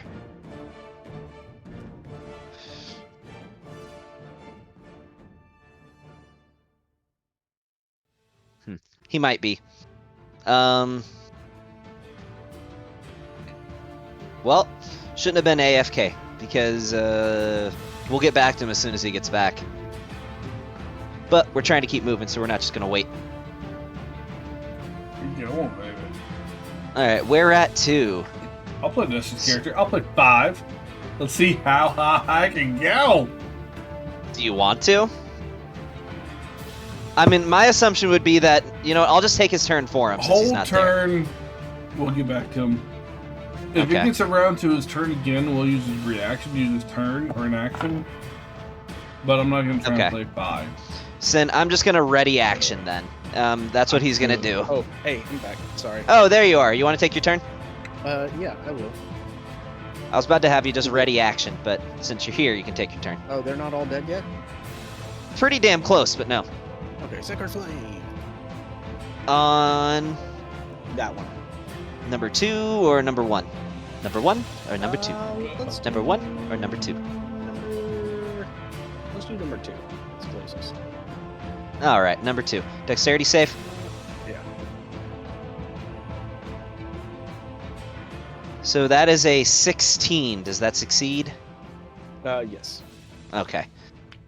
Believe that met the DC. Yep. Sure did. Anything else you want to do? Nope. All right. Number 2's turn. So it is going to. Actually, I gotta move up 10 feet. Okay. Yep. Right there. I gotta move up right there. Be within range of 2. So it's going to run up. You can tell it's going towards you, Lucas, but it moves within 10 feet of Molly. Yeah, mine's going to take a strike. Okay.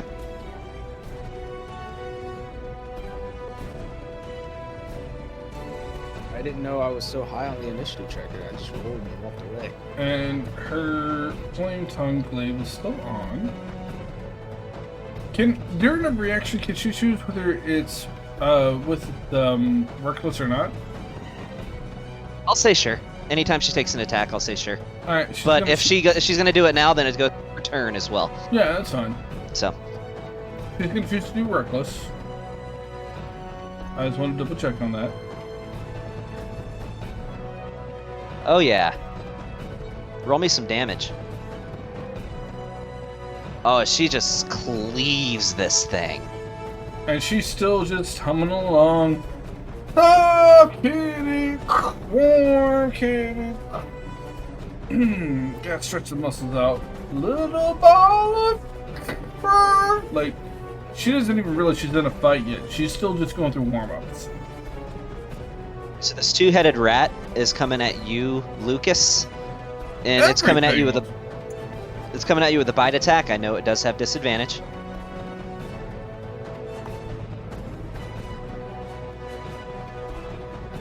Oh, it dropped a 16 still. Oh no, that 16 would have hit you, but it doesn't matter because it dropped it. So that was a nat 2. So that's the end of its turn. It is now Flora's turn.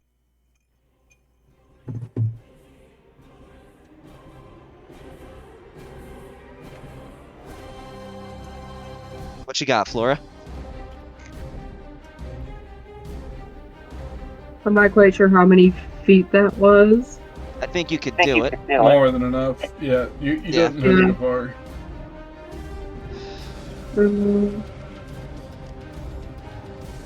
If you step 5 feet over, you get advantage on your next attack if you're doing melee. If you're doing melee. Yeah, I don't usually do melee. Oh, well.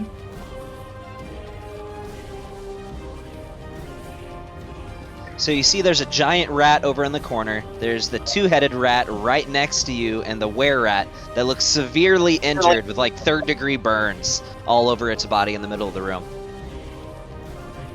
I was gonna do hex on rare. Why am I lagging? Please don't crash. Please don't crash. Number 1. I'm not gonna try to say it. Okay. That. Oh, good. My tongue's all sorts of cut up again. It didn't crash. All right, so you're making an attack at were-rat 1? I was gonna do hex. Oh, hex. Okay. So that's your bonus. So what are you giving him disadvantage on? You choose an attribute for them to have disadvantage. Hex. Dex. All right. Mhm. And that was your bonus, so you still got your action. By the way, cool thing you can do with Hex is if the creature that is hexed dies, you can use a bonus action as long as you remain concentration to just automatically put it on another creature.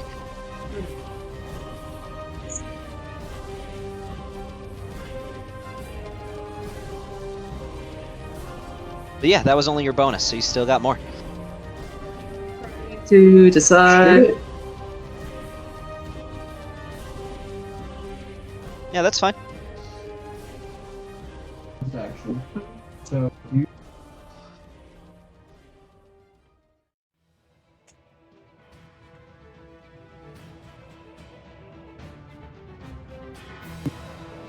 I'm gonna fire seeing here at that one. Yeah, that hits. Roll damage. See what this does. Oh yeah, so you kill it. You just absolutely blow its brains out. And it just bursts into flames as it drops to the ground.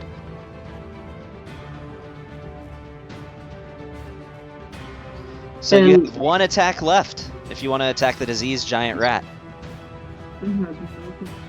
So. Or you can attack the two-headed rat. I keep forgetting that one's still there. I'm gonna go for the disease tree. Okay.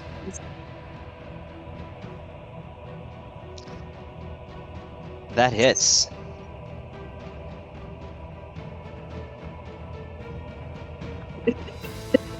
As you absolutely obliterate it. See, guys, this is super easy. You have no idea why people keep just dying here. No idea why people aren't coming back. If you're saying something, Brandon, I can't hear you. No idea, right, Gavin? No idea. This is too easy. It's too easy.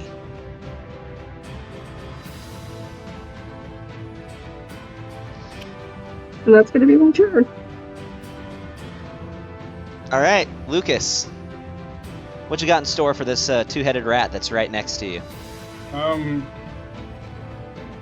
don't know what to do because it's right in my face, so I'm just gonna be like, no. And I'm going to use my action cast Mind Sliver, so I need to make an intelligence saving throw. These with the DC. Oh, these things are super beefy with their intelligence, let me tell you. DC to 16 on the intelligence saving throw. Well, that's a nat 1, so that's a critical. So that's double damage. So it is a 46.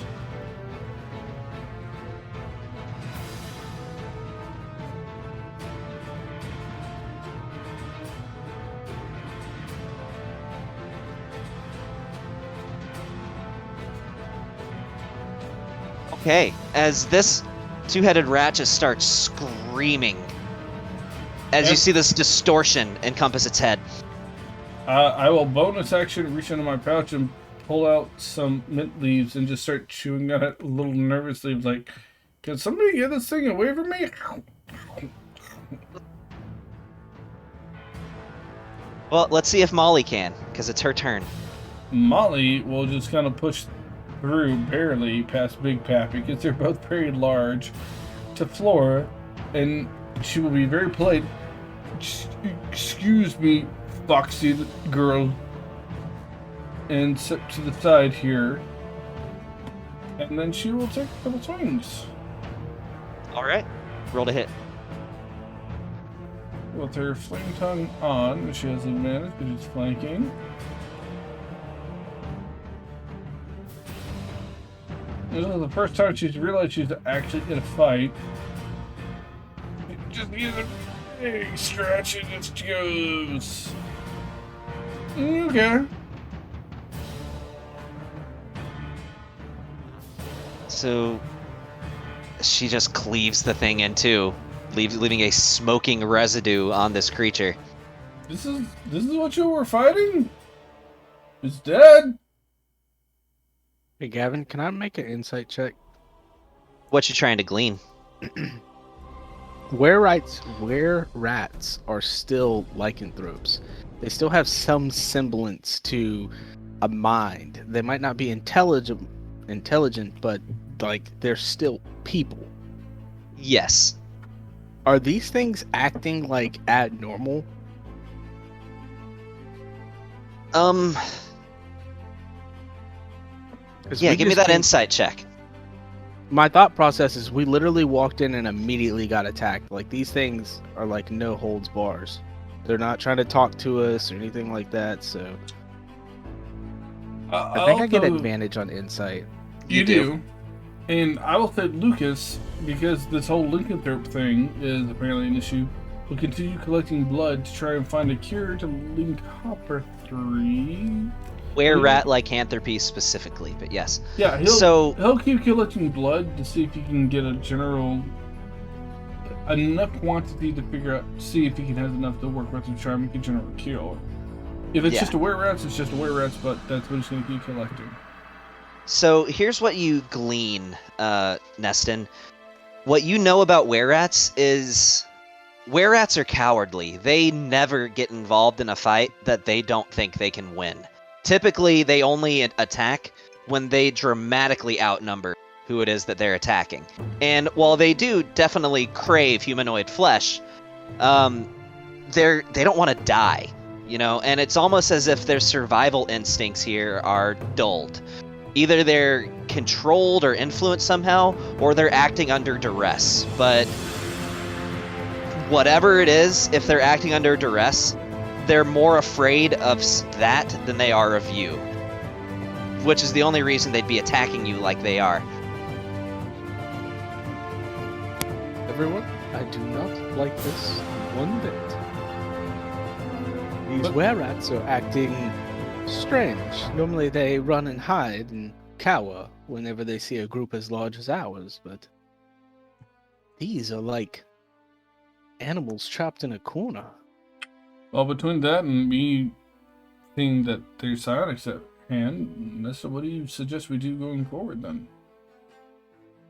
I honestly, that would be Anon's expertise, but he is being quite silent today, and Anon, too busy thinking, oh, I told her the Scarbaggers were from a dragon. Oh, I'm gonna so bang her later. Unfortunately, Big Pappy, I believe that there is someone bigger than you in these sewers. No, that was Anand that was saying that. Yeah, I know, but I'm talking to Big Pappy now. Gotcha. Big Pappy. Oh, I'm not saying I'm the biggest one around. I'm just saying. Yes, here, I pull out like a cup and then use my endless flask of wine and just pour him a glass of wine. Well done, little man. Big Pappy language. I'm not gonna say I'm one of a flush, but I don't mind a little accentuation to the flavor. Yes, it's gonna be a party tonight. It's an elvish vintage. Yes, I don't know about the party, but you seem to be doing well. It's Big Pappy here. It's a party. And Lucas will go ahead and investigate to see if there's anything else worth the loot. Yeah, that's right. I'm just lighting an incense real quick. Yeah, you light your incense there, DM, but Lucas would like to know if there's anything to glean from this next room we've cleared before we go into this death trap that we found. Yeah, give me an investigation check. I can do that in a moment. I gotta minimize and find the thing and do the stuff of the fucking 4 goddamn characters I'm playing. That is the other 3. Oh my god. Where's Lucas here? There it is. Investigation with advantage.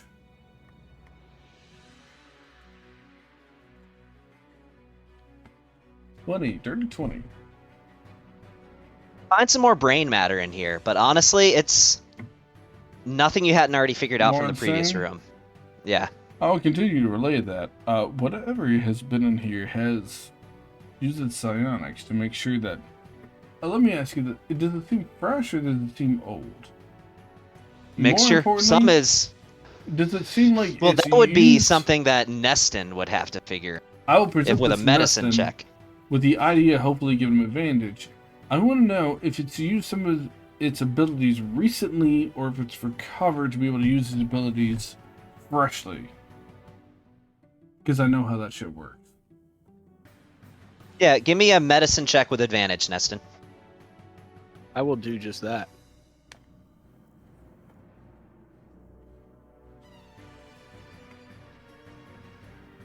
Yeah, that's pretty good. That's pretty good. So it's a mixture. Some of it is days old, and the decomposition process has already started in a way. Some of it, less than 24 hours. Okay. How many doors exit this facility, this current room? Yeah, where is another door? Where's our next Directly to the south. All right. Here. Lucas is gonna scramble to try and get over there to look for traps as Big Pappy just goes, "Oh, this place is getting in my nostrils. Can't have enough of this. Did you know 12% of taste comes from smell? Can't have any of that." And he's gonna go in and kick in the door as Lucas scrambles to investigate the door to make sure he's not trapped. Neston is going to try and interfere with Big Pappy and be like, "Oh, would you like another cup of wine before you do that? How about we slow it down a bit?" I can't. He's kicking in the door. If I get too much of the booze, it starts to inhibit the flavor. Namo. Yeah, there's no traps. And this is what you see.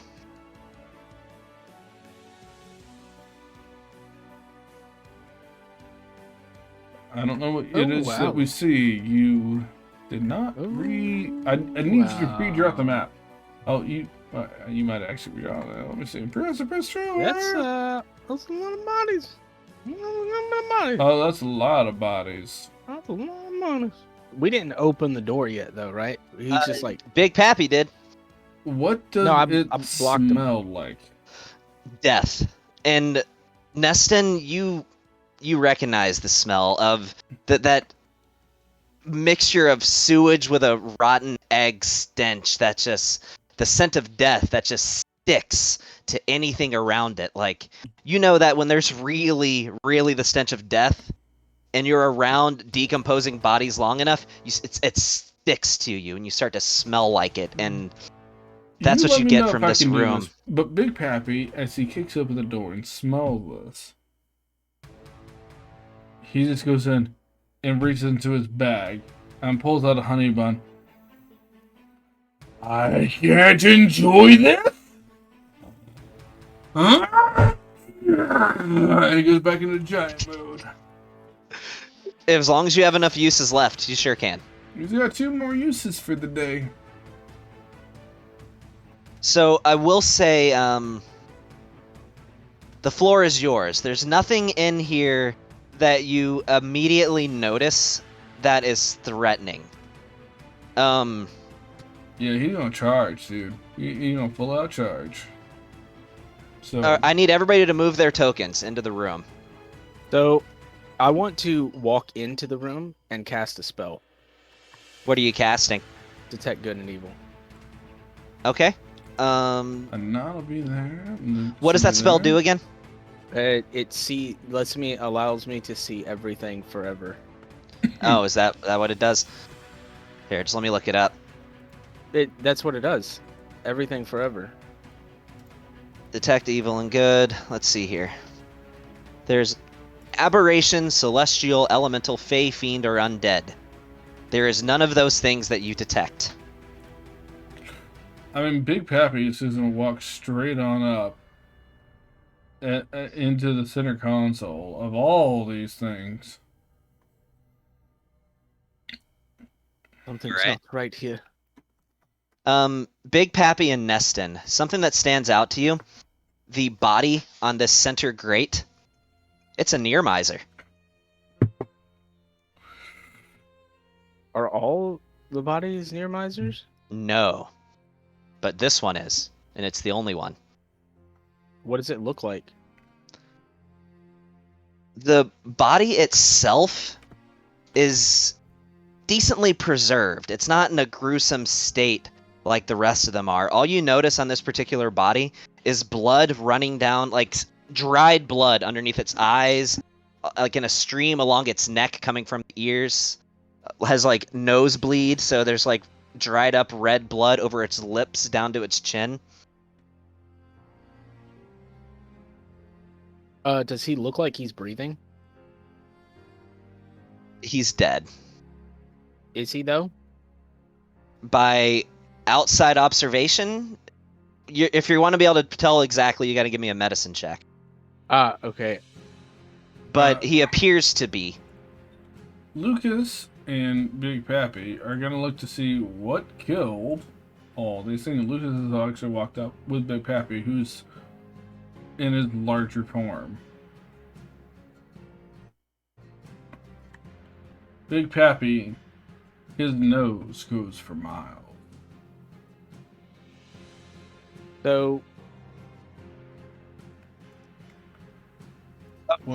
Is that a medicine check up there, the one that you dropped, or have you given me another medicine check yet? no, I have not. All right, give me another medicine check. It was a 27. So you're examining this body, and you feel for a pulse, and right when you're about ready to write it off as dead, you feel a heartbeat. Very faint, very minor, but there is one. Can I start casting a spell? You can. Okay, I am. I'm gonna start ritually casting Magic Circle.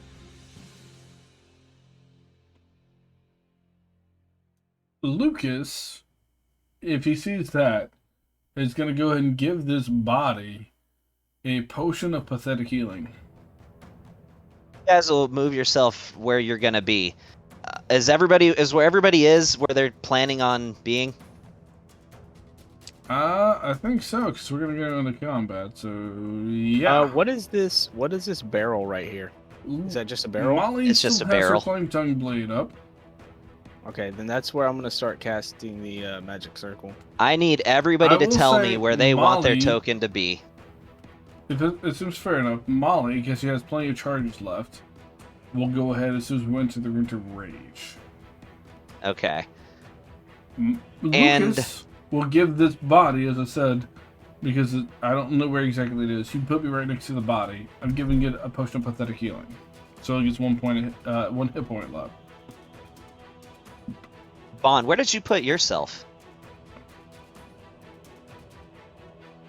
I'm not seeing Bond's token anywhere. Oh, there you are. Okay, so that's where you're leaving yourself. Yeah, nothing's happened yet. Okay. Even Just after let me giving know it when my a circle goes potion of pathetic healing? Now that Bond has moved himself into the room, you hear this voice that you've heard before. Did my circle go off?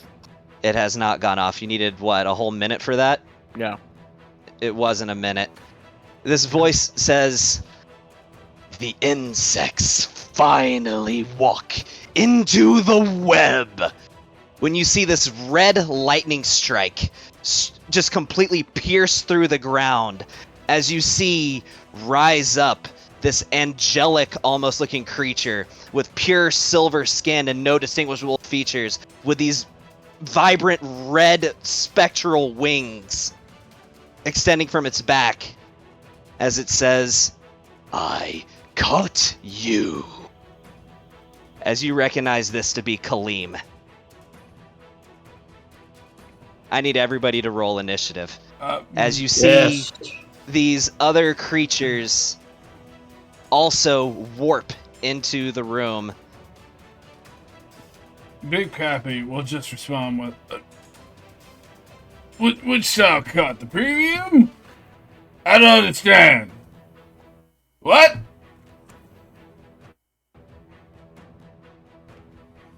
And A non. initiative Yep. for 4 characters. Shit. Lucas rolls Big Pappy rolls. Molly rolls. Nod rolls.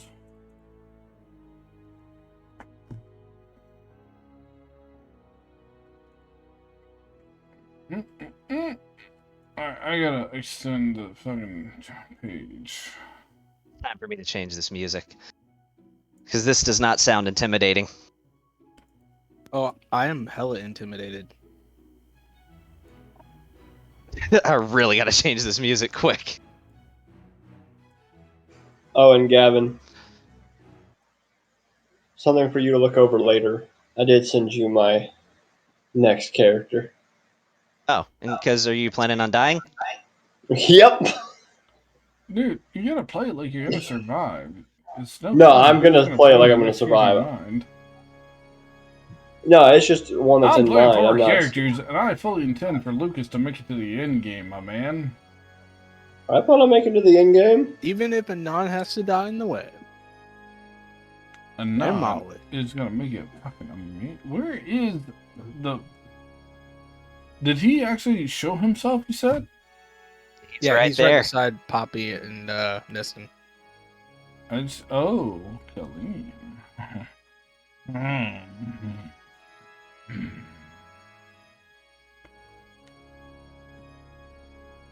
Oh, well, that's gunshots outside. That's cool. Moving from one ghetto to another. And it is Anon's turn. What does Kaleem look like? Just a ghost? It's like... It's a corporeal creature, but with solid metallic-looking skin. No visible features either. No visible eyes. It's like almost like a silhouette with these spectral wings extending from his back that appear to be made of solid red light. Like they don't look... The wings themselves are partially transparent. That appear to be made of just pure psionic energy. And he is about 15 feet tall. And hovering off of the ground.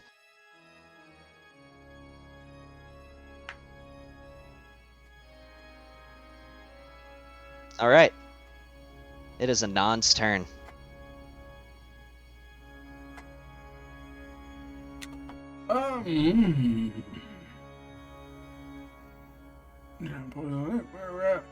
A nod.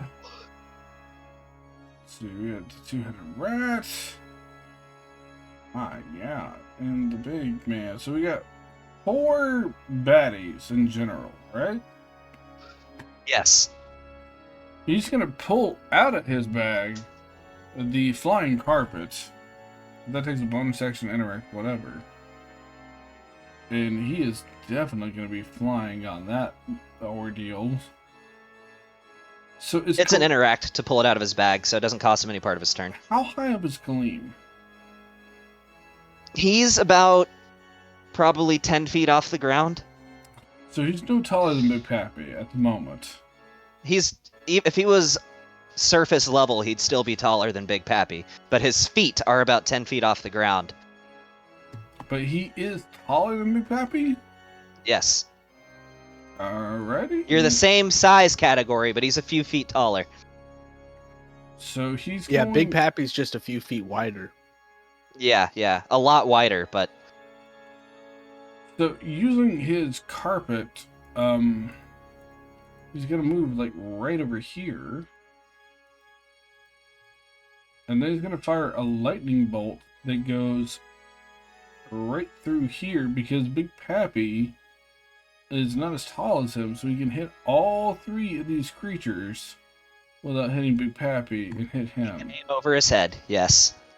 Yeah, so that's what he's gonna do. So he'll the giant poisonous snake, Kaleem, and the two-headed rat. Okay. Let me get that pulled back up. And he uses his wand.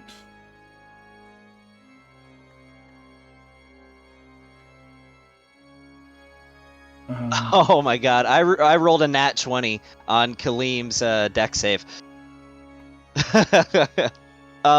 So the only one that fails is the two-headed rat. The giant poisonous snake also rolled quite well.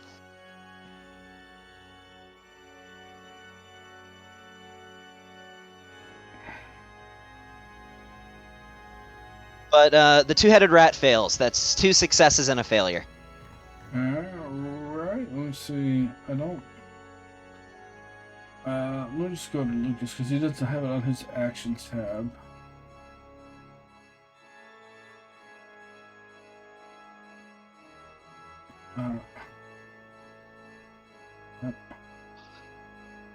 No, wait, that's Molly.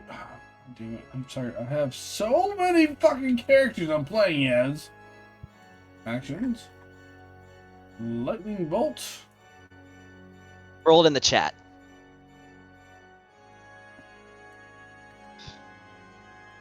So 86 lightning. 32 points. And the only one that says it's Kaleem. Kaleem and the snake save. But with the snake, it doesn't even matter, because even taking 16, the snake's dead. Kaleem takes 16, and the two-headed rat fails for the full 32.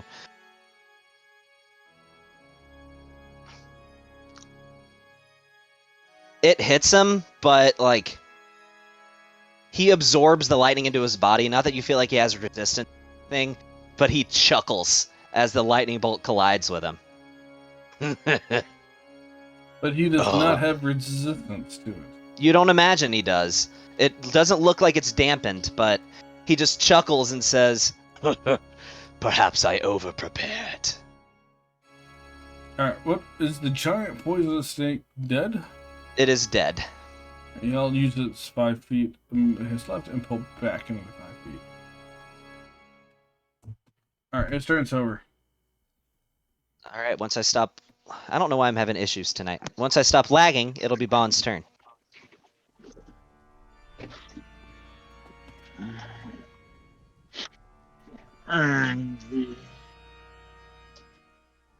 Come on.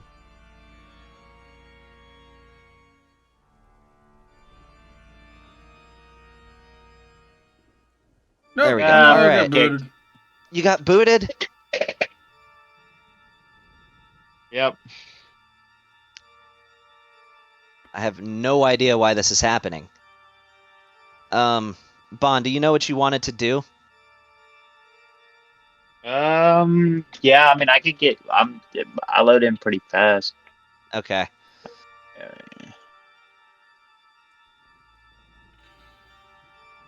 Stop fucking it up, Kevin. Jeez.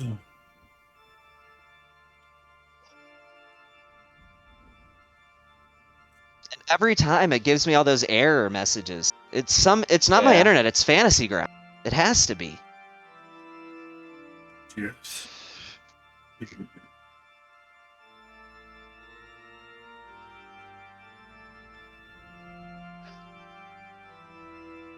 Hopefully this, come on. I was gonna do I was gonna see if I could hide, but I know they won't.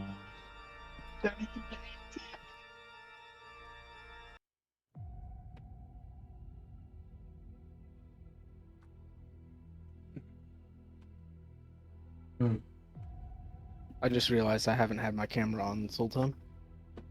Yeah, no, for a hot minute, my man. I know I turned it It's off for a when I reason. was eating.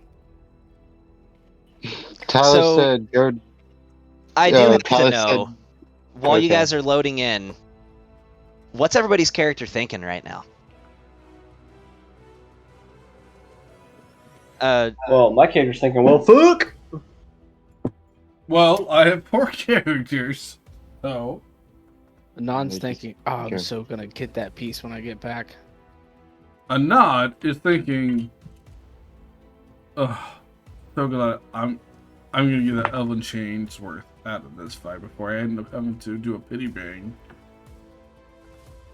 Lucas's character is thinking, I am. They've already been. What's Lucas's character thinking? Lucas's character is thinking, I don't even want to deal with this guy. I just want to get back to my wife. Fiance. Fiancé. Or are you the fiancé?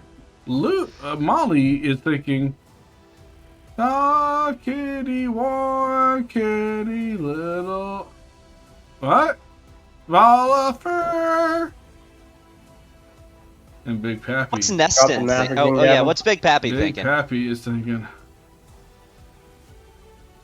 I think I got like 2 more honey buns left.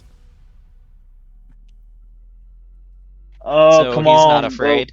Bro. The thing is long. Oh, And Bond's thinking how I'm gonna- exactly is Neston feeling right now?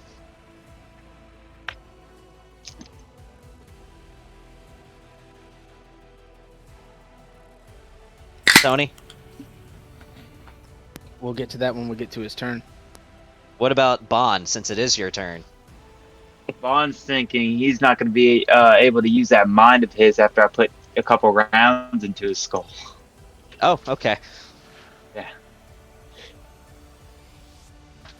I'm back. I got I my just- character. Let me pull up the thing. All right. See. I just Yeah. wish I would have had at least a minute to prepare. If everybody could look at the right side of my screen, look real close Right side of your screen. of my camera. So what I'm gonna do is, can I hide from Big Bad Boss Man Right side, behind your this barrel right here? You Just- can. Give me a stealth check. I've been bad about making you do that. Look at Gavin making us do things. Come on, man. All right. Oh man. If only I would have had like a minute to prepare. This would be a lot easier. You know, if I would have stayed out. The if I trigger is that I realized- was waiting for everybody to walk into the room. Yeah, I get it. Yeah.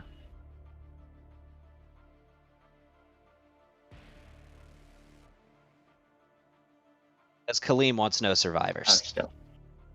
Yeah. But this isn't actually Kaleem. Oh, This is probably yay. just the Wow, projection. that's a 9. He sees you. He laughs at you and says, "You think you can hide from me?" Oh, okay, yeah. Oh shit. You have advantage on stealth checks. Does he? He does. He has the Cloak of Elven kind. Oh yeah. Can roll again. I do. Okay.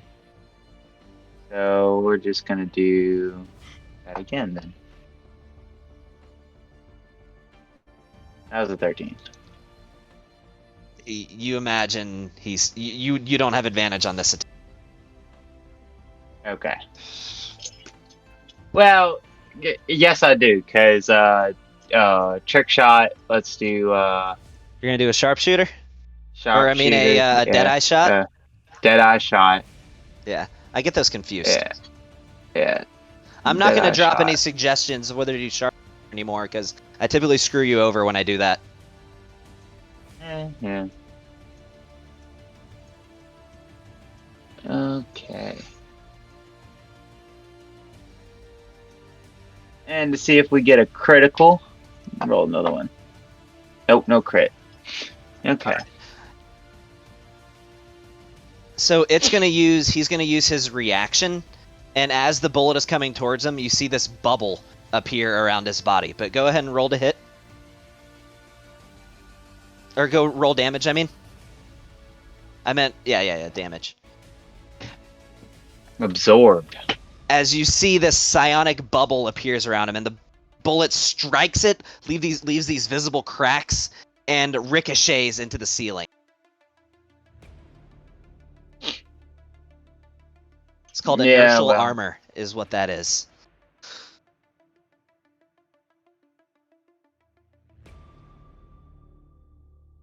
Well, he's gonna get another one of those, so.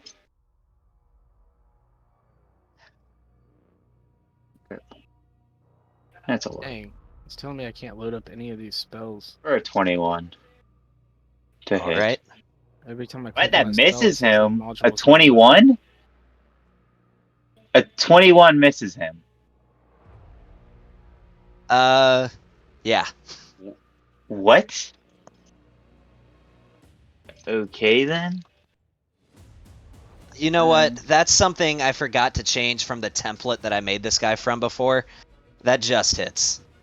Okay. I used What another is it? creature's What the I fuck? used another creature's template to make this, and I did my right. calculations wrong.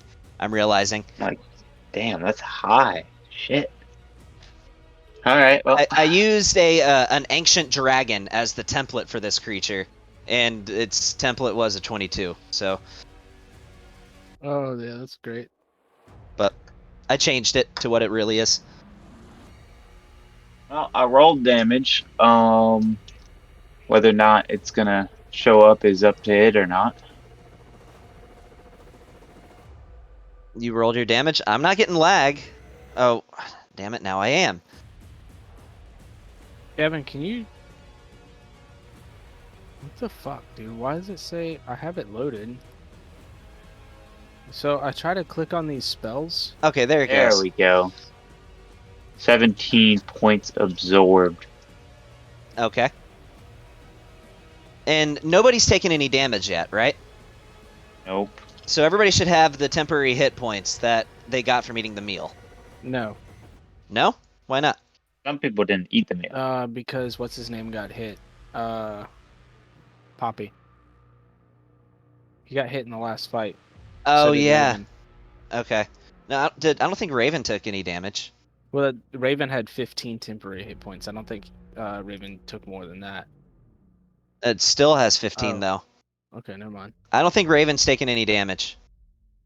No, Raven hasn't taken anything. So. All right, is that the end of your turn?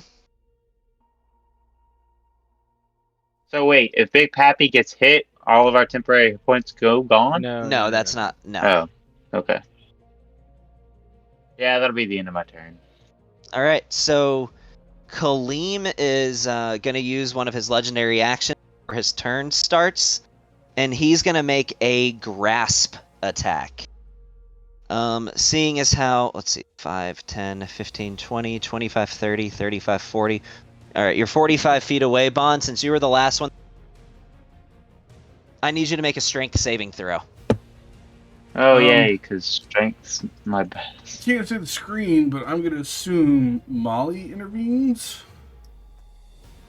This is a strength saving throw that he has to make. Yeah, it's not an attack.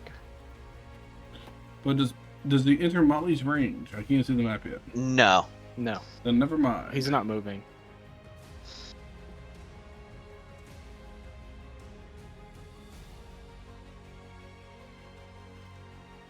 Alright.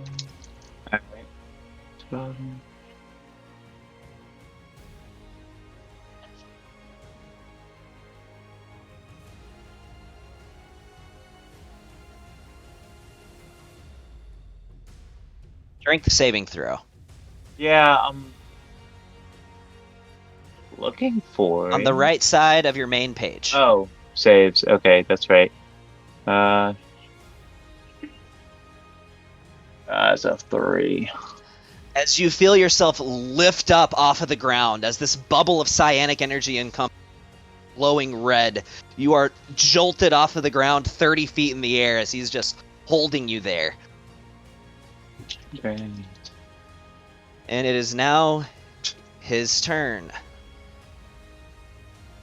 So he's gonna use... You see him, he teleports 40 feet higher into the air. As you see him and he says, "It was determined by destiny that I could not be the Narkadar, so I have succeeded the potential of my sister."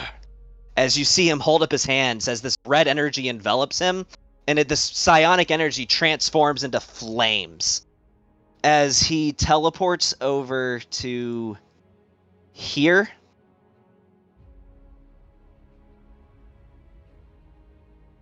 What's the range on that? He's going to use his pyrokinetic wave.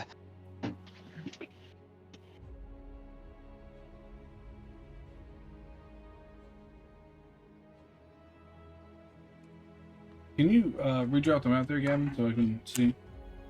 Yeah, we'll do.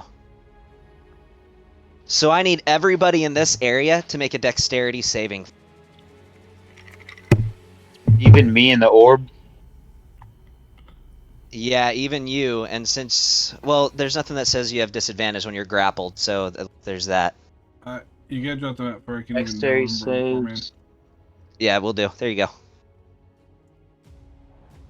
Dex saves. There we go. That's a 23. Is a nod in there? Because it doesn't look like it's fit half his body.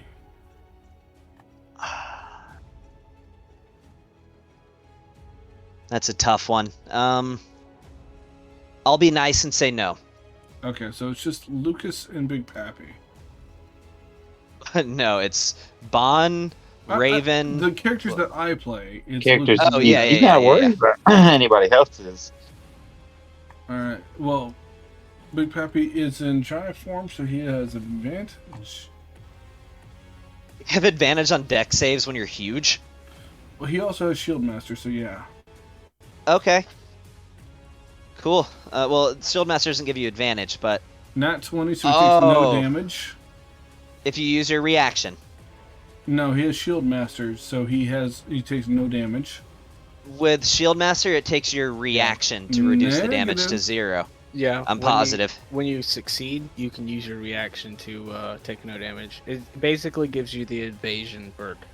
But it costs you your reaction. Yeah. Is it around? Oh, there's no for the feet. Wait, Yeah. so you have to roll a 20 for an evasion to get no damage? No. No. With the It's just with if the you feet- pass. With the with Shield the Master feat, Shield if Master. you pass, Well, I'm just you talking can about use... with evasion. Like when No, I with get evasion. evasion, on a failure, you only take half damage.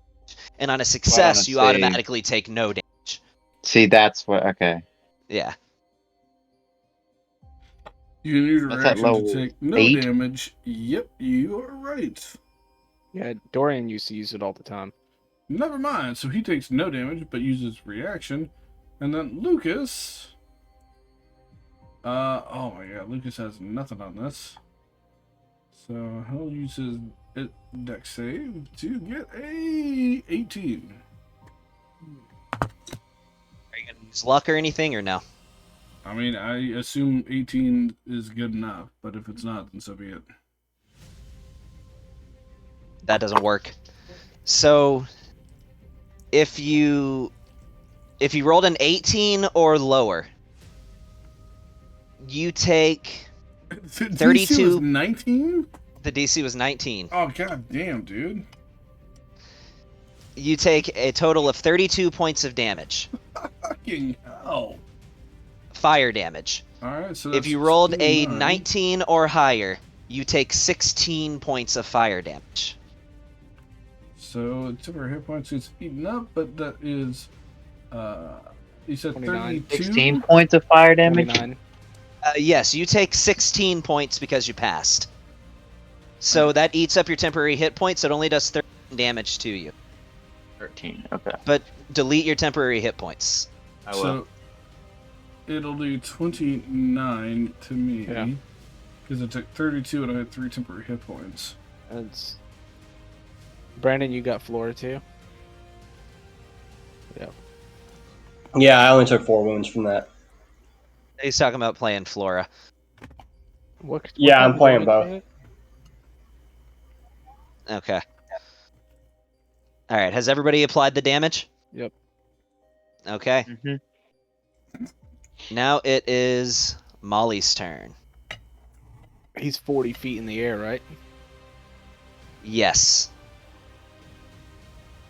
Well, 30 feet in the air, because he went 20 feet higher. Well, Molly can still reach that because she's tall and she has a reach.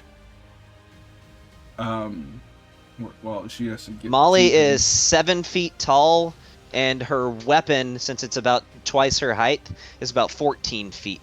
And plus, so 7.5 feet tall times 3.5, or multiplied by 1.5, 10, 14. She can reach 24 feet into the air with her polearm. Okay. So Molly is going to run and jump over this thing. Yeah. I would say if Molly did a vertical leap, that would give her an additional 8 feet, which would put her reach to 32, just enough to reach him. She has a range of 40 feet, so she will use her bonus action to activate her boots. Well, she needs to rage, and she's not going to get that either way.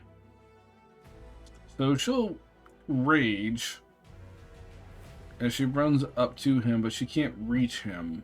And she'll She use has her- a total reach because she's 7.5 feet tall, plus 3.5 because you can reach 1.5 times your height above you. Her weapon is 14 feet long, making 24 feet with a vertical leap of 8, letting her reach 32 feet. I'm saying he's 50 feet away. She has a range of 40 feet. She has to use her action to dash. Okay. Like, she Gotcha. can't make it the full 50 feet to get to him, even if he is within range if she jumps or whatever else. Yeah, because that still would take 8 feet of your movement speed to jump. So she will So- rage to make sure she takes half damage for whatever else is coming up. And she's now within however many feet of him, but she's raging. And she has her flame tongue still activated from before. Okay. There's her turn. All right. So I'm not going to take a legendary action yet, but all he's going to say is, I knew if I slayed adventurer after adventurer that this contract would be taken off the board. And I knew for you to get what you were after, you would have to come here and take this contract. And I have finally caught my prey. Now it's your turn, Raven. Can you delete the cone that you made there? Yeah. Yeah, I can. Raven, you haven't added the 16 points of fire damage. I only took 4 of that. Oh, that's right. Good deal. Yeah, I'll delete that cone. Well, I can't really do much because he's freaking in the air.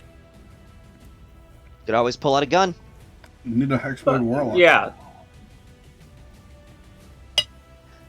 Give me a second. Just saying, fellas. Hexblade Warlock. Make this super easy. Say that again. Oh yeah, Eldritch Smite. I don't have Eldritch Smite. Yeah. Well, get on it, boy! Oh man, there's some echo in the audio.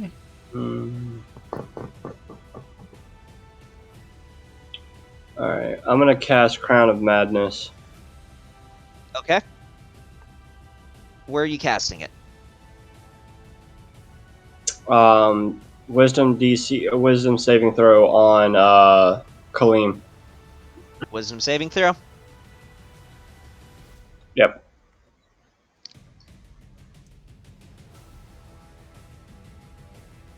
That's a 20. Alright, he passes. Does it do anything on a success?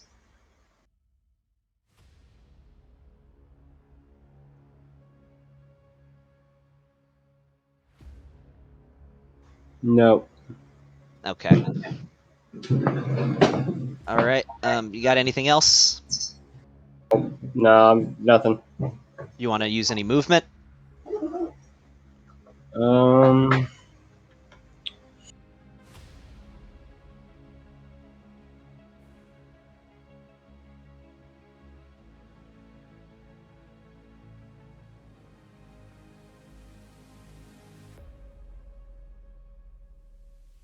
No, I'll stay where I'm at.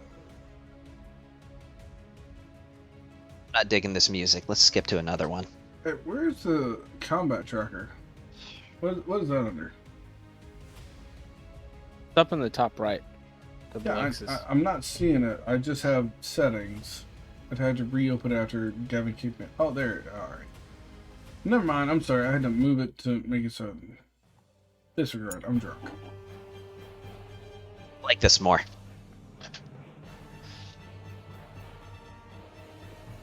Alright. Is that the end of your turn, Raven? Or. Yeah, I'm done. Alright. Lucas. Fine. It's just getting good at looking at the combat tracker. Alright, that's Molly and me. So there's still 3 bad guys. 4 bad guys? Is the giant poison snake? Just 3. The snake is dead. Let me delete that. Yeah, please.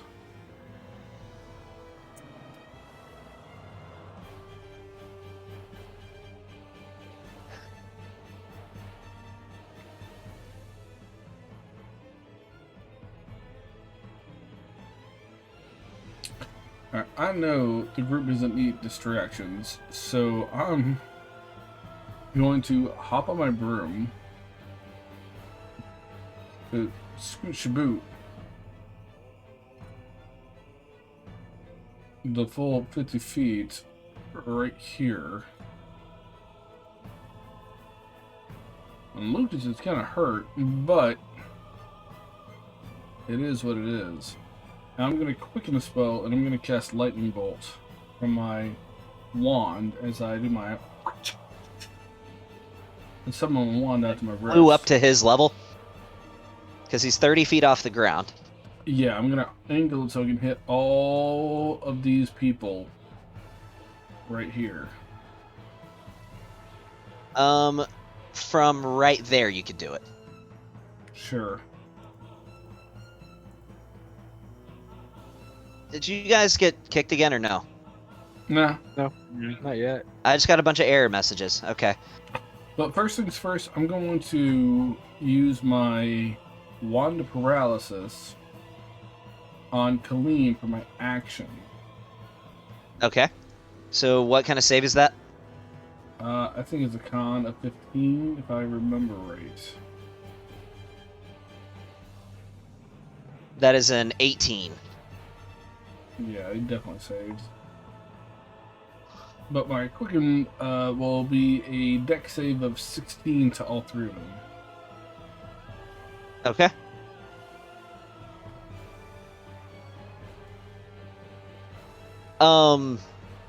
So, staying true to my word on something, I said there was going to be a certain creature that would have the first legendary resistance campaign. And this is Kaleem. Yeah, how many does he have exactly? 4? No, not 4. Oh, so 3. Not even that. Oh, okay, so 7. Yes. So he's going to use a legendary resistance. The two-headed rat has to make a dex save.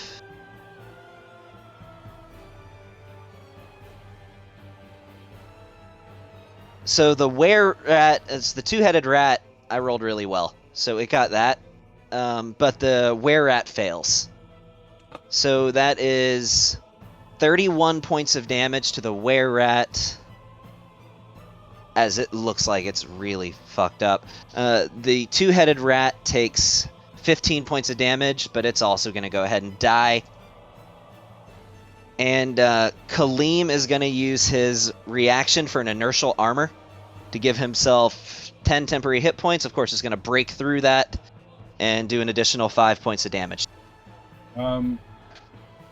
Is that a spell? It's an ability. I pulled it from the Mystic.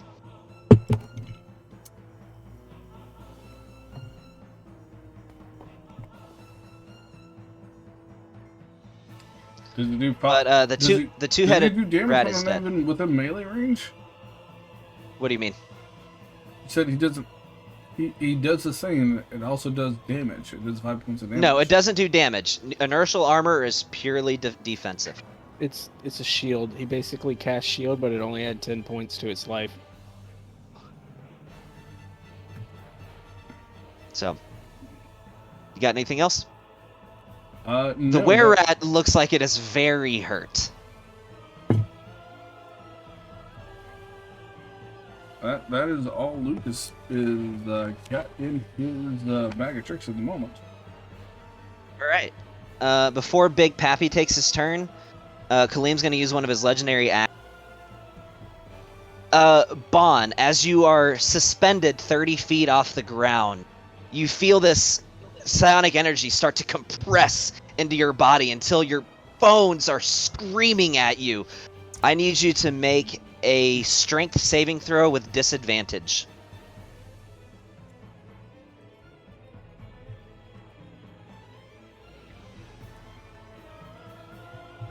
So you take. Oh, that's a lot of high rolls on my damage rolls. Bond, you take 21 points of bludgeoning damage as you feel yourself just being crushed.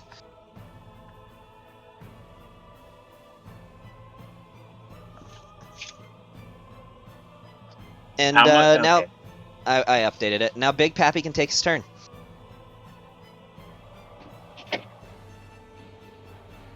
Alright.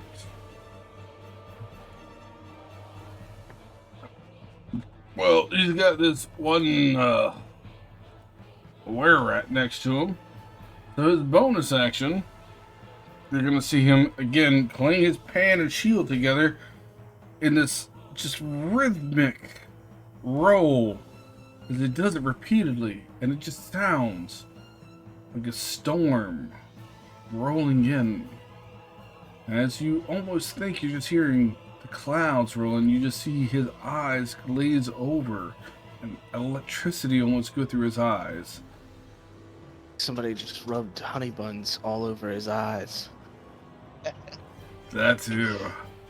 You just see his eyes start to just emit electricity. And he imbues himself. And he activates his storm rune. And then he's going to go ahead and reel back at his fucking giant ass pan and take a swing at this were-rat. Okay. Smack him Did with he the frying get pan. bigger? Oh no. Okay. He's same already size. bigger. So Oh yeah, that's gonna be a definite hit. Oh, I gotta get my shit out of the way here. Oh, there we go.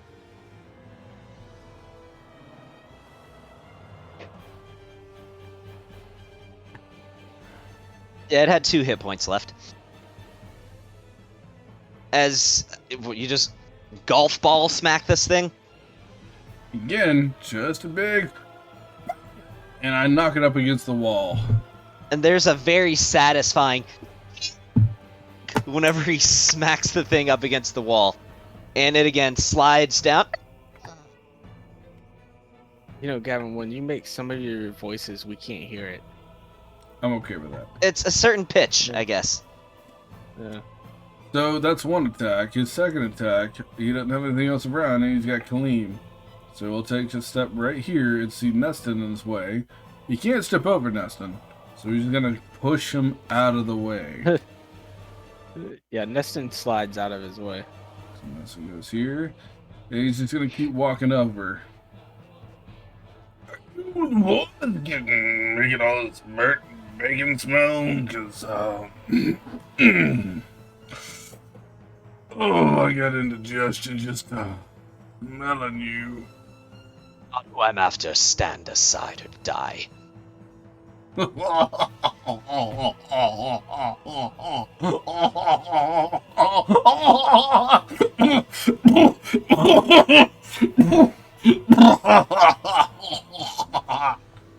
And then he takes another swing.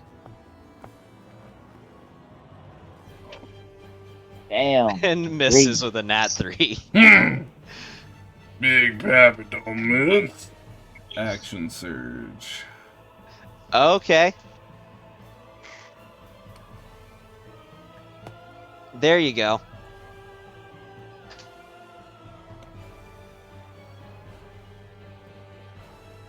How is there a plus... Wait, hold on. How is there a plus 12 to those hits? It's a plus 11. Oh, by the way, I forgot. One of the feats Big Pappy has is lucky, so he'll re-roll that first hit to make it hit. We'll see if it hits. But yeah, you can re-roll that 3. Well, if you want to re-roll the number that I already rolled, or otherwise you can re-roll this. Take your pick. So, I mean, you hit with that one. alright, that's his action surge. You hit with both. But let's see if he rolled, after he re-rolls that first one, for his first luck point. That's what this is. Yep. Yeah.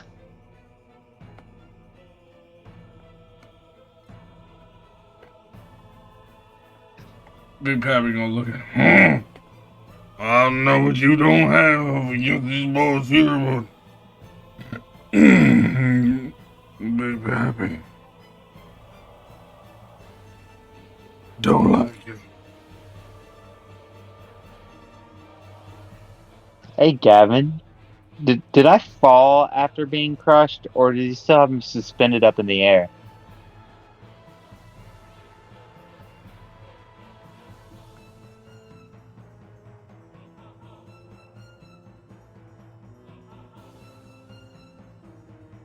We can't hear you, I- Gavin. Yeah. We got DUC from Fantasy Grounds. You're a DC. Gavin, you got Well, big show. okay, you go. Boy.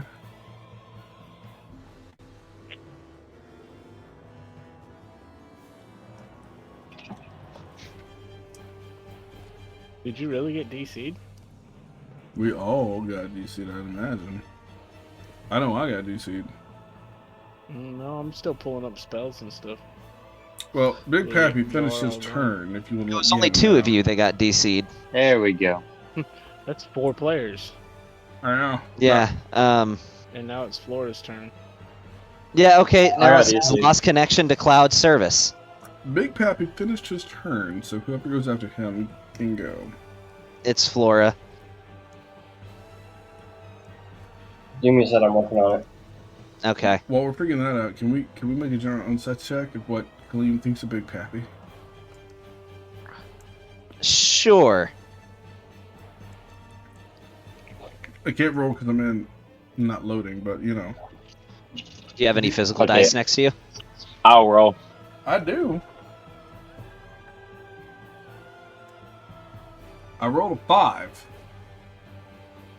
You would imagine he doesn't think anything. He's probably not even worried about him. Does it smell like hash browns? I rolled it. Sure. Yeah, he smells like hash browns. Big Pappy's Oh, a no, that- this guy. He's got a Tappy scent just smells like grease fire. on fucking lock. You're welcome. Just Hey, saying, but yeah, back to my question. Do I Pappy. take this? could be an asset to the group. Do I drop like? No, you're still in the after air. he's- Okay, so he still has me suspended up in the air. Yeah. Because I got that acrobatics on lockdown. You know. Shit. And when you I- get to your turn, feel free to make an acrobatics check to escape the grapple. Oh, great. Oh, okay. But until you- not a until strength you- saving throw. No, to escape is an athletic. It's the same rules as grappling. To escape. Okay. So, is Tony? Are you in now? Oh wait, it's Flora's turn anyway. Flora's turn. You want me to take my turn before Flora? She's almost in. Give me a second. Yeah, we can wait. That's fine. I'm sorry, guys. I don't know why this is happening. Hey, Brandon, you want Hasn't me to go ahead and happened take in a my while. turn? I'm right after Flora. Yeah, if you know what you're doing, go for it. Yeah. Alright, I'm going to cast Fairy Fire. He needs to make a dexterity saving throw. Okay. Oh, come on. I'm guessing I'm lagging because people are joining in. Yep, literally logging in now.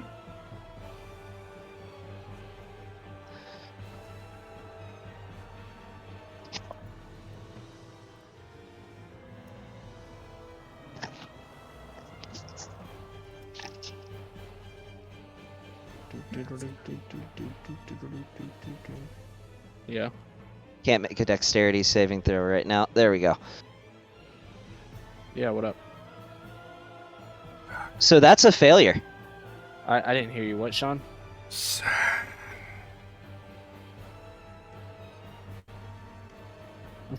What? What? I didn't hear what you said either. Fucking, I'm done. But that's a failure. Okay, he's highlighted and everybody has advantage on him for attack They know rolls. there's a secondary Okay. team. If we have an issue with Kaleem, if you would send message. Damn, Gavin's gonna have to put a whole damn team on stand. Is there a team on standby? to help you get out. That An was extraction out. team. Yeah. But they're not fighters, probably. I'm just saying. Yeah. Are you guys thinking you're running, or are you thinking you're fighting? No, we're fighting. Fuck I'm gonna that. activate the sensor. Okay. Yeah, we're dead. Yeah, I'm gonna activate the sensor. All right.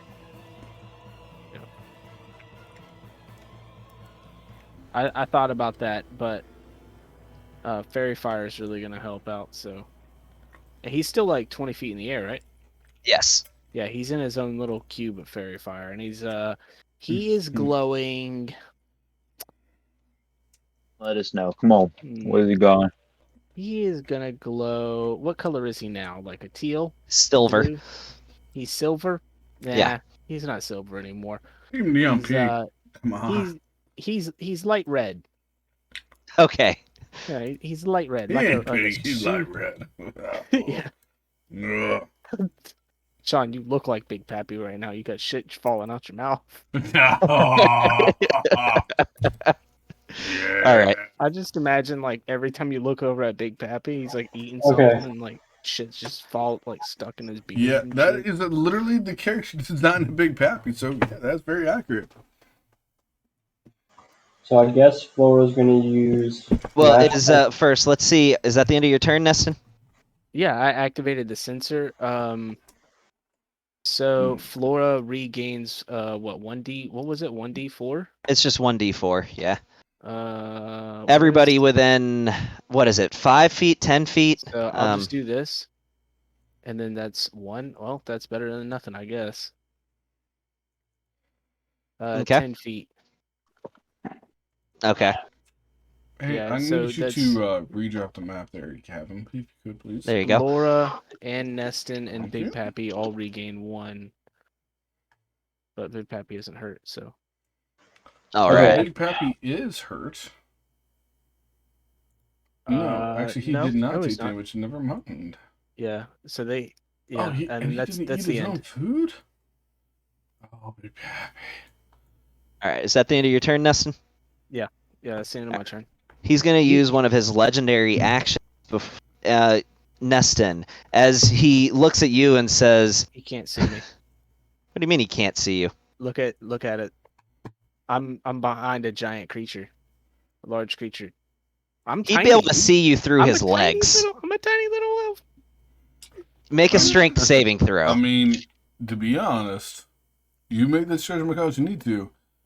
He's 20 feet in the air, looking at a giant creature that is super fat that has had to push anything that he's walked across out of his way to see Neston. He knows that you're there. Alright, well, no, I just make it as you alright. see. All right, where is it? So, Neston, you take 21 points of bludgeoning damage. Hold on 1 second, please. I gotta look something up. If you don't mind. Okay.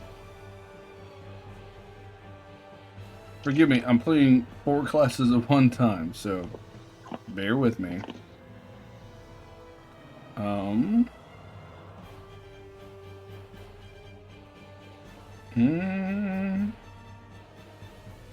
pretty sure I saw this.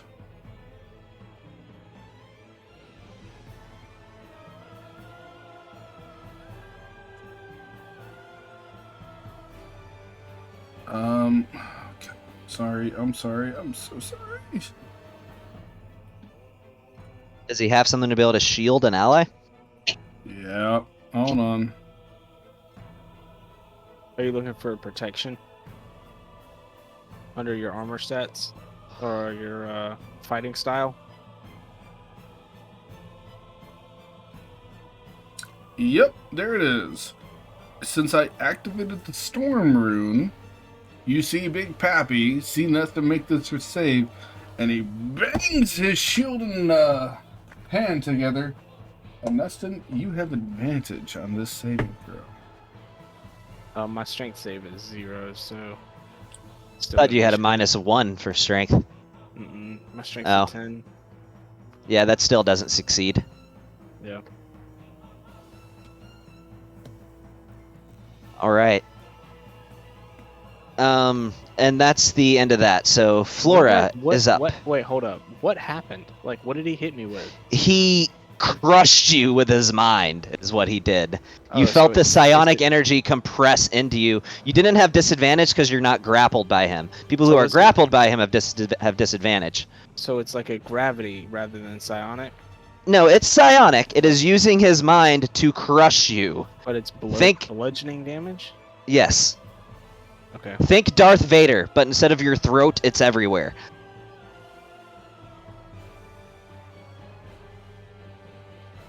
Okay, Flora's going to go for a full round attack. Okay. Advantage on all attacks. Oh, and you have to make a concentration check, though, to see if you maintain concentration. Just with a DC 10. What was she concentrating on? It's Neston No, who's no. concentrating. Well, I don't have to make the concentration check. No, it's just Neston.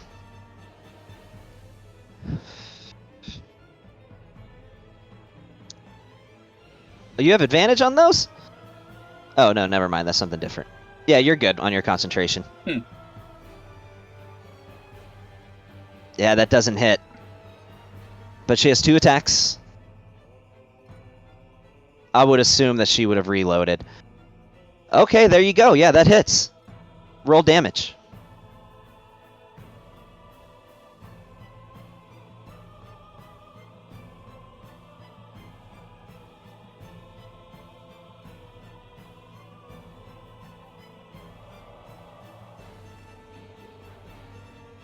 And that's all Flora can do. Okay. Top of the round. Kaleem is going to use his next legendary action.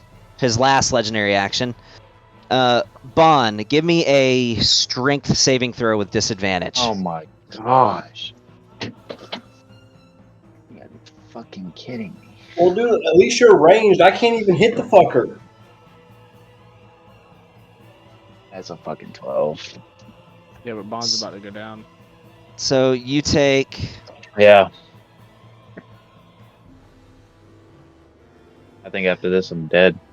15 points of bludgeoning damage. Yeah. If Bond comes out of that, there's not a large chance that he'll survive the fall.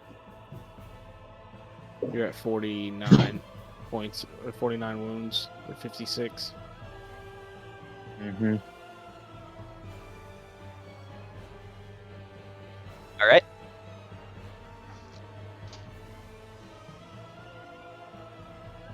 And it is Anon's turn. Okay. So all the baddies except for Kaleem are dead.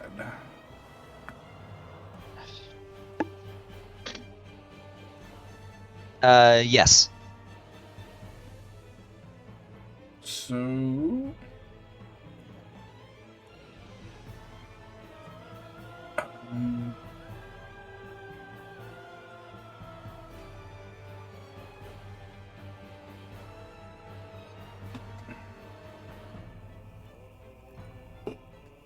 Repeat.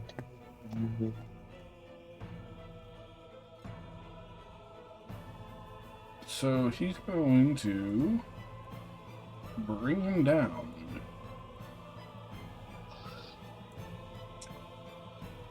With a, there we go, I'll just throw this behind him. Like that. And he'll cast Gravity Sinkhole. On the ground? Actually, let's do this. I don't think it moves. Just I want to let you know, I don't think it moves the large creatures. No, it could do large. It just can't do huge. Okay. Actually, scratch that. This is what we're gonna do. We're going to use this bonus action to crash mouse meteors. Okay. I think it's his action to cast it, and then it's a bonus action to fire one off. Yeah, I think. it is. That would That Yeah. would be good to use your gravity crush and pull him down to the ground so the melee people can get to him like Molly. I think everybody can reach him because he's so tall. No, Molly really can't without jumping, and Raven can't touch him at all. Alright, well, let's keep on with the gravity sinkhole. That's a Constitution save, I believe. Yeah, and I'm pretty sure he's gonna make that because he has high con. Yeah. There's still chances. 22. 22. Yeah, he definitely makes it. But he does still take half damage from the gravity sinkhole.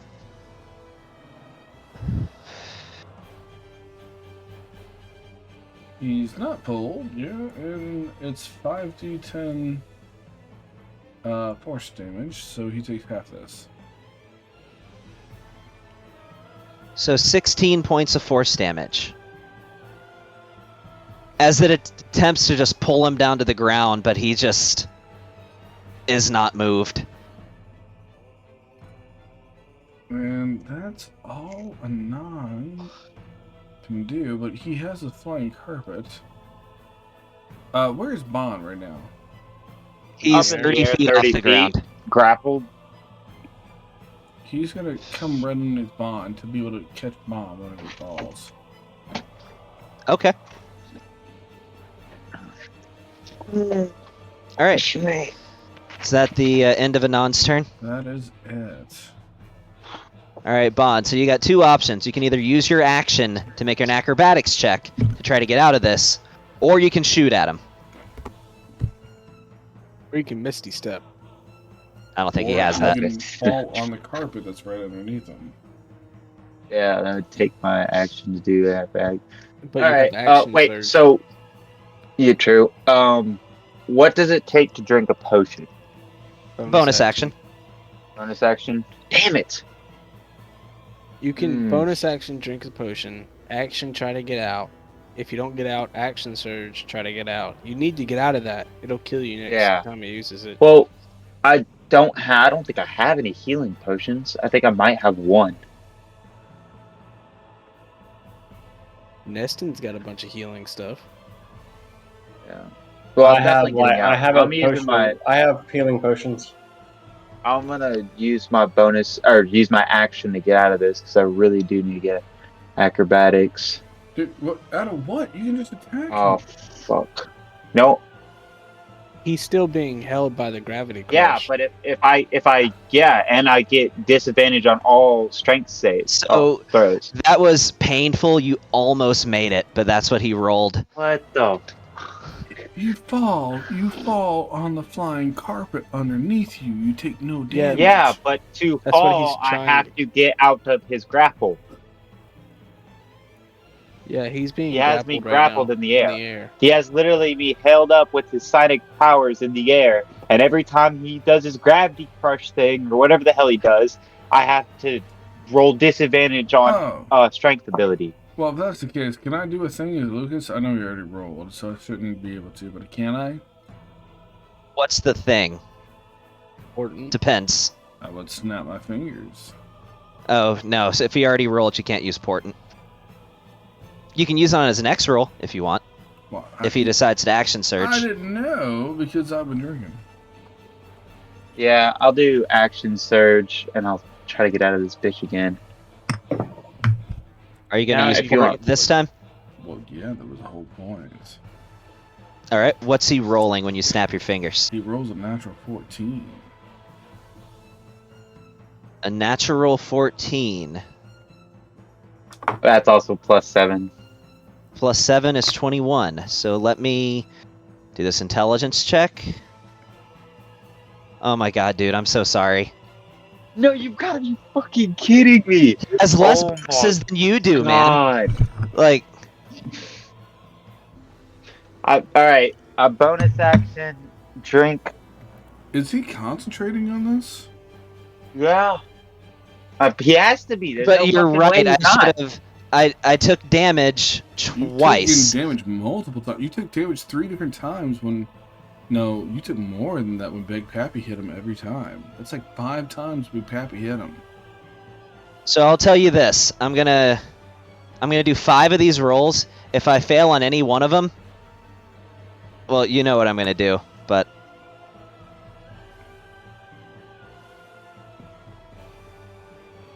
I succeeded on every one of Do them. you know what Big No Pappy hit him for every fucking time? way. Big Pappy, was it more than 20 damage with a single hit? Maybe, but probably not. I see 14. I see 21, which would still be a DC of 10.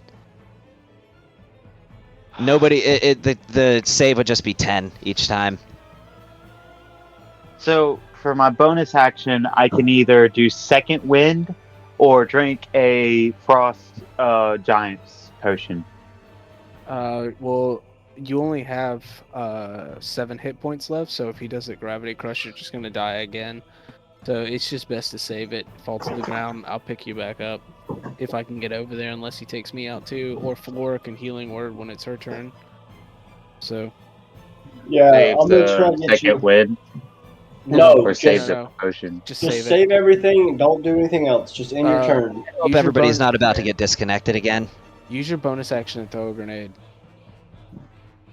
That's not a bonus action thing, though. Sure it is. Why Um, not? Why can't it be? Don't have Come a on, nade. Fantasy I mean, I have a Grounds. sun bomb. Cooperate with me, please, Fantasy Grounds. Yeah, I just got kicked. Oh my god. Anybody knows whose turn? Maybe was it's next? time to call it. No. I at least want to get through another round. Okay. I want to get through another 3 rounds. I want to finish the fight. Yeah. I'm sorry, guys. I have no idea. Like this hasn't been something that's been happening. Gavin, stop. I know, swear I to know, Christ, I know. if I have to listen to you apologize for 10 minutes again, I'm gonna throw up. It I happens know. Every Okay. time it happens, I know you don't mean for it to. Nobody ever does. It occurs. Technical issues happen. Let's just do the best we can to get through it. Okay, you're right. But guys, I'm sorry that the ice caps are melting and global warming is making this place super Does cold right now. anyone know whose turn Well, it I was end my turn. next after Bond? It was Kaleem's turn next after Bond. All right, then, Gavin, you can take a moment to think about what Kaleem would do. All right. Well, I already know what he's gonna do. Tell you what, since it's lagging, I'm gonna do my rolls with physical dice. Here we go. Found the single dice that's not packed. Good thing I'm messy and I leave dice scattered on the floor. Yeah, that's not good. I can't wait till you move into your new house. I'm just gonna throw D4s all over the floor when we come over. Caltrops, you mean? Just throw D4s all over the place. So what do you do? D4s What do and you roll? D10s. So at the start of his turn, he's gonna activate his. This is like It's just that I forgot to do it on the first turn. So good thing for you guys, but this is like a dragon type thing where he can just kind of do this until you succeed, and then once you succeed, it doesn't work on you anymore. He's gonna use his dominate mind ability.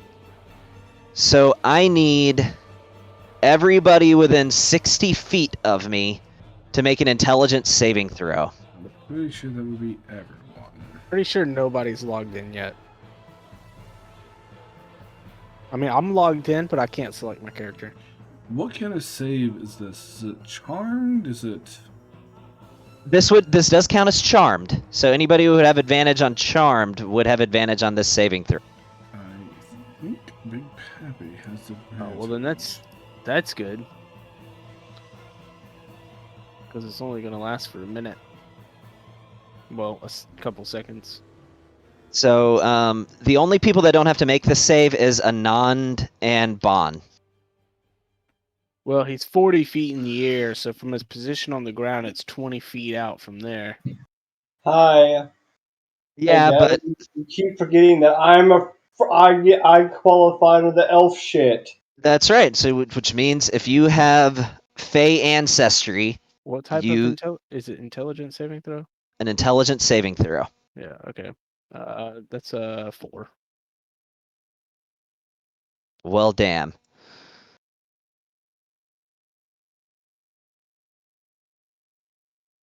Music stopped. Have Yeah, advantage on intelligence checks but not saving throws. Big Pappy. That's an 18 for Flora. Alright, let me... So the DC for this is 14, by the way. Okay, so... let's do the thing. I am going to say... out the gate, Molly... actually... no, Lucas has not had a full turn. I think Molly should take a portent. Yeah, Yes. but I can't because it hasn't been a... Can you only use it once per turn? Or once per round, are you sure? No, it's like once per something or another. I can't use it two back to back. This isn't for the same thing, though. This is for something different. Yeah, I think I can actually use it for that then. You can actually use it whenever you want. It doesn't have a stipulation on it. It's just you can't use them both on the same roll, but Yeah. this is something different. So I'm going to say Molly auto passes because Molly has a terrible intelligence. What is she rolling? She rolls a natural 15. Oh, it's only once per turn, but yeah, it's on a different turn. What is Kaleem's Molly's turn. intelligence? A minus... Wait, what did you say the DC was? 14. She has a -1, so she makes the DC. Okay, I thought she had a -2 for some reason. For saving throws, she actually has a +1. So it That's adds right, up to that ring of 16. protection. Or cloak of protection, whichever one it is. So let's roll everybody. Big Pappy rolls a... Ooh, Big Pappy rolls a 15. Big Pappy's good. So, if you succeed on this, you are immune to Dominate Mind for the next 24 hours. A Nod rolls. Anon doesn't have to roll. He's not within range. Because it's 22. Does Lucas need to roll? Yes. If you're in this blue circle, you need to roll. I can't see the thing. Gotta redraw the map. Okay. Alright. Lucas failed, but he'll use a luck point. And it's another intelligence saving throw. And Lucas succeeds. Alright. Has everybody rolled? I don't think we've gotten one from Raven yet. All 4 of my characters passed, so, you know. Raven get doesn't on my have to. level. Why not? You said You're that not we have immune to charm, but you have advantage on the saving throw. Well, I can't do it yet anyways, so... Yeah. You said, so it's intelligent or wisdom? Intelligence, but you have advantage on the save because of your Fey ancestry. So is this Dominate Mind like Dominate I'm Person? Kinda, yeah. He can pretty much just make you do whatever he wants to. As long as it doesn't tell you to commit suicide, then you kind of have to do it. And he has a 60 Natural 20! He's got a 60-foot aura. Alright, so Flora auto succeeds. No, that I already drew. Flora got an 18. I just rolled for myself. Natural 20. Okay. Well, there you go. So the only one who failed, I think, was Neston. Yeah. Okay. So... let's see. Since he got the recharge, on his turn, he's going to use Mind Blast. I need everybody other than Neston, because he can choose who he wants to affect with it. Use your turn to do that thing. Is that a turn thing or a legendary action thing? That's a start of your turn thing. Like how dragons get to use their frightening presence at the start of their turn. Through the start of your turn, my man. No, he just started. Yeah, it just started. Yes, How dragons can use frightening presence every turn, but once you succeed, you're immune to it. It's the same thing with this. Like I said, I used a dragon as a template for this. There you go. So, everybody other than Neston, make an intelligence saving throw. Can't we just got through this? Now, this is his action. I know, but still, we just did intelligence saving throws. All right. Is it everybody or everybody in that circle? This is everybody. All right. That's a 20. Lucas got 3. Laura got a 10. Lucas will use his. And I'm waiting for my character sheet to pop up so I can do mine. Lucas is going to use the luck point to reroll for a 19. Nod gets a 22. Molly 4. And then Big Pappy gets a natural 19. Wow. Big Pappy's. I did 12 plus whatever my bonus is. If you can look that up for me, Gavin. Is that for Raven? Yeah. Yeah. Let me look that up for you. So what is the DC? The DC was 19. Hey, Lucas barely made it. Yeah, passed it. Raven fails. So did Big Pappy, actually. Ha Luck is actually so you get a +1. So Raven, that you. So if you rolled a 19 or higher, you take Well, I'm 13 points of psychic damage. You said 13? Yes. If you rolled an 18 or lower, you take 27 points of psychic damage. This is other than Neston. He did not target Neston with this. I'm down. Out for the count. First time, baby. Is this your first time going down in the campaign? Yep, first time going down. Oh my god, I'm getting lag again. Please don't disconnect everybody. And Molly. First There we go. big boss fight. Bones out. I mean, it's not like you didn't attack me like 3 damn times. Yeah. So he's gonna use his Nomad Walk feature, and he's just gonna go teleport over here, and now he is going to be 50 feet into the air. And he's still holding my ass in the air?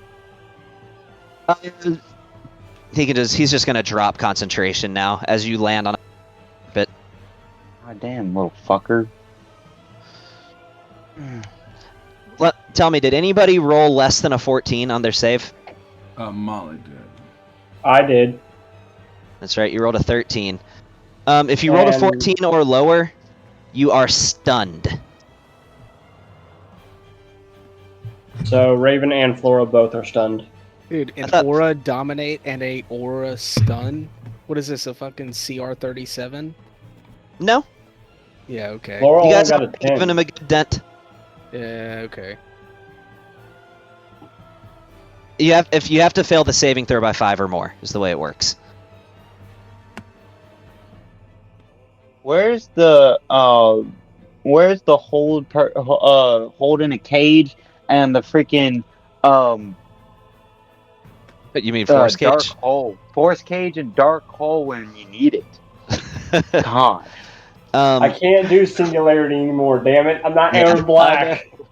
So at the start of Molly's turn, she can make another intelligence saving DC 14. Well, Okay. Or at the end of her turn. Yeah, but I mean, did she just stay stunned? If she doesn't make the save. Oh, man, she's a barbarian, dude. Yeah, no. Alright, Raven, you can make an intelligence saving throw. So literally, she gets to just stay stunned. Until she passes it. And you succeed, Raven. So that's the end of your turn, but you're not stunned anymore. That's not how stunned work. Oh, alright, never mind. Alright, go. Stunned, you can't do anything. You count as incapacitated. You can't take any actions when you're stunned. I know, that's what. Never mind. Yeah. Alright. Lucas, you are up. Alrighty. And he's 50 Did you guys, I mean, would you guys expect this to not be a hard fight? Not for a ghost of him. Anyway, so he's 50 feet in the air, right? Yes, he is 50 feet in the air. Let's burn through some legendary resistances, shall we? I will. No, not. I won't snap. I'll bonus action.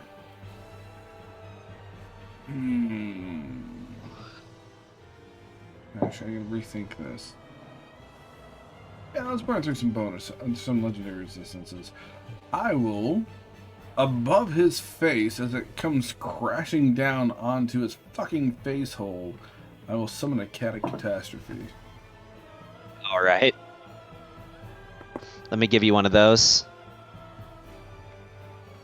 And then for my action, I will cast Hold Person. At the beginning of Papa and Florida's turn, they both get a D4 for healing. That is true. So who does? And it's actually at the start of your turn that they get a D4. Papa and Flora. Okay. Yeah, so if you want to roll that D4.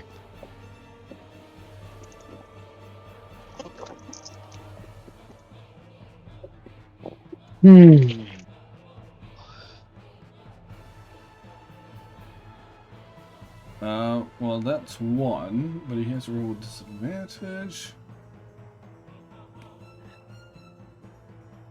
So we got a 28 and a 21.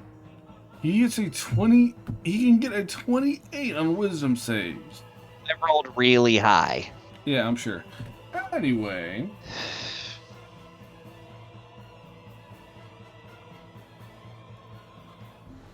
Let me see with the 5e. Dire wolves statistics.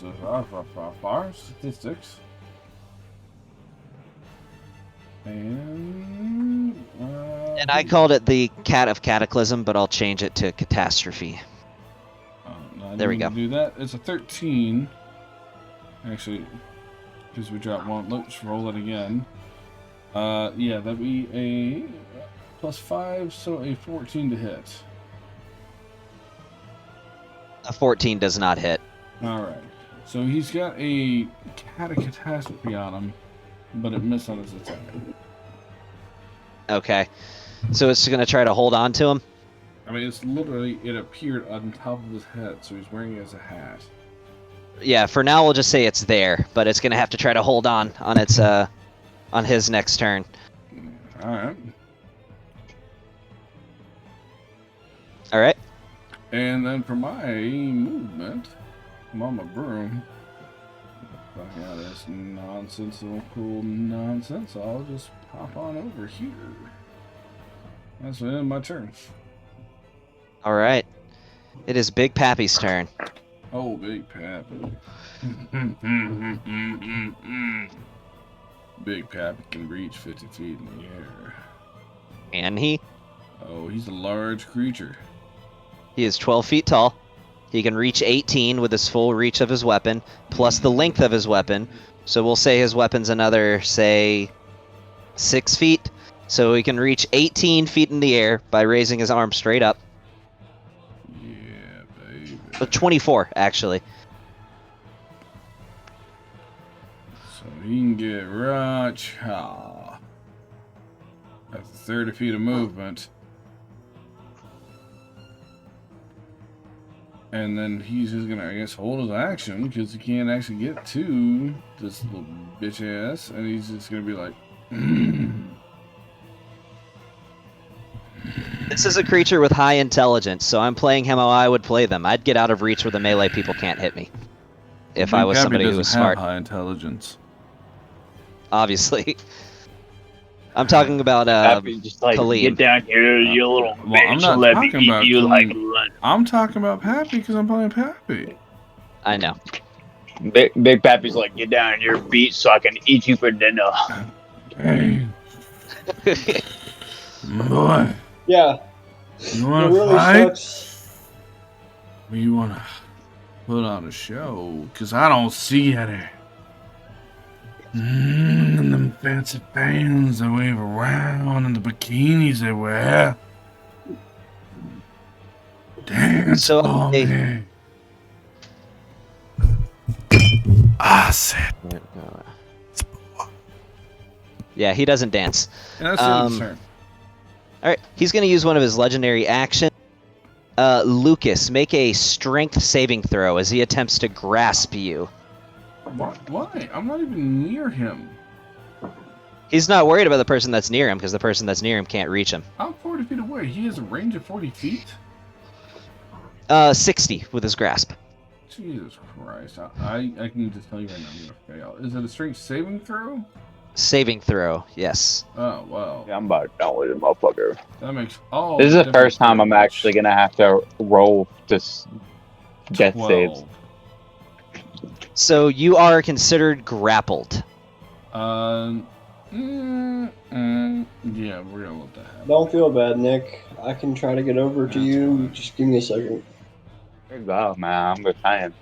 This is the first time I'm ever rolling death saves. Did Big Pappy take his? Well, I can't do anything with Flora. Flora can shoot, right? No, she's Flora stunned. has to make a saving throw. She does. Hey, did Big Pappy take his D4 for healing? And she succeeds. He did not. So how much did he heal for? 2. Right. I just I'll rolled add a that in. D4. Boom. Done and done. And then Flora gets 4. So on Neston's turn, at the end of your turn, you get to make a saving throw to try to break out of this. But he is going to use a sacred flame on. Let me randomize this. Molly. Molly needs to make a dexterity saving throw. She's stunned. Does that mean she does it with disadvantage? I think she automatically fails. Yeah, I think so. Yeah, That's automatically paralyzed. fails. I don't know about stunned. Is stunned... Yeah, stunned. The creature automatically fails strength and dexterity saving throws. Okay. Got my DM screen. If My you would cheat roll sheets. damage for your sacred flame. You do it. Okay. Dominate. Look, this is my problem. Dominate monster is an 8th level spell. Dominate person's a 5th level spell. This dude can do a 5th level spell in a 60-foot aura. Nah, I'm calling bullshit on that. A dragon can use frightening presence in a 120-foot aura. Frightening presence just makes you run. It doesn't dominate people.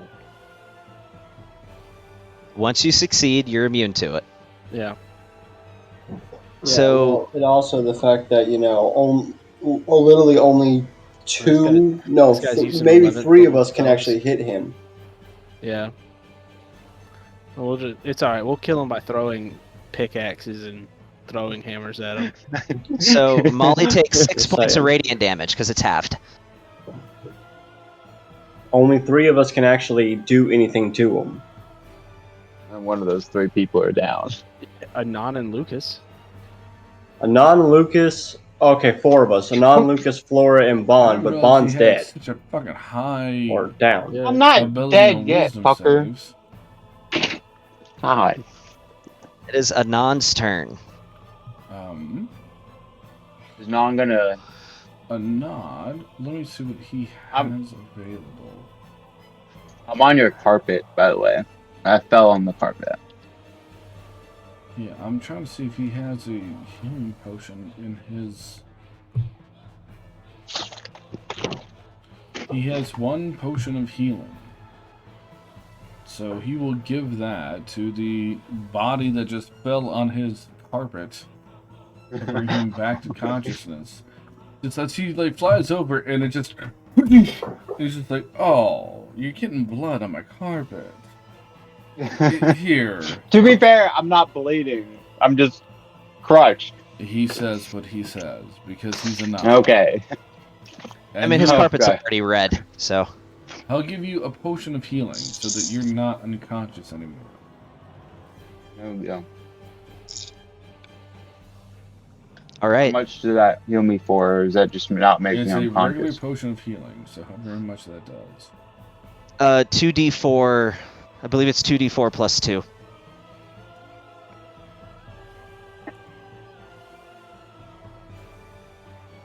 That's 7 points. So that, yeah, 7 points. So you're back at 49 wounds. 49. I don't think he has it. He uses it as a bonus action.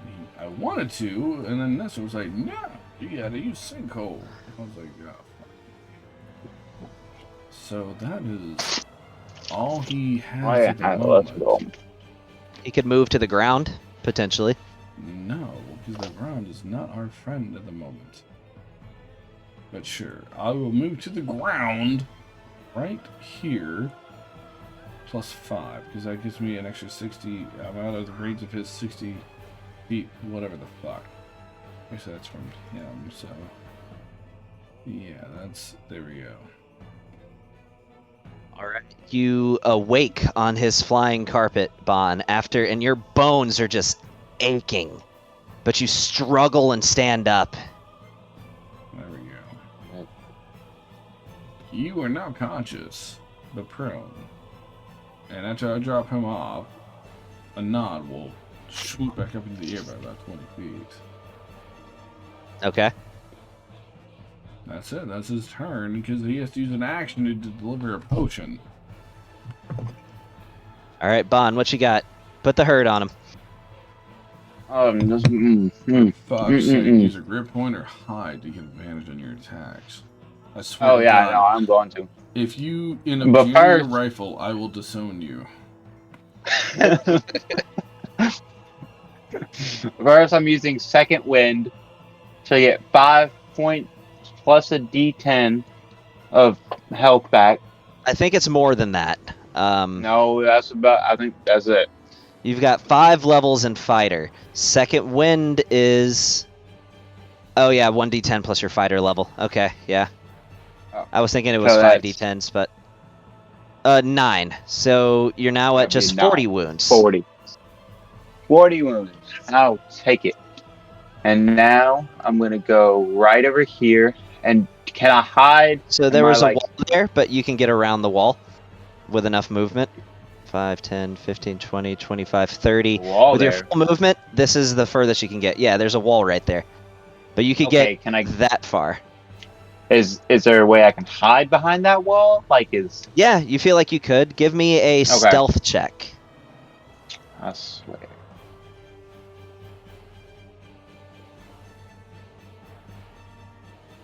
Come on, baby. That's a 16. Oh, would you look at that? Oh, all right. Or perception, but his perception still wouldn't have met it. So, yeah.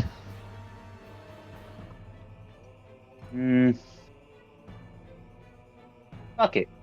I'm also gonna go prone. Okay. So I get a +2, and then I'm gonna take a -5. All right. Wait, isn't that a wall that he's behind? Yeah, so he'd have to kind of be right here, aiming from behind the wall. So you could put yourself like right there and be pretty much out of sight, but still see him. Okay, that's fine. That's fine. Sorry, Nick. Do I want to? Let's do another. Yeah, let's do a That's grip fine. point. You I'm get gonna 3 use rolls to hit him. a violent shot. All right. Use a violent shot. You have advantage on this attack with a -5. Roll 3 times. How does he get to roll 3 times? Because he has elven accuracy. Yeah, So Nick gets to roll 3 times. One more time. I'll take your 24. It's also a +2. A +2. Minus So Yeah. that makes it a 26. Makes it A -5 is a 21. That hit. Yeah, that hits. 21 hit before. I was about to And that's feel a- really That's a bad. violent shot. That's a violent shot. So Roll your regular damage plus sneak attack, and then roll a d12 on top of it. Okay, now roll a d12. that's sneak attack, Now roll a d12. and then a D12. 3 points of damage.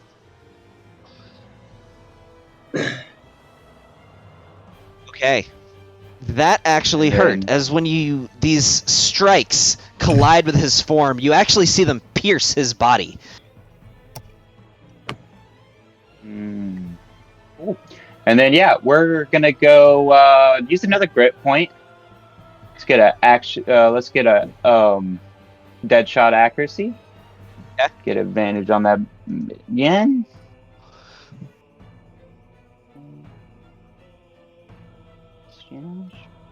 What do we got? Oh, that's a Yeah, that 27 hits. to hit.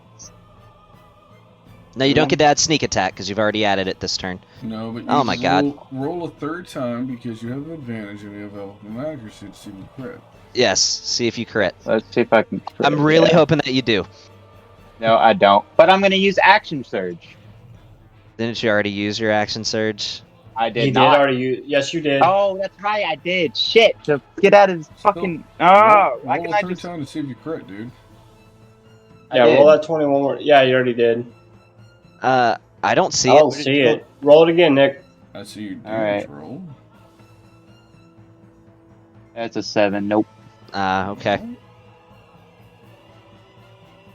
Yeah, you already Alright. action surged. Yeah, that's right. I did. That's the end of my turn. Alright, at the start of Kaleem's turn, rolling for recharge. He does not stick the recharge this time. So, let's see here. Just roll to randomize this. So that way I'm not targeting any one person. That's a 5 for Molly. Molly makes a dexterity saving throw, but I guess she... just to show she's the 5th from the top. Yeah, because we know the list. You guys can see the same thing I can at the top. So that's 14 points of damage. Halved. So Molly takes 7. Is it psychic damage? It's fire damage. Oh, no, she takes the full thing. Or no, she. So that would be. You said 7? Yes. It's 36. It was 14, but it's halved to 7. Yeah, 36 total damage is what I meant. So now this one's coming at Big Pappy. So he's making an attack to hit with a psionic bolt at Big Pappy. All right. Oh my god. And there's I'm nobody sorry. else left alive, right? No more enemies left alive. No. All right. Yeah, that's fine. I'm sorry. It's all right. Big Pappy can take it. That's 34 points of psychic damage to Big Pappy from that crit. All right. And he's using his last attack for a crush attack against... Who's number 7? That would be Lucas. Oh, Lucas, oh make a... And you're grappled by him. Make a strength saving throw with disadvantage. Oh man, it's not good to start with. Just proving. I rolled a 7. Not targeting anybody. I don't know what that means. That means you're the 7th from the top. As you can see, as you guys are lined up on the top. Alright. So you take... Oh god, that was a terrible roll. You take 13 points of bludgeoning damage. Alright. That makes it up to 55 for him. Is that the end of his turn? That is the end of his turn, yes. Big Pappy. No, it's Molly. I said Big Pappy. Why do you say Molly? Because it's Molly's turn, but if you got that's great. something, Big by all means. Pappy will shake his man titties hypnotically. And I need you to make a wisdom saving throw, please. Okay, he can do that off of his turn? He does it at the end of the enemy's turn as a reaction. Oh. That's 22. He fails. He fails? No. Oh, okay. The DC was 16. But if he had failed, he would have been hypnotized by Big Pappy's man titties and been charmed. Oh. I mean, how could you not? I almost want to give him disadvantage on it. But I'm not going to. That's, yeah, that's that. Alright, Molly can make an intelligence saving throw. DC 14. Oh, yeah, okay. Go, Molly. Let's see. Intelligence saving throw. Not 20. There you go. All right. Was it the end of her turn or beginning? That's at the end, And- unfortunately. Well, then it's her turn. All right, Raven. Keeping in mind, you have a gun. I know, and I need you to make a strength saving throw, please. As Kaleem? Yep.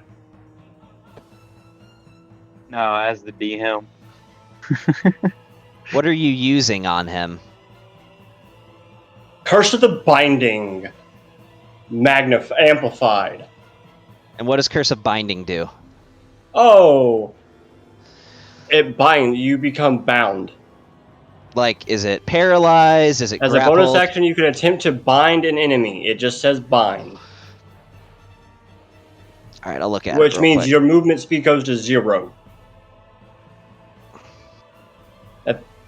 And with it being bound, it happens, and you can, because I amplified it, until you make a successful saving throw. And I gotta take damage for it, but that's okay. I'll take the 4 points. The end of each of his turn. Oh wow, yeah. His movement speed becomes 0. So it's Yep. that doesn't mean he can't do attacks and stuff, but a creature whose movement speed is 0 that is flying falls out of the sky. What did you get, Gavin? I'll What was your strength? What was your strength roll? just say that I rolled a nat 1. You got the DC 15. Yeah, make him roll a freaking strength roll for once, fucker. So he drops out of the sky, and with that bludgeoning damage, he's gonna make a what's higher for him? So he's gonna make an athletics check to reduce it, because I always let people do that when they fall. So he takes damage as if he had fallen 32. That is 3d8 bludgeoning damage that he takes. As for once, if you could see his facial expression, you would see that he acted for the first time in this fight. And I'm As he going takes- to. And he falls out of the sky. And I'm going to action dash. So it's your bonus action to do that? Yes, it is my bonus action. As a bonus action, I can. That's awesome. Yes. And that'll be my turn. Okay, so before Lucas takes his turn, you pissed him off. So he's using a crush against you, Raven. I need you to make a strength saving throw. That's only fair. I made you do one. Dude, maybe I should have took that freaking. Dude, it was at an Potion. 18 too. So you take 19 points of bludgeoning damage. Okay. As you just feel the psionic energy compress against your body, and it is agonizing. And now it is Hey. Lucas's turn. I still got you to the ground. That's what matters. You got him to the ground. So what is the... And it's not concentration. See.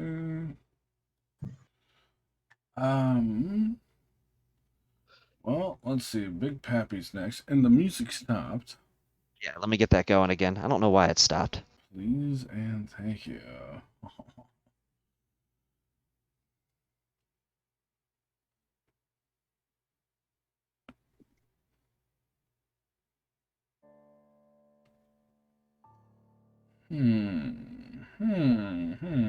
Parmi toutes les œuvres qui peuplent notre imaginaire, certaines proposent la Would he découverte. also be considered prone because he hit the ground? If you take damage from a fall, any damage at all, you automatically go prone.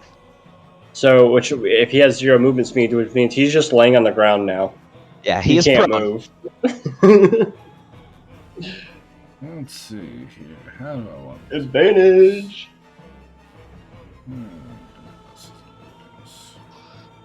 I just wanted to make sure everyone knew he was prone for those ranged people. So he is pro. He is prone with a 0 movement speed. Yeah. Alright, let's do the thing, and I will... The Cat of Catastrophe is now on the ground next to him. Yeah, that's all well and good. figure out how I want to handle this current situation. And you are considered grappled right now. I don't give a shit about crap. I just can't move. Wait, is that a concentration thing? Oh, it is. Water concentration. You make a concentration saving throw. Or concentration check. Well, that's a nat 20. I tried, Lucas. But he... I tried. How many times is he... No, he took damage from Bond, too. I apologize, Yeah, guys. he I'm really did. bad about remembering concentration. Oh my god. So I rolled a nat 1 on one of those concentration checks. Not sure I want to eat up one of my legendary resistances. Hold that. So Lucas, you are free. What about the dominate person that is put on Neston? Nesson, he should have had an intelligence save at the end of his turn. Next mine, go ahead and do that, bud. So like, you ain't gotta be. Is Neston even there? Has he fallen asleep in the chair? No, I'm still here. Oh, okay. Make an let's skip intelligence that. saving throw. Because That I don't ball believe you rolling. did it at the end of your turn. I'm just happy he's on the ground. Oh, that... Intelligence is my worst stat, and I get a -1. I'd have But to roll yet like he's a... the You doctor. have to roll a nat 15. Yeah, But yet he's a doctor.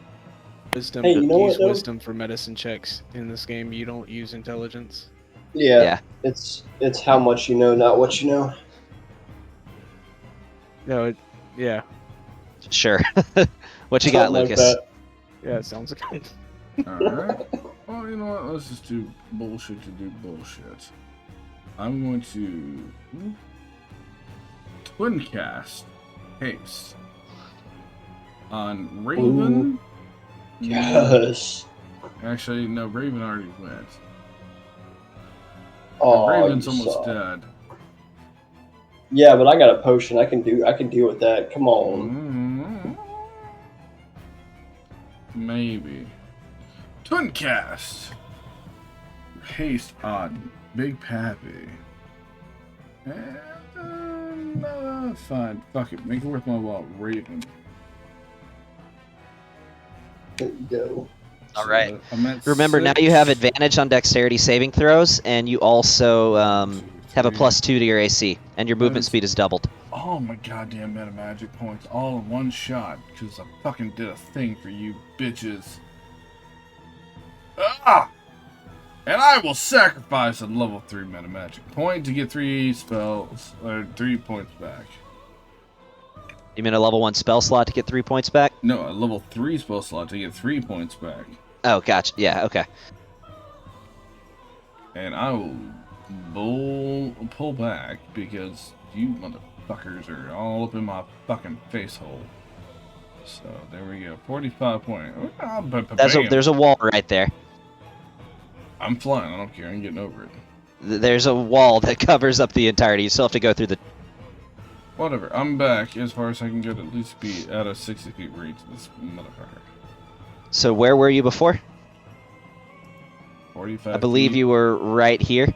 Yeah, why? Oh my god. I was here. Yes. But what I'm saying is you can't go through the wall. Tell me where I can go. I'm going where I see things. You'd have to go through the door. Then there. Look, I go there. Is Okay. that good? Yeah, that works. Alright, then get on my face.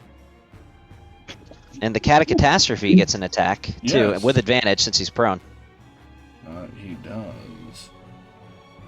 So, we'll do with advantage. We use a natural 20. Oh, natural 19, but still. So, and his bonuses to his bite is +5. That hits. Yeah, so that's 2d6 plus 3. And I need him to make a strength saving throw, so we're getting not prone. I assume we can just skip that. He's already prone, so... So he stays prone. So that's a 7 plus 3 for 10 damage. Yep. And that is the end of my turn. Okay. It's Big Pappy's turn. Big Pap. Hey, Mr. Flyboy. I see you down on the ground like the rest of us. And he's going to go over and sit on him. Is he literally going to sit on him? He's going to motherfucking sit on him. So I'm going to treat this like grappling. Give me an athletics check. He has advantage on that because he has a rune that does that.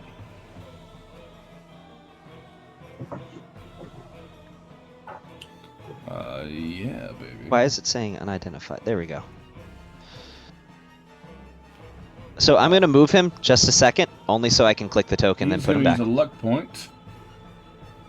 So 2 terrible rolls. A third terrible roll, but a 19. All right, I'm going to... Well, that's a nat 1. So yeah, he is grappled by Big Pappy. Well, as he is sitting behind my clapping cheeks, he's going to take 3 attacks with advantage. He's visibly peeved.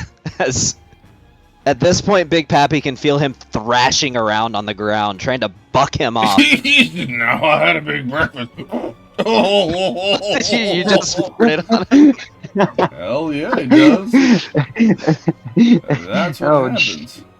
You do not want to end up between the cheeks of Big Pappy. It's just not where you want to be. So we're going to go ahead and do that. Shadam. Yep, that hits. With that. Double ones. Come on now. But we're going to follow up with, again, another attack. Yay.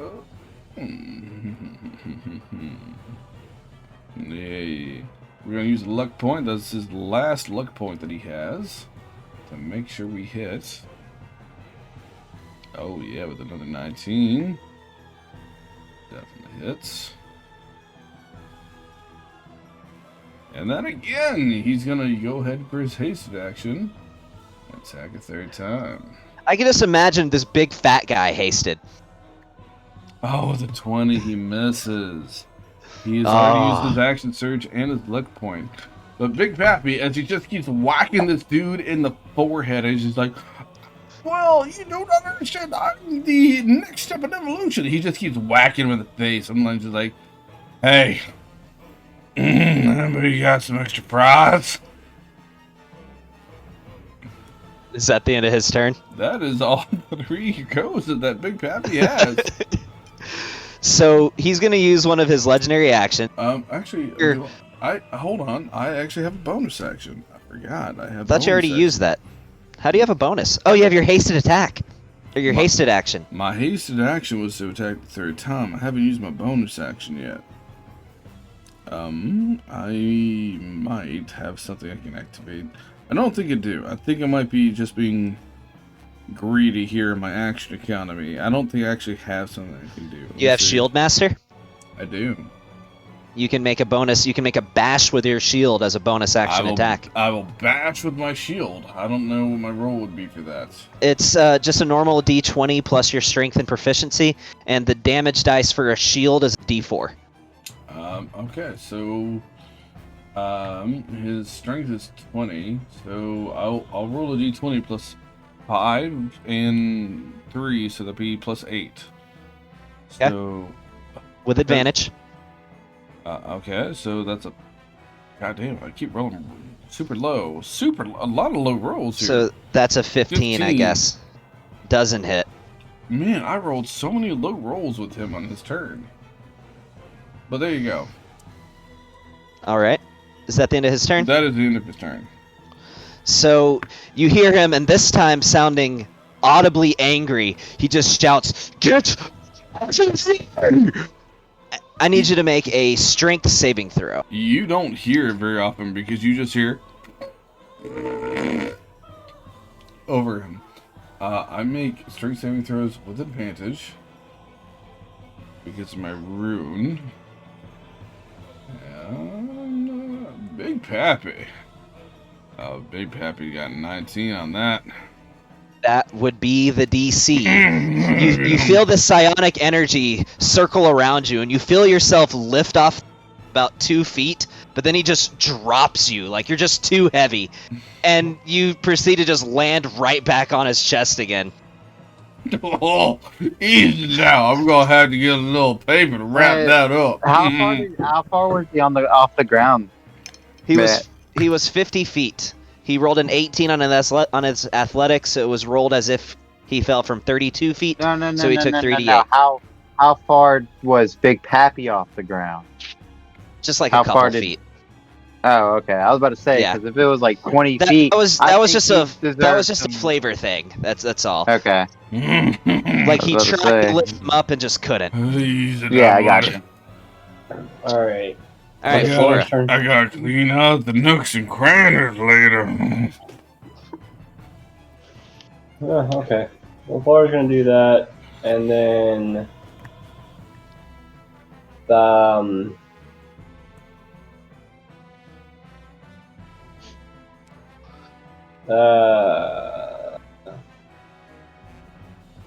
Best birthday gift ever. Let me play Big Pappy. and then she's just gonna move over here. Okay, that's it. Flora's done. Inspiring of somebody, my man. So at the end of Flora's turn, he's gonna try one more time, as he yells and says, "I said, get off!" Make another strength saving throw. This is his last legendary action. Tickling, baby. All right, that's with advantage on a strength saving throw. Oh, I rolled low. So you were lifted straight 30 feet up into the air. All right. Still kind of in this seated position, but... And it's Neston's... He is, but at least he doesn't have somebody sitting on him. So, Neston...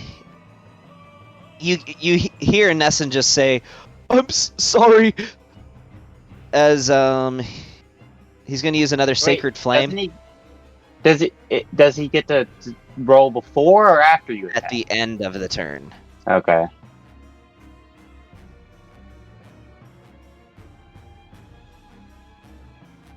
Dude, that was a lot of bad rolls for Big Pappy. That's like 5 bad rolls. So, Bon, no, he can't see you, so he won't attack you, so I'll move on to the next one. Raven, make a dexterity saving throw. With advantage. That's right, because you are hasted. True story, bro. You're welcome. Don't forget Well, to he's tip also your healers. prone. Or supporters? That's a success. So you see this bright white arc of flame just shoot from the sky straight down at you, and you just like roll out of the way. Wait, are you attacking as Neston? And now Neston can make an intelligence saving throw. He already oh, that's right. He failed it because he had negative. He has not pass. He needs to roll a nat 15 to get out of it. Negative. Top of the round. Anand. Anand has been holding on to good spells this entire time. Let me get to the right person. So in case you're wondering for radius, Big Pappy is 30 feet above him, so he's off the ground. Yeah.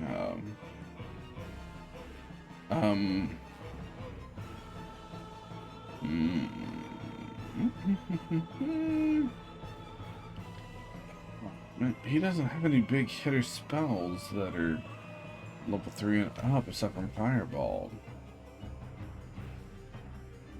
So let's do most minute meteors is what he's going to cast. It's his action, and then his bonus action will actually chuck one.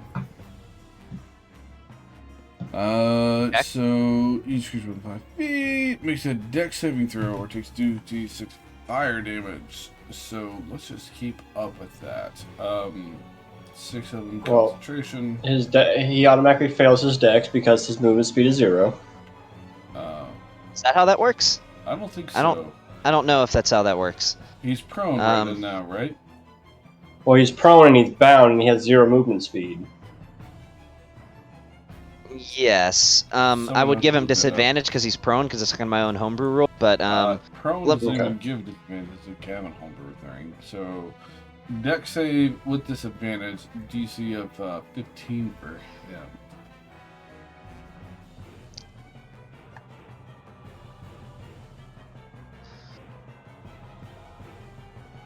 So he has to make a deck save, you said? Deck save, he'll throw a minute meteor. He'll either take 10 or half of that.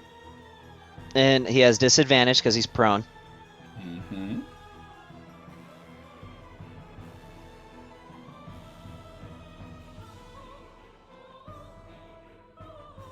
Well, that's a 12. He fails, so he takes 10 points of damage. Fire damage. Yes.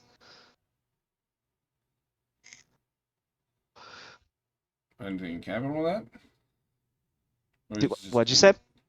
You said he takes... No, I mean, he takes the 10 points of... Oh, the stupid music stopped again. Yeah, I was making sure that didn't, like, cause anything. Alright. A nod will back up because it has a range of 120 feet for that. And that's his turn. Okay. Bond, you're up. Yes. Yes, Now, sir. keeping in mind, he knows where you are because you haven't hid since you made another attack, Well, but you can hide again if you would like. advantage on him. I get an advantage on him anyways. You also No, have, actually, you have disadvantage because You he's have prone. disadvantage because he's prone. Yeah, he's laying down. Hey, he's It's still a under the straight effect roll. of fairy fire. It's a straight roll. Because it's advantage and disadvantage. Disadvantage is he's prone. Wait, doesn't that cause doesn't that cause? Yeah, he doesn't have fairy fire anymore. Because you had to have concentration on that, don't you? No, but he Yeah, doesn't I know haven't where lost Bond concentration. Is. If Bond is hidden, he would have advantage. Yeah, I haven't lost concentration yet. I'm still holding on to fairy fire. But you became under You became his control. mind He slave. never said he ended the effect of fairy fire. So fairy fire is still in effect. You do got a point. Yep, Gavin, you never said it. You never said you were ending fairy fire. So That's a stretch. it's not. You never said it. I'm like, yeah, I understand what he's doing. Either way, Nick, you would still have a straight roll. What do you mean?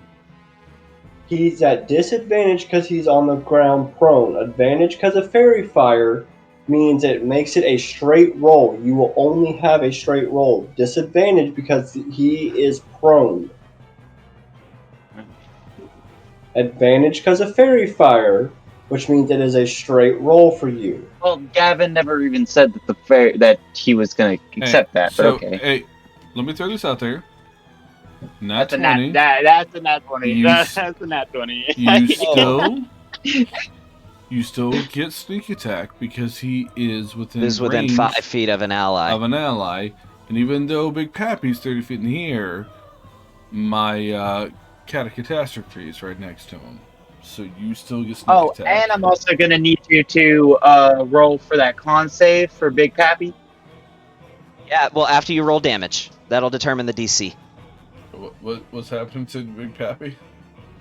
You're hovering in the air. And now roll sneak attack damage. Hold shift, and you rolled that damage on Big Pappy, so let me get that off of him. Oh, shit, yeah. But 19 points to Kaleem. Yeah. Oh, my. And now... Is Big Pappy Pig Cheeks about to come on down to Mr. Kaleem? It might. Now roll sneak attack damage. Ooh, that's a good roll. So that's 33 points of damage total. I think that's everything. No, that's everything. That's doubled. That's doubled. Yeah, it's doubled so everything. This is a DC 16 concentration check. Yep. I wanted you to roll it before I shoot him again.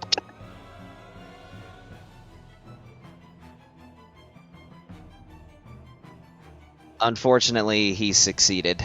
Damn. Okay. That's fine. That's fine. All right. Well, I'm gonna roll it again. That would have been real funny if Big Pappy, like Super Mario, clapped him, but... Come on, let Big Pappy That's a 4. get That's a miss.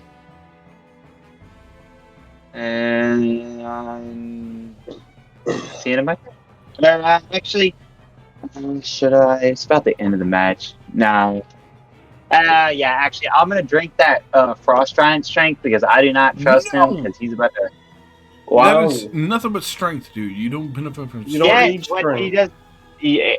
Okay, when he does his crush attack, Get it's the gonna fuck you. out of Okay. here. Use it for when Stop. you You need don't it. need that. Oh wait, Save it he's when too we far need away. it. He's too far away. He's That too is far a away. He can't rare do it. potion. Yeah. I should have drank it on the first. All right, it's Kaleem's turn. Rolling for recharge.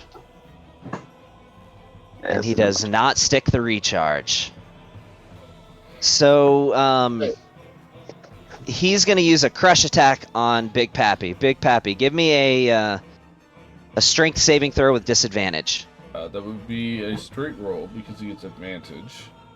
Okay. Why would he get disadvantage? Because you're grappled by him. It's kind of the effect of the spell. If he has I you got knocked grasped, up in the air. I didn't get grappled. You just knocked me in the air. you are grasped by him. So you have disadvantage on it when he uses a crush attack against you. There you go. Look at that. Fuck you. I take 7. So you take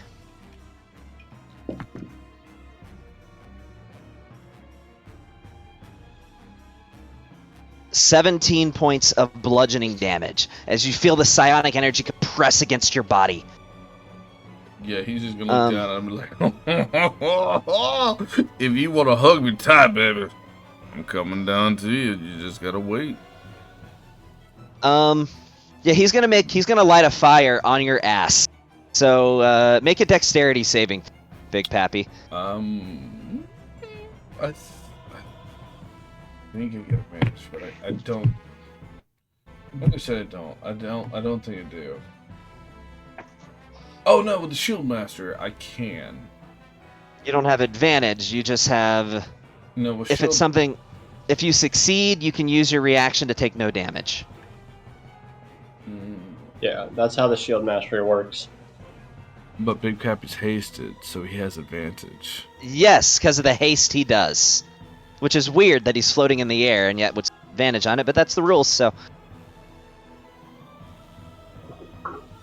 Aw, man. 15. So Big Pappy takes 13 points of fire damage as this fire's right on your. You're Super Mario after jumping in lava.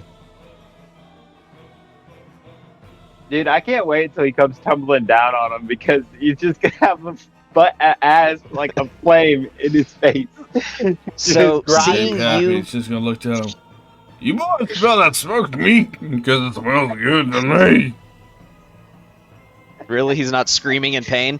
So seeing that Raven is an immediate threat, he's gonna cast a psionic bolt at Raven.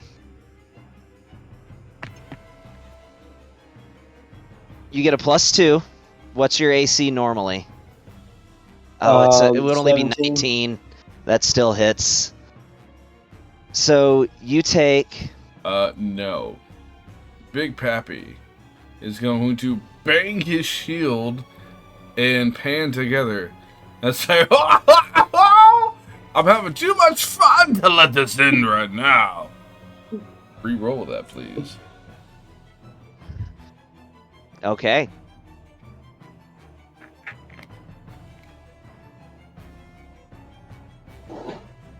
Ah, that still hits. So well, that's his reaction.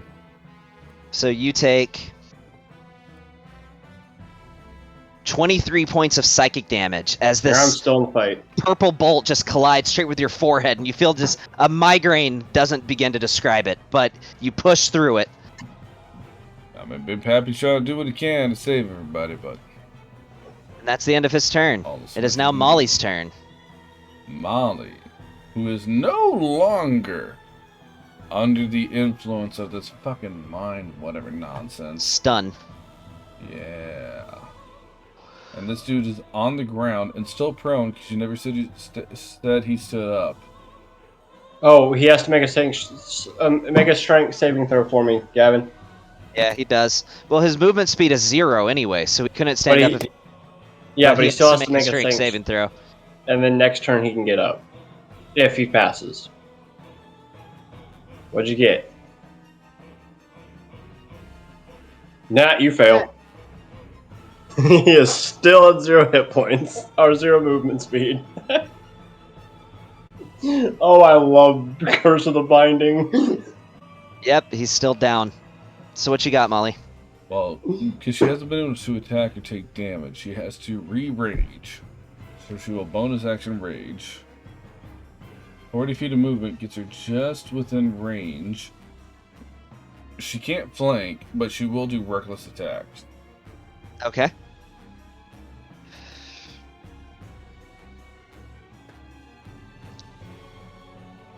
But she would have advantage regardless because he's prone. Oh, well, then she won't do reckless. So there you go. So she gets 2 attacks.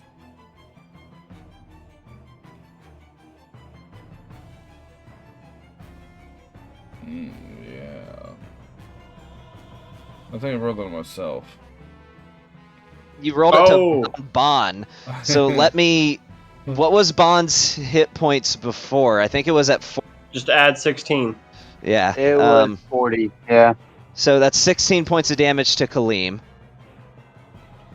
How are you rolling on me, dude? I'm like 100. I might have misclicked the thing.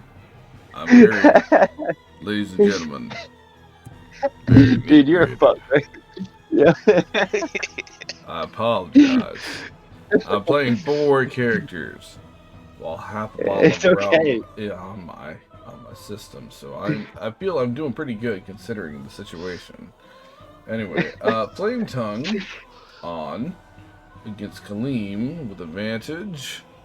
So if you add that 16, and then this one, we'll add this on Kaleem, not Pon, and then add 4 points for rage damage for 2 for each hit. Yeah. I am shocked you're keeping up with that. How are you I'm better at this game than anybody else in this room. I'm the only one in the room right now. Oh, okay. I'm playing. I want to let you boys know right now. I need you to understand this to know where your level's at. I am severely inebriated and playing 4 characters. Get on my level, bitches. Is that Molly's All right. Is that the end of Molly's turn? Bonus action, rage action, 2 attacks with rage damage. She is done for the moment. And I will say, Big Pappy is in the air, still enlarged, above both Kaleem and Molly. So when he comes down, he should be hitting them both. Okay. Because Molly's literally standing on top of Kaleem right now. Them cheeks are impartial when they come down. So I'm going to move. Wait. So you have flanking. Hold up. Save. For yeah. So that's 22 points of damage from 1 and 16. A DC 10 and a DC 11. I really want Big Pappy to fall on his ass. I really that's do. A success. I think we all do. And that's a success. Yeah. Damn, come on, bro. And Lucas does not have it in his fingers to be able to make him fail. So here we go. Full round of attacks. Because let's see if I can kill him. Yeah, and you got a hasted action, my man. Make it happen. I know. You can attack 4 times. I want Big It's Pappy to great fall because if right he on kills his him, I can just take the So credit first of attack. facing him. Oh yeah, that's alright. That's with advantage. So I'm gonna Yeah. roll that again. Make it happen, my man. 17. Oh, There you go. that hits. Oh, that's a nat 17 though. Plus 7 Yep. is 24. That hits. So he's gonna take that, and then he's gonna take some Crimson Right damage.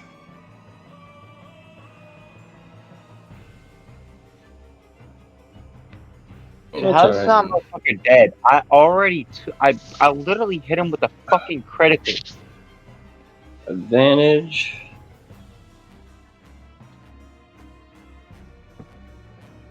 Nat 20! Oh my god. Nat 20! That's 2 critical, baby. Hey, let's set that roll. Hold up, before he does this, I want a roll for your. Oh, let me finish my damage Yeah, out. so 12, so that's a DC 10. I mean, I'm rooting Plus for you, but at the same this. time, I hope you don't kill him because I got another turn right after this. So That's another. Alright, he succeeds on both. Damn. Alright, and then he gets I get advantage. Here's the third attack.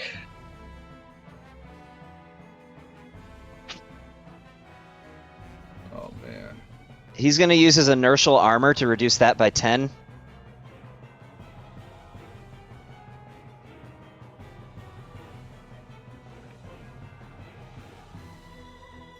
And then fourth attack. Oh, it's with advantage. Hold on, I gotta roll that again. Because advantage. So 14 plus 7. That is just enough to hit. And then he's gonna take some more of this. oh, but did you kill him? And then another thing of Crimson Right damage.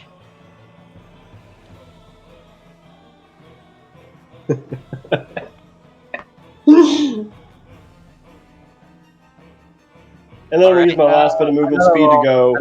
Last bit of movement speed to go back into this corner because fuck that shit.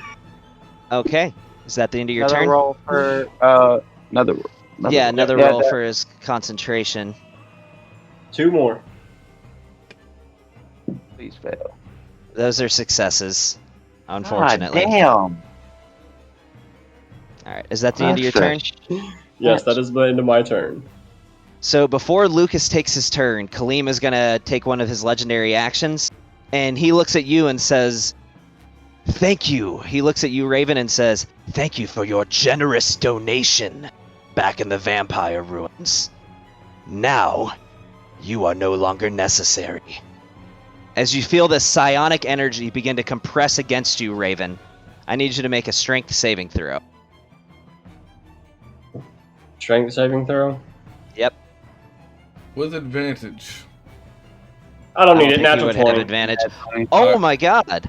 I already said it. Kevin. But So- Big Pappy, because I don't think Big Pappy uses reaction yet on this turn, would say that he gets advantage on the saving throw. He didn't need it. I got a know, natural 20. but he uses his he has to say beforehand. He uses a reaction to make him have advantage. But there you go. But I'm really sorry to burst your bubble, man. A success only means half damage. That's fine. I'm still going out with 2 fingers up. So you take that as you see Raven drop. And he says, "I already got from you what I needed." Oh, this motherfucker done took out my cap and he's fucking dead. Can I? That's fun for you. Hey Gavin, I need to know something. Can I distinguish where that reaction goes? I have What do you multiple mean? reactions to be able to use Big Pappy. He already rolled that 20. It's just on the current roll. All right, then if that's fine, I have different reactions I can do with Big Pappy. I can make him re-roll that, but since I saw him in a nat 20 on his initial roll, Big Pappy's going to choose to make sure that he rolls that damage onto Big Pappy. You can do that? He has several reactions he can use that are activated. So right you now. can make Raven not take any damage, and you Any take the damage at in all, his and place. I take all of it instead. Big shit. Pappy has a lot of different things he can do with his reaction. Oh shit. So Big Pappy takes Big 18 Pappy's gonna bludgeoning bang his damage. shield and pan together and say, "Not today! Oh, Big Pappy's got a lot of life left in him, boys!" And he'll take all the damage. When you begin to feel this energy compress against you, Raven, start to feel your bones begin to creak and break. You feel it suddenly lift as you see Big Pappy, and you hear this see him almost like twitching in the air as this gets redirected at him, and Kaleem is visibly confused. What? What just happened? How many points is that? That was 8. I already added it to you. It was 18 points of bludgeoning damage. All right. That's what happens when you're not alone, you dumb fuck.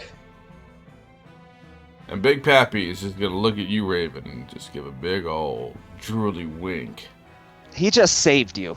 I got you, little lady. Thank you. By the way, Big Pappy is bleeding from every orifice possible, and he looks shitty as all can let out. But you already added it there, right, Gavin? You said? I already added it, yeah. You had 75 wounds before, so I added the 18 for 93. Big Pappy's fucked up. But alright, there it is. Big Pappy took the hit for you. So Lucas is now up, right? Yes. Alright. This is what we're gonna fucking do. Lucas likes Big Pappy. He sees how bad off everybody is. He's tired. He's so fucking tired. He's gonna walk right on up. You know what? Next time you want to fight us, actually fight us. Don't bring another one of your goddamn images. I'll go ahead and bring up another cat of catastrophe to eat his fucking anus. Another cat of catastrophe? Another one. Okay. So, they're gonna go ahead and attack. Both of them. And they both have advantage with the +5. So first one is a 16 to hit. That does not hit. Second one is a 7 to hit. That hits. No, I'm just kidding. That doesn't hit. All right, and then for my action, I'm going to go ahead and cast. I'm gonna throw a lightning bolt at him, which he has You're disadvantage. gonna throw a lightning bolt. Yeah, he has disadvantage on. Okay, even if you hit Molly. She can throw it on him without hitting Molly. No, it's going straight Oh, through. you got to. I will hit because I can arc it here and only hit one of my cat of catastrophes. So I'll hit one of the cat of catastrophes and hit him, and he has disadvantage on a dex save throw. Well, you could technically move one of your cat of catastrophes, and then it wouldn't hit it. I'm not doing that.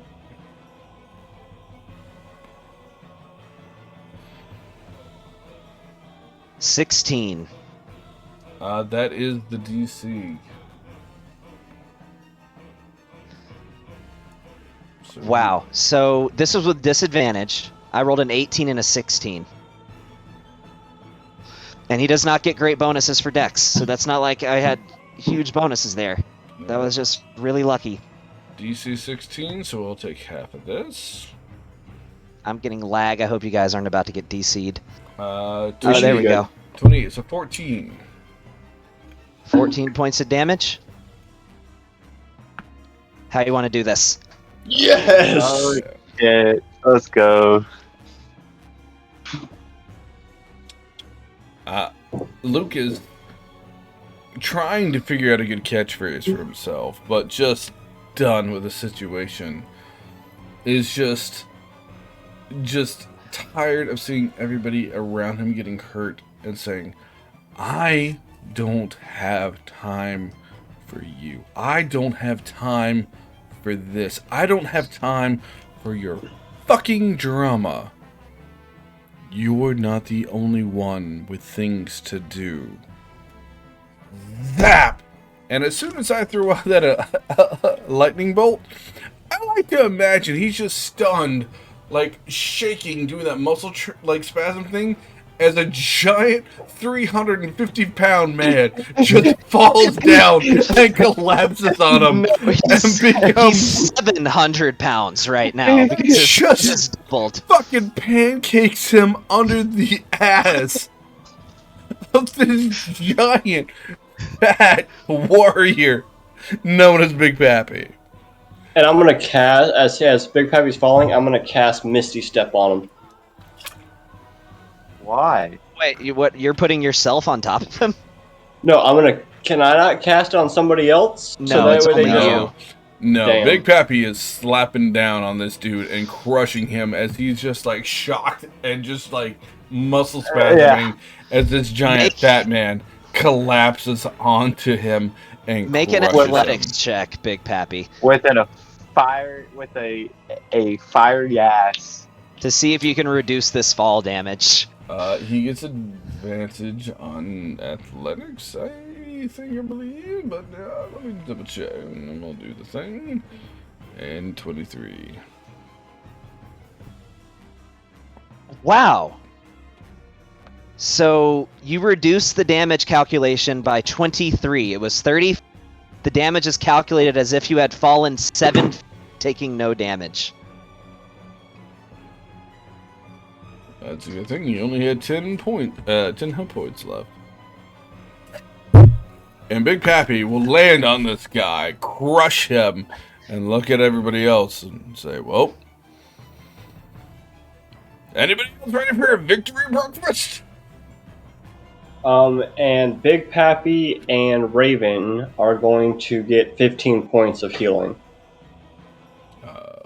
Okay. Mass Cure Wounds from Flora. Well, by the way, I know Neston had his thing of being in his vicinity to get a 1d4. Neston is no longer charmed. So, that's not the audio I'm trying to use. And if Reduce Big Pappy Molly to had 78. any damage, Molly gets 15 as well. And I believe Neston can take it as well if he needs it. Yeah. So Neston, Molly, Flora, and Big Pappy all get 15 points of health. Big Pappy looks slightly less fucked up than he did. But you can tell every time Big Pappy ate a hit and herself from you or anybody else, like he owned it. And he just didn't even act like it bothered him, but he's I can't believe he has thrashed. almost 100 hit points. Big Pappy is fucked up. That's what happens when you create a fighter, Nick. Like, I created a fighter paladin, and even taking only half, I had my fighter paladin has 105 hit points if I ever use them. Big Pappy at the end of the fight stands up. Well, I thought there'd be a little bit more to this, to be honest. And as he turns to walk away, you can see the head of Kaleem still wedged between his cheeks. And he's dragging the rest of his body like a tail as he walks to the side and stands in a heroic pose. I say we get back to the old drinks are on me, as long as someone can spot me. You all hear a voice in your heads and said, "If this was the best that you could muster, you will be ants before my godly true." And then you will hear it. A massive fart that overwhelms that as the body gets dislodged from Big Pappy's cheeks. This is all that you are capable of. You might as well just let me kill you. Fuck You'll off. find it is far less agonizing. Fuck off. And again, this is a long, drawn-out fart as Pappy begins to descend into a smaller form. And his fart is just... An hefty one. It was unwise for you to want to retreat for now. My vendetta extends to you.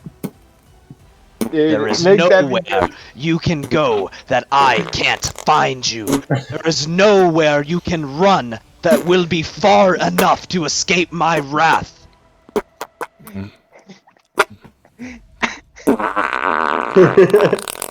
So, hey, Gavin, what did you think about that Curse of the Binding? That was clutch. Dude, I was looking for something to put them on the ground. I was like, 0 hit points, they fall. Done. Or 0 movement speed, done. I wished, honestly, that I would have used my legendary... Like something else was going to come my way that I needed to hold on to it for. Dude, that was perfect. I was like, yes. And guess what, Gavin? It doesn't matter how many resistances you use, I can do it as long as I take the hit points for it. I can do it over and over again. There's a certain amount of times that you can do a curse. Yeah, I can do it twice. 5. Yeah, 2 to 5 times, depending on the level. 2 to 5. Yeah. But it doesn't matter. Dude, I was looking for something to put him on the ground. So before we end, Lucas and anybody else, I would like to go ahead and search the area to see if there's anything in this zone between the previous adventures that have been here and Kaleem's avatar. Yeah, I would like to search too. So the avatar reverts back to its previous form, but it's just squashed at this point. That body is completely pulverized, and if it was alive before, it's not alive anymore. And that's a 20 for perception to look through, start looking through bodies. Other adventurers in the bodies that have been here, is there anything of any interest that is left behind? Gold, any of that. Well, let's see. I'm super broke. Oh, and I'm gonna collect all of the badges so that way I can turn them in. Also, that's kind of like collecting dog tags, kind of thing. Yeah, well, they can, so that way they can honor the ones that have fallen. Right. I also. So you'll never believe this. I rolled with a multiplier of 10 to see how much gold you would get off of these, and this is a D100. On a D100. Well, I have a D6 you can roll. So you get, these guys apparently must have just been super. You get 10 gold total from all of these corpses. These were the lowest of the low, and you now completely understand why nobody was coming back. Well, that's fine. I'm still taking the badges just so I can turn them in and they can honor the ones that have fallen. Is there any magical items? Let me roll another D100 here. I'm going to take the time to cast Detect Magic, and also I will Yes, so I rolled well enough for there to be an uncommon item that you're able to find. Let's see what we get on the randomizer. Also going to take the brain matter of the one that was being harbored by Kaleem. 3, 4, 5, 6, 7, 8, 9, 10, 11, 12, 13, 14, 15, 16, 17, 18, 19. Actually, you are. 21, 22, 23, 24, 25. Hey, who votes that Big Pappy joins us on every single Kaleem fight, or whatever his name is? By the way, Kaleem fight. I would like to know, in all honesty, what did y'all like of Big Pappy? That was pretty cool, man. Dude, he had some good-ass shit. I'm not gonna lie, you built him pretty damn well. Big Pappy is a very supportive fighter that I made. So, but if he can y'all like also him, deal like hefty amounts of damage. Like he did pretty like. He's a big fighter, but I'll be honest, he has like 8 different reactions that are all support level. So, and how many badges did I find as well? His whole cloud thing, he can use a reaction to just constantly give out either an advantage on the saving throw or an advantage on attack roll. 32 badges, by the way. Okay. That is a lot of fucking dead adventurers. Yeah. Hey, I'm still taking them. Well, this is interesting. So this is what you get on the randomizer. they were all seemed to be pretty green, but you found something kind of interesting. A bag of tricks.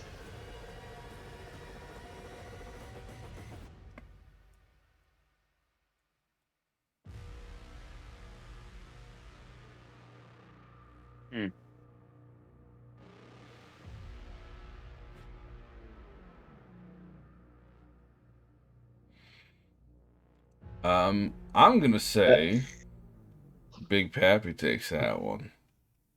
That's fine. So just letting you guys know, for balance reasons, Big Pappy can't just like join you permanently. If you want him as a crew member, sure, but he can't just go with you on all your Big Pappy contacts. has places. I'm gonna walk up to Big Pappy, hand him a slip of paper with where the ship is, and says, "If you would like to join us, here's where my ship is. Join them." Listen, Lily, I like the cut of your job, but Big Pappy's on a journey. I'm sure we'll meet again, but I'm sure we will. Big Pappy's gonna do what the journey requires of Big Pappy himself, if you know what I mean. Well, Big Pappy, drinks on me tonight. Let's go. And if you need a ride anywhere, you know what you're getting into. I'll drink with you. Well, Big Pappy drinks with anybody that wants to join him in that company. You know what I do enjoy everyone here. So if you want to drink with me, well then you've made the right choice for the evening.